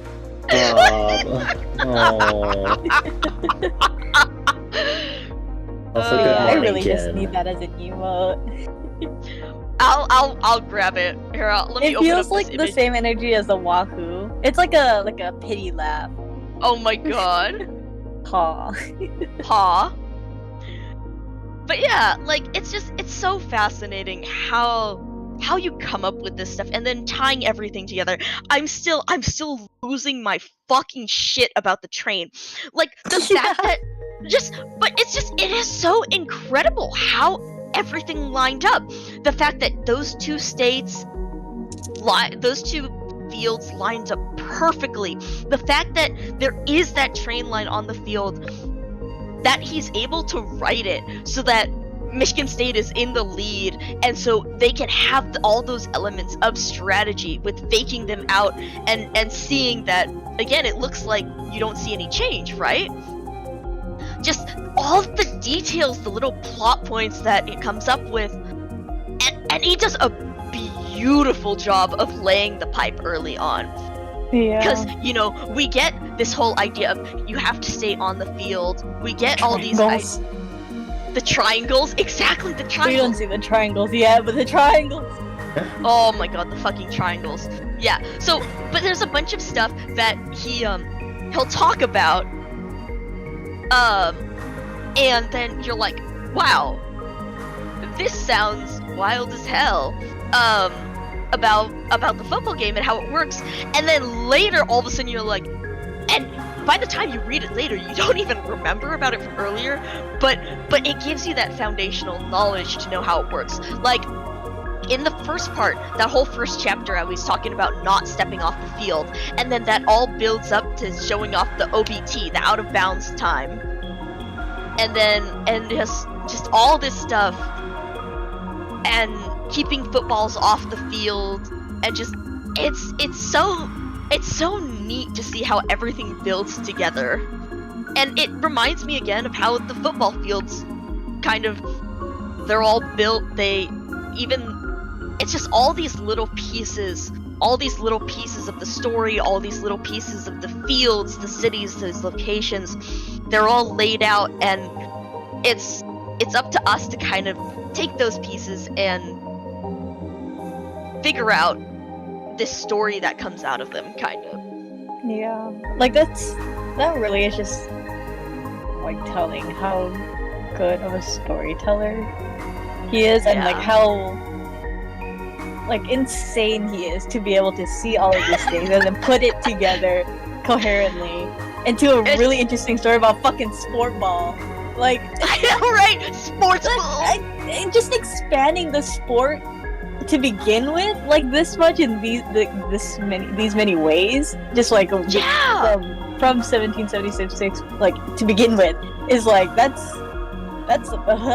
The creativity is incredible. Like the dedication to it, God, it's so good. Fuck, you said something and I thought of something to say, and then you mentioned about expanding the sport and I forgot. I forgot too. What was it? But yeah, like Oh. it's just it's so incredible to see. It's absolutely masterful storytelling with just, and oh my god, it's so funny, like looking through the fucking book and shit. It's interesting. It's also interesting to me how he said, like, when he was writing this, a lot of it was he came up with the field and was like, what the fuck can I do with this? How do I make this like interesting, meaningful gameplay? I can't. That's the point. So I'm gonna make that the point, and I'm gonna make Juice like design it because he would love that shit. And then after that, it just kind of all fell into place because he was like, okay, we're just doing this with fucking nonsense. What can we make of this? And so we drew out all the fields and saw San Diego's sad, wet cat ass field. Tiny ass It's like field. hold on, I have this image of a cat, but I think it's like a milk. It's like a milk disaster, but if it was like a real disaster, let me find it. Oh no. Image. Milk disaster. Yeah. Where is this sad ass miserable cat? Oh, here we go. I have a couple of them. Hold on. Oh boy. Here's Chair for good measure. I just like how she's holding him. Alright, let's It's see. look what at the this... second one. Let's see. Oh yes, yogurt. for real. Okay, yeah. That's what San Diego looks like. Oh no. It is, Dominican Manny it and is. San Let me- Diego. Yes, look at this. Oh my god, I love this. Cheese And cat. they're so fucking pathetic. Oh my god. Oh. These poor things. Chair. Hold on, I guess I have to save these one by one. I'm just Oh, putting my them in stream Firefox, also. actually. I'm using the link and I'm putting it in Firefox because I'm showing Firefox anyway for You 17. know, you're so or smart. 20. I already downloaded them all. Well, now you have milk cat, the dairy cat. We sure do. I'm going to delete those, hopefully, if I remember. No, dairy God, cats they're forever. so pathetic. They're just so pathetic. Wait, Do I have any more of those? copy link. But yeah, it really is just This yogurt? sad, wet cat of a fucking field. This one? I have a lot of sad wet cats. Why do you have all of these? I know, because they're funny. Oh my god, wait, I wanna see, let me see if I can find hell. Hold on, wait, let me edit this. You make it sound like there's something inappropriate on it. No, I'm just making it funnier. Oh Mhm. boy. Oh, come on. Where is this fucking sad, Hello, wet officers. They're modifying a meme. cat? For good reason. Uh-huh. Where the fuck is this sad? Here you go. Oh my- okay, No. okay, you're right, you're so right, actually. This is so correct. Okay, hold on. Opening up the image. Paste and go. Yes! It is! So It giant. is! Oh my god, it really is them. I love that. God bless. Oh man. Oh god, I got it. I know I have this in my images somewhere. Where the fuck is hell? Bippity Oh boppity god, doo. I I just hope Twitch makes this the thumbnail of the VOD.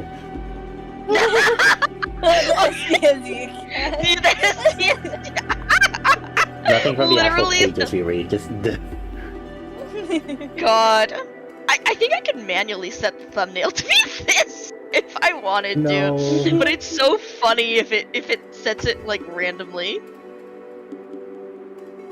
But yeah, oh my god.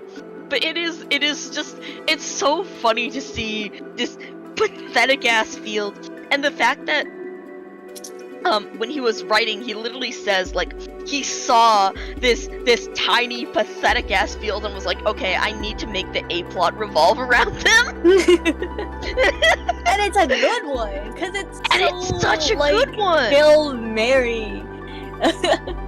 It is just the sheer amount of just the everything that goes into it, the dedication that goes into it, right?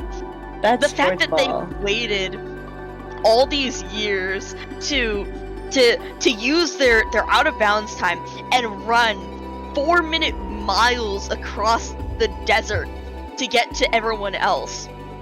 God. And they do that, and not only do they actually make it, they get 9 fucking balls from Georgia Tech. 9!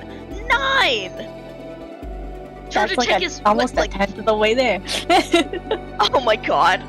But like Georgia Tech is up at like what, 3rd on the scoreboard. They get 9 balls and they manage they get this, and just the sheer insanity of everything going on. And then in the last chapter again, how we mentioned the fucking train, how this ingenuity to try and throw everyone off their tracks by using a train to send it across to 2 fields that don't intersect, so they don't know what happens. They just think the balls are gone off Georgia Tech's field, that they went to hide it. It's magnificent. I'm still thinking about the balls from Redacted over in Redacted. That one's fucking me up. God, Like we'll find. I'm so excited. Like I want. That Yeah. has to be like some plot point in the next one. Like Yeah, God. please, I need So- that to be explored. So the thing is, right now they have, this is part of 2, so this was going to be 2 parts, basically. They have 20,020, and then they'll have 20,021, which we'll see the reasoning for that later.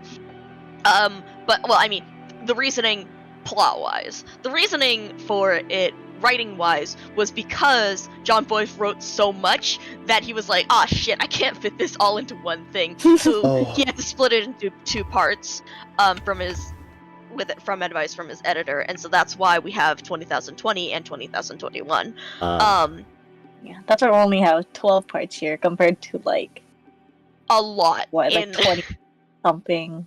Oh, Yeah. Yeah. And And also because the videos are chapters in themselves too. yeah, that's true. In 17776, the videos were chapters. Right. But yeah, so I was going to confetti, hee. Confetti. Confetti. But yeah, so the reason, oh right, I was talking about 20,021, cuz that one's not actually out yet. It was supposed to come out in spring 2021, but I was about to say 20,021 and I was like, wait a second, that's not the right word here. Oh boy. It's coming out when it does come out. But yeah, so it was postponed because I mean, a lot of shit happened around that time, and so it's postponed for now to see until he writes it. And I'm as sad as I am, I'm just like, oh my god, it's got to be good like this. And I mean, you can see why it takes so much time to write it, but with the research that goes into these lines, finding these different places, now that you see Emery Gap and all these different stories, you can see how much research goes into it. And like, I'd rather spend more time and find these meaningful things and do that research and make sure it's good. I think it's kind of amazing that you said meaningful, because like he has to dig for these stories, and like that means that they weren't anything to like a vast majority of the population, but here in this little instance that we've created. They're everything. Yeah. It is. It's so funny. Yeah. It really is what you make of it, kind of, and yeah, how it's so fascinating, like how again these stories are like nothing. They're just forgotten about, but in this story, when you frame them in this way, or showing them and sharing them with this audience, you give them meaning. Yeah. That's another thing I think about, like, the game too, is when I was going back and talking about how Ten and how she hates this game, but also it's interesting, but like because when I look at the game, you know, again, I think if I actually liked to watch football, this game would suck absolute ass to watch, because for 95% of it, nothing fucking happens. And there's only like 5% of it where you actually get the good shit, the exciting shit, and of course that's where you find a story in it. But the thing that makes it so engaging to read, not just, I mean, of course, it's engaging to us because we are at one of those major points in the story, but it's also engaging to us because we're reading it from the perspective of someone who loves it and who is passionate about it, and that's Juice. And that's a lot of the joy that I find in things. It's not necessarily that the thing itself is interesting to me, and a lot of it isn't. But it's the fact that you're listening to it from the perspective of someone who loves it and is passionate about it and has that excitement about it, and that's what makes it interesting. Hello, readers. Huh? Oh shit. Oh shit. Hi, Doggo. Welcome in, Raiders. We missed the entirety of the program, but that's okay. Yeah, we did all the reading and we're just sentimental about this freaking Yeah. mess of a football game. Yeah, I hope you Yeah, enjoyed but- Apex Legends. Ooh, Apex. Sports. Esports. Shut. Oh my god, it's the same thing I said to Bones. Yeah. But yeah. Good to see ya. But yeah, we got up to chapter 6, which is halfway through this story, and we're discussing our thoughts on it after going through this far. How are we gonna read the countdown?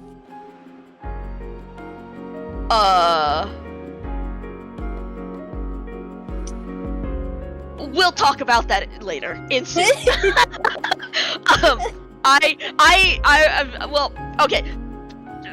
We'll talk about that later because I don't want to spoil as much. Yeah, but Please like, don't spoil Okay. me. it definitely is something to read out loud compared Yeah. to the way that has just like reading it. We'll see. yourself. We'll see it. Yeah. Like, we'll Yeah. figure it out. It's also it's been really fun, like, looking through the story because I've been reading through it because I read through it the other day, and then I've been reading through it a few times since, thinking about how we would read this bit aloud or that bit aloud so that it works reading it versus in writing.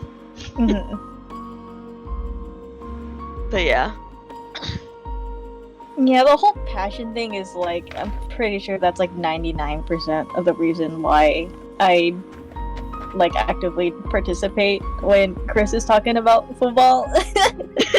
Yeah. And it's like I picked up like the bare bones of football just from being in band and being forced to go every week Oh my god, yeah. do band stuff or the games. But like actually like hearing about it from someone that knows the game and like is immersed in it as much as he is, it's, I don't know, it's a little interesting, but I still don't understand. Like it really is just a bunch of these little segments of 4 downs all the way down the field. Like that's it for 60 minutes. It makes me think of like when people try to explain, what is it, cricket? And you have that horrible fucking diagram where there's all these different names, and it's like, what the hell is this? Yeah, Go My Favorite Sports Team, they did a cricket primer, I think. And God. It's terrifying. I'm not gonna It's lie, so it fucking awful. terrifies me. What else have they done? They did fucking golf. What? Golf? They did Oh a my golf god. primer, yeah. What else? But yeah, But, it's so interesting to see these stories about things that I would literally never care about. But it's interesting because it's written by someone who has such passion for it. And I mean, you can see how much John Boyce loves football and loves this sport and puts into his story about it.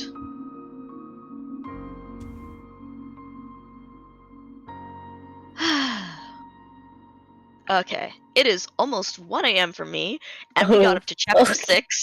So, That was pretty thankfully good I don't progress. have anything to, but I should still, I mean, like, you know, we were talking about fucked up sleep schedules, I gotta so... put Snorlax to bed.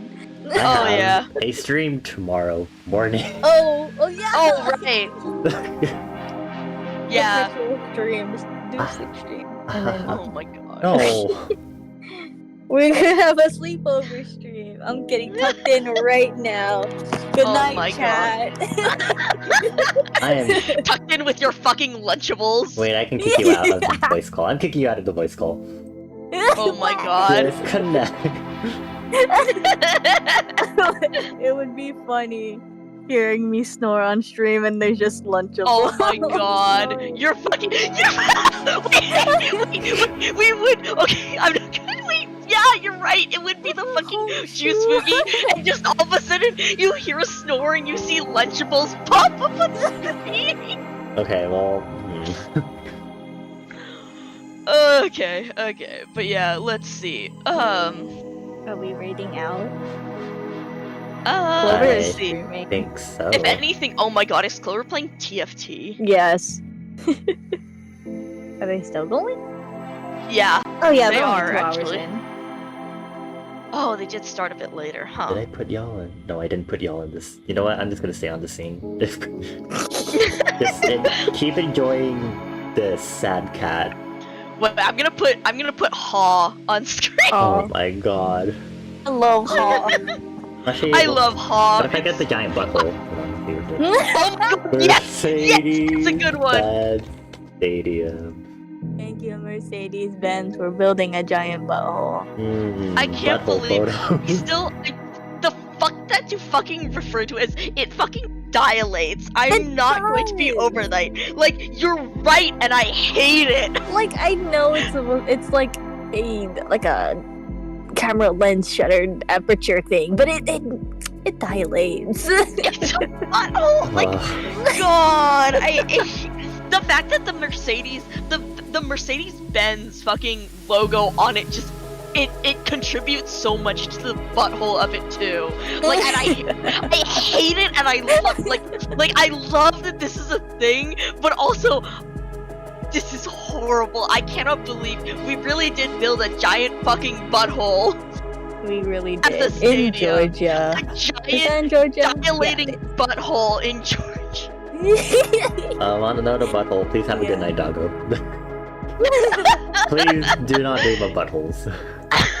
Yeah, I was like begging Chris to like if we can go see it, and he's like on the condition that we watch an actual game there. And I was like, I don't fucking care. I just wanted to see the butthole. So Citrona's gonna like, maybe they'll do like a thing where they actually like live open or close the thing, and Citrona's gonna like stand and be like, "Woo, the butthole is opening." It's dilates. Oh god!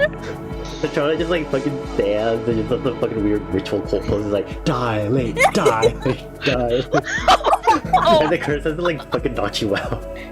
Oh my god! Chris, so you're just Can like, you bring us with don't know us? them. We can go with you so we can join you in the cult chanting. Yeah, Oh my god! We just We're gonna get kicked out of the butthole. wait, we have to have like a hand gesture. So put your hands together and make like a circle, and then expand the circle. Oh my god! Dilate. I'm just thinking about the fucking phrasing of we're gonna get kicked out of the butthole. Oh, I'm so excited. Oh my god. I hope that will be a possibility. First the And centennial. it won't be bad too, because this is football season. It'll be nice and cozy, right? Wait, can we visit? Wait, actually, Can we in what conditions does the butthole open?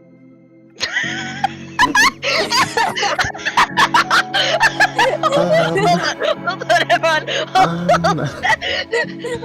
I'm so sorry for anyone listening. Especially that came with the raid and stuff. Or it's just gotten here. Does the butthole open? Don't type that in. Oh my god. They revisit SDSU's football field and When be like, does the haha, tiny stadium lower. roof open? Can we go to the SDSU field and not plagiarize, vandalize it with photos of sad cats that we have? Oh my god! I do just kind of want to go to SDSU just because I've heard the campus is very nice. Size Like it's shame right the- on the ocean, pretty much. We can size shame the line is of field that it has. Oh my Let me gosh. find a picture of Falling Star because I like it. Falling Star. No, not the quote. Oh, is that at UCSB? I had that to! Oh, is that UCSB? Teehee. Oh, it's a different Wrong one. one. Okay. Is it still? Does UCSD still exist, or is it only SDSU? Good Did question. you just ask if UCSD still exists? Yeah, because it's not on the field. I definitely would have Actually, recognized that the other UCs were on there, but it's... Where's I the like close the scoreboard? image. God damn it. But yeah, it's like a whole. It's a whole house with an interior and everything. Wow. It's cute. Did I piss before the raid? Okay! It's got a little lawn and everything. No, I'm gonna piss right now. Keep talking. Alright. Cool. That's cute. Oh, that's cool. Oh, that's just my house. The engineering building. Wow. Huh. That is cool. Yeah, no, the UCs are on here. I mean, it's probably there's a bunch of them. Yeah. But UCLA got on there, so it's like, That's I guess it's because UCLA, UCLA and USC are kind of a big feud and stuff in LA. yeah. And so, It's me, I'm on there. Is that Charles? What school is that? Charles. Whoa. Yeah. Huh? Up in T5. Ow! Oh my god. Look at what how. God, Here? what? Oh! At Wake, you're right. Oh my god. Marsh. Who else is here? But yeah, it's so weird seeing like a lot of the Big 12 not having balls. But I guess it is different from normal. Yeah. OU and OSU are down there, and like, isn't Mississippi usually pretty up there? I know Notre Dame is like a huge one. Alabama too. Let me preface that, but I know fucking nothing about football. Okay, like the extent of my football knowledge is the one USC game that I went to that I spent probably about 2.5 out of 3 hours sitting on the ground up in the stands, looking at the chair in front of me so that I wouldn't get vertigo. So God. and then I like stood probably the 15-30 minutes that I actually did look at the field was looking at the marching band, going like, ooh, there's the marching band! Okay, back to looking at the chair before I start dying again. God, yeah. Uh-huh. I love sitting up in the stands. Well, to be fair, that is more during night games that I prefer it. Because it gets all like cold and breezy up there and it's very comfy. But That is true. yeah. I mean, it was comfy. It was a night game. So it was comfy. It was just like, it's just up tactile. there. Tactile wise, Yeah, I I felt guess- great. College stadiums are a lot bigger than high school stadiums. I don't know if I've ever Yeah. been to a college game. I've been to a state soccer game before when I went to Texas, and we were kind of up there, but it still wasn't like super tall or anything. Mhm. Yeah, I've been, oh yeah, high school in my like high school, I was in there a couple times. It's not nearly as bad. The college ones are really fucking Mhm. big. But yeah, alright, so since I should be, again, heading off pretty soon, I'm I like, think you should read Bonnie. Wait, what? Wait, what? What's happening? What about me? the figuring out raids. ClTRONA says we should raid you. I'm literally gonna raid out too. Okay, Oh yeah. I mean, if we were gonna raid the same person, I guess it doesn't. Okay. It's funny when we have a double raid. Ooh, I can play on. But yeah, God, we Huh. should say, I know, right? I was like, should we just be? I do like Butthole Colossus though. I know, right? That's what I was like. I'm Aw. like so. If we fucking were just like, what the fuck would we butthole? Like, I'm not gonna lie, it would be really funny for to just jump into the stream and just be like, Butthole Colossus, with no context whatsoever. We just jumped in and we're like, we have to go to sleep. Bye. Ha! Butthole Colossus! Ha! God. Representative. I don't know which is. God! Oh yeah, Representative. too. Oh man. I feel like with just no context whatsoever, just coming in and just being like, Butthole Colossus is Yeah. inexperience. Are we calling Clover a huge asshole or what? It's so ambiguous. We get banned immediately on the spot. I sure hope we don't. God. But yeah, I figure Clover. We can drop it. Yeah. Are we doing the double raid then? And Yeah, I would think. be Sorry, I Oh. just got. have to Wait, do no, we need both to go. sides. Butthole Colossus, Bonnie, and are we like staggering the The raid that we Butthole did last Colossus. time? yeah. Because I mean, we're sitting in each other's channels, right? So Yeah, we're true. sending Now the I gotta same pull raid up message. Clover stream on my phone. Wait, who's going A singular first? ClTRONA. Who's going? Oh my god. I'll come with you. I'll raid with you. I'm technically in your chat because I have my chat app open on Is your thing ClTRONA anyways. going to raid? Oh, I'm not even Yes. gonna actually raid. I'm just gonna type in Bitch. chat. Yes. Yeah. We'll do Okay, the Butthole go. Colossus. I got it from set all up. three. Copy Uh, text. Paste. So we have. Copy text. God. There we go. Okay. The Butthole Colossus from all three of us. I have so many but thoughts yeah. to process for this. Probably after we finish reading this, I'll have an essay to talk about. Awesome.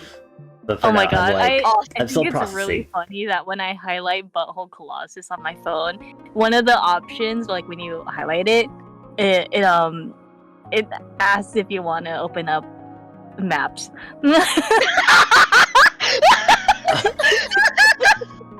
I wonder what that'll do. What are the odds that it takes you to the Mercedes-Benz Stadium? Oh my. Yeah. Oh my god, I want to see the reviews on the Mercedes-Benz Stadium. What happens if Oh. someone really did call it? Hold on. Oh my god. Okay, well, anyways, thank you all for coming to this. This sure has been a collab. Mhm. This is. Yeah, we have a lot of stuff. I can't wait to see Bonnie's essay on this to prep before we get into the next bit. I'm so excited. Yeah, we This have is- we have this to is figure out when we're gonna finish this. Well, eventually. Yeah. Yeah, we will. We gotta. Mhm. But yeah, so Yeah, Oh, thanks you can y'all get for chicken coming. tenders there. Oh my god. Still looking up the butthole colossus. Oh my god. Oh right, I forgot daily stamp. What? Oh Emote jeez, can I there's put like in here? 3 tiers of seats. Oh my god. Yeah, you would die there, Mika. What? There's 3 Oh, tiers of oh, seats. Yeah, it goes oh up god. there. Oh, Yeah, yeah. Alrighty, so But who would yeah. like to? I can head out first. I'll start Okay. the raid. Wait, what if I started it? Okay, that would be funny. And you just Oh my gosh. But yeah, I'll start a raid to Clover. And I'll let you know like when we're real close to going. Oh my But gosh, yeah, it's so my 7th-month sub anniversary to ClTRONA. Whoa, oh wow. I'm not even streaming today. Yeah, I can't even do it yet because you're not live. Oh my gosh. I had to go live on Tuesday next week because I'm out of town for the rest of the week. Oh boy. Right. But yeah, so this has been fun. We'll figure out a day to keep going. And there's our raid messages, which we are going to raid with Butthole Colossus. I'm gonna start with the Mika one first since Mika's rating first. Alright, cool. Thanks y'all for coming by again. And thank you two for doing this somewhat impromptu collab. I think this is the only way we ever have collabs, actually. Yeah, that is true. But yeah, but I'm really glad because I mean you can see how much I love 17776 and this and it's so much fun to actually read it with other people who are really into it. So Thank you, straight people, for bringing us on this journey. So we And queer my people can take over Graduation the with sport. football. God. Okay, are you going? Yeah, we're going. All right. Take care, folks. Take care, folks. Get your buttholes ready.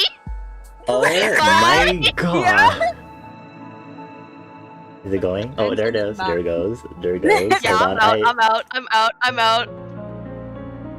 Okay, here's Amika's. Wait, I want to see what Clover's reaction is first. Alrighty, let's get my raid going. Oh my gosh. Make sure to get Butthole Colossus Bonnie copied for this version. Yep. Horrifying. We'll just sit here. Wait. Thank you, Doggo, for the raid. Thank you, ClTRONA, Mika. Wait, you're my collab partners. That's why you're here. Bones, Magic, Clicky, Benny, Toady, and Doggo for being here. This is kind of awkward waiting for us to get sent over so we can, very, very patiently waiting. So we can expose Clover to Butthole.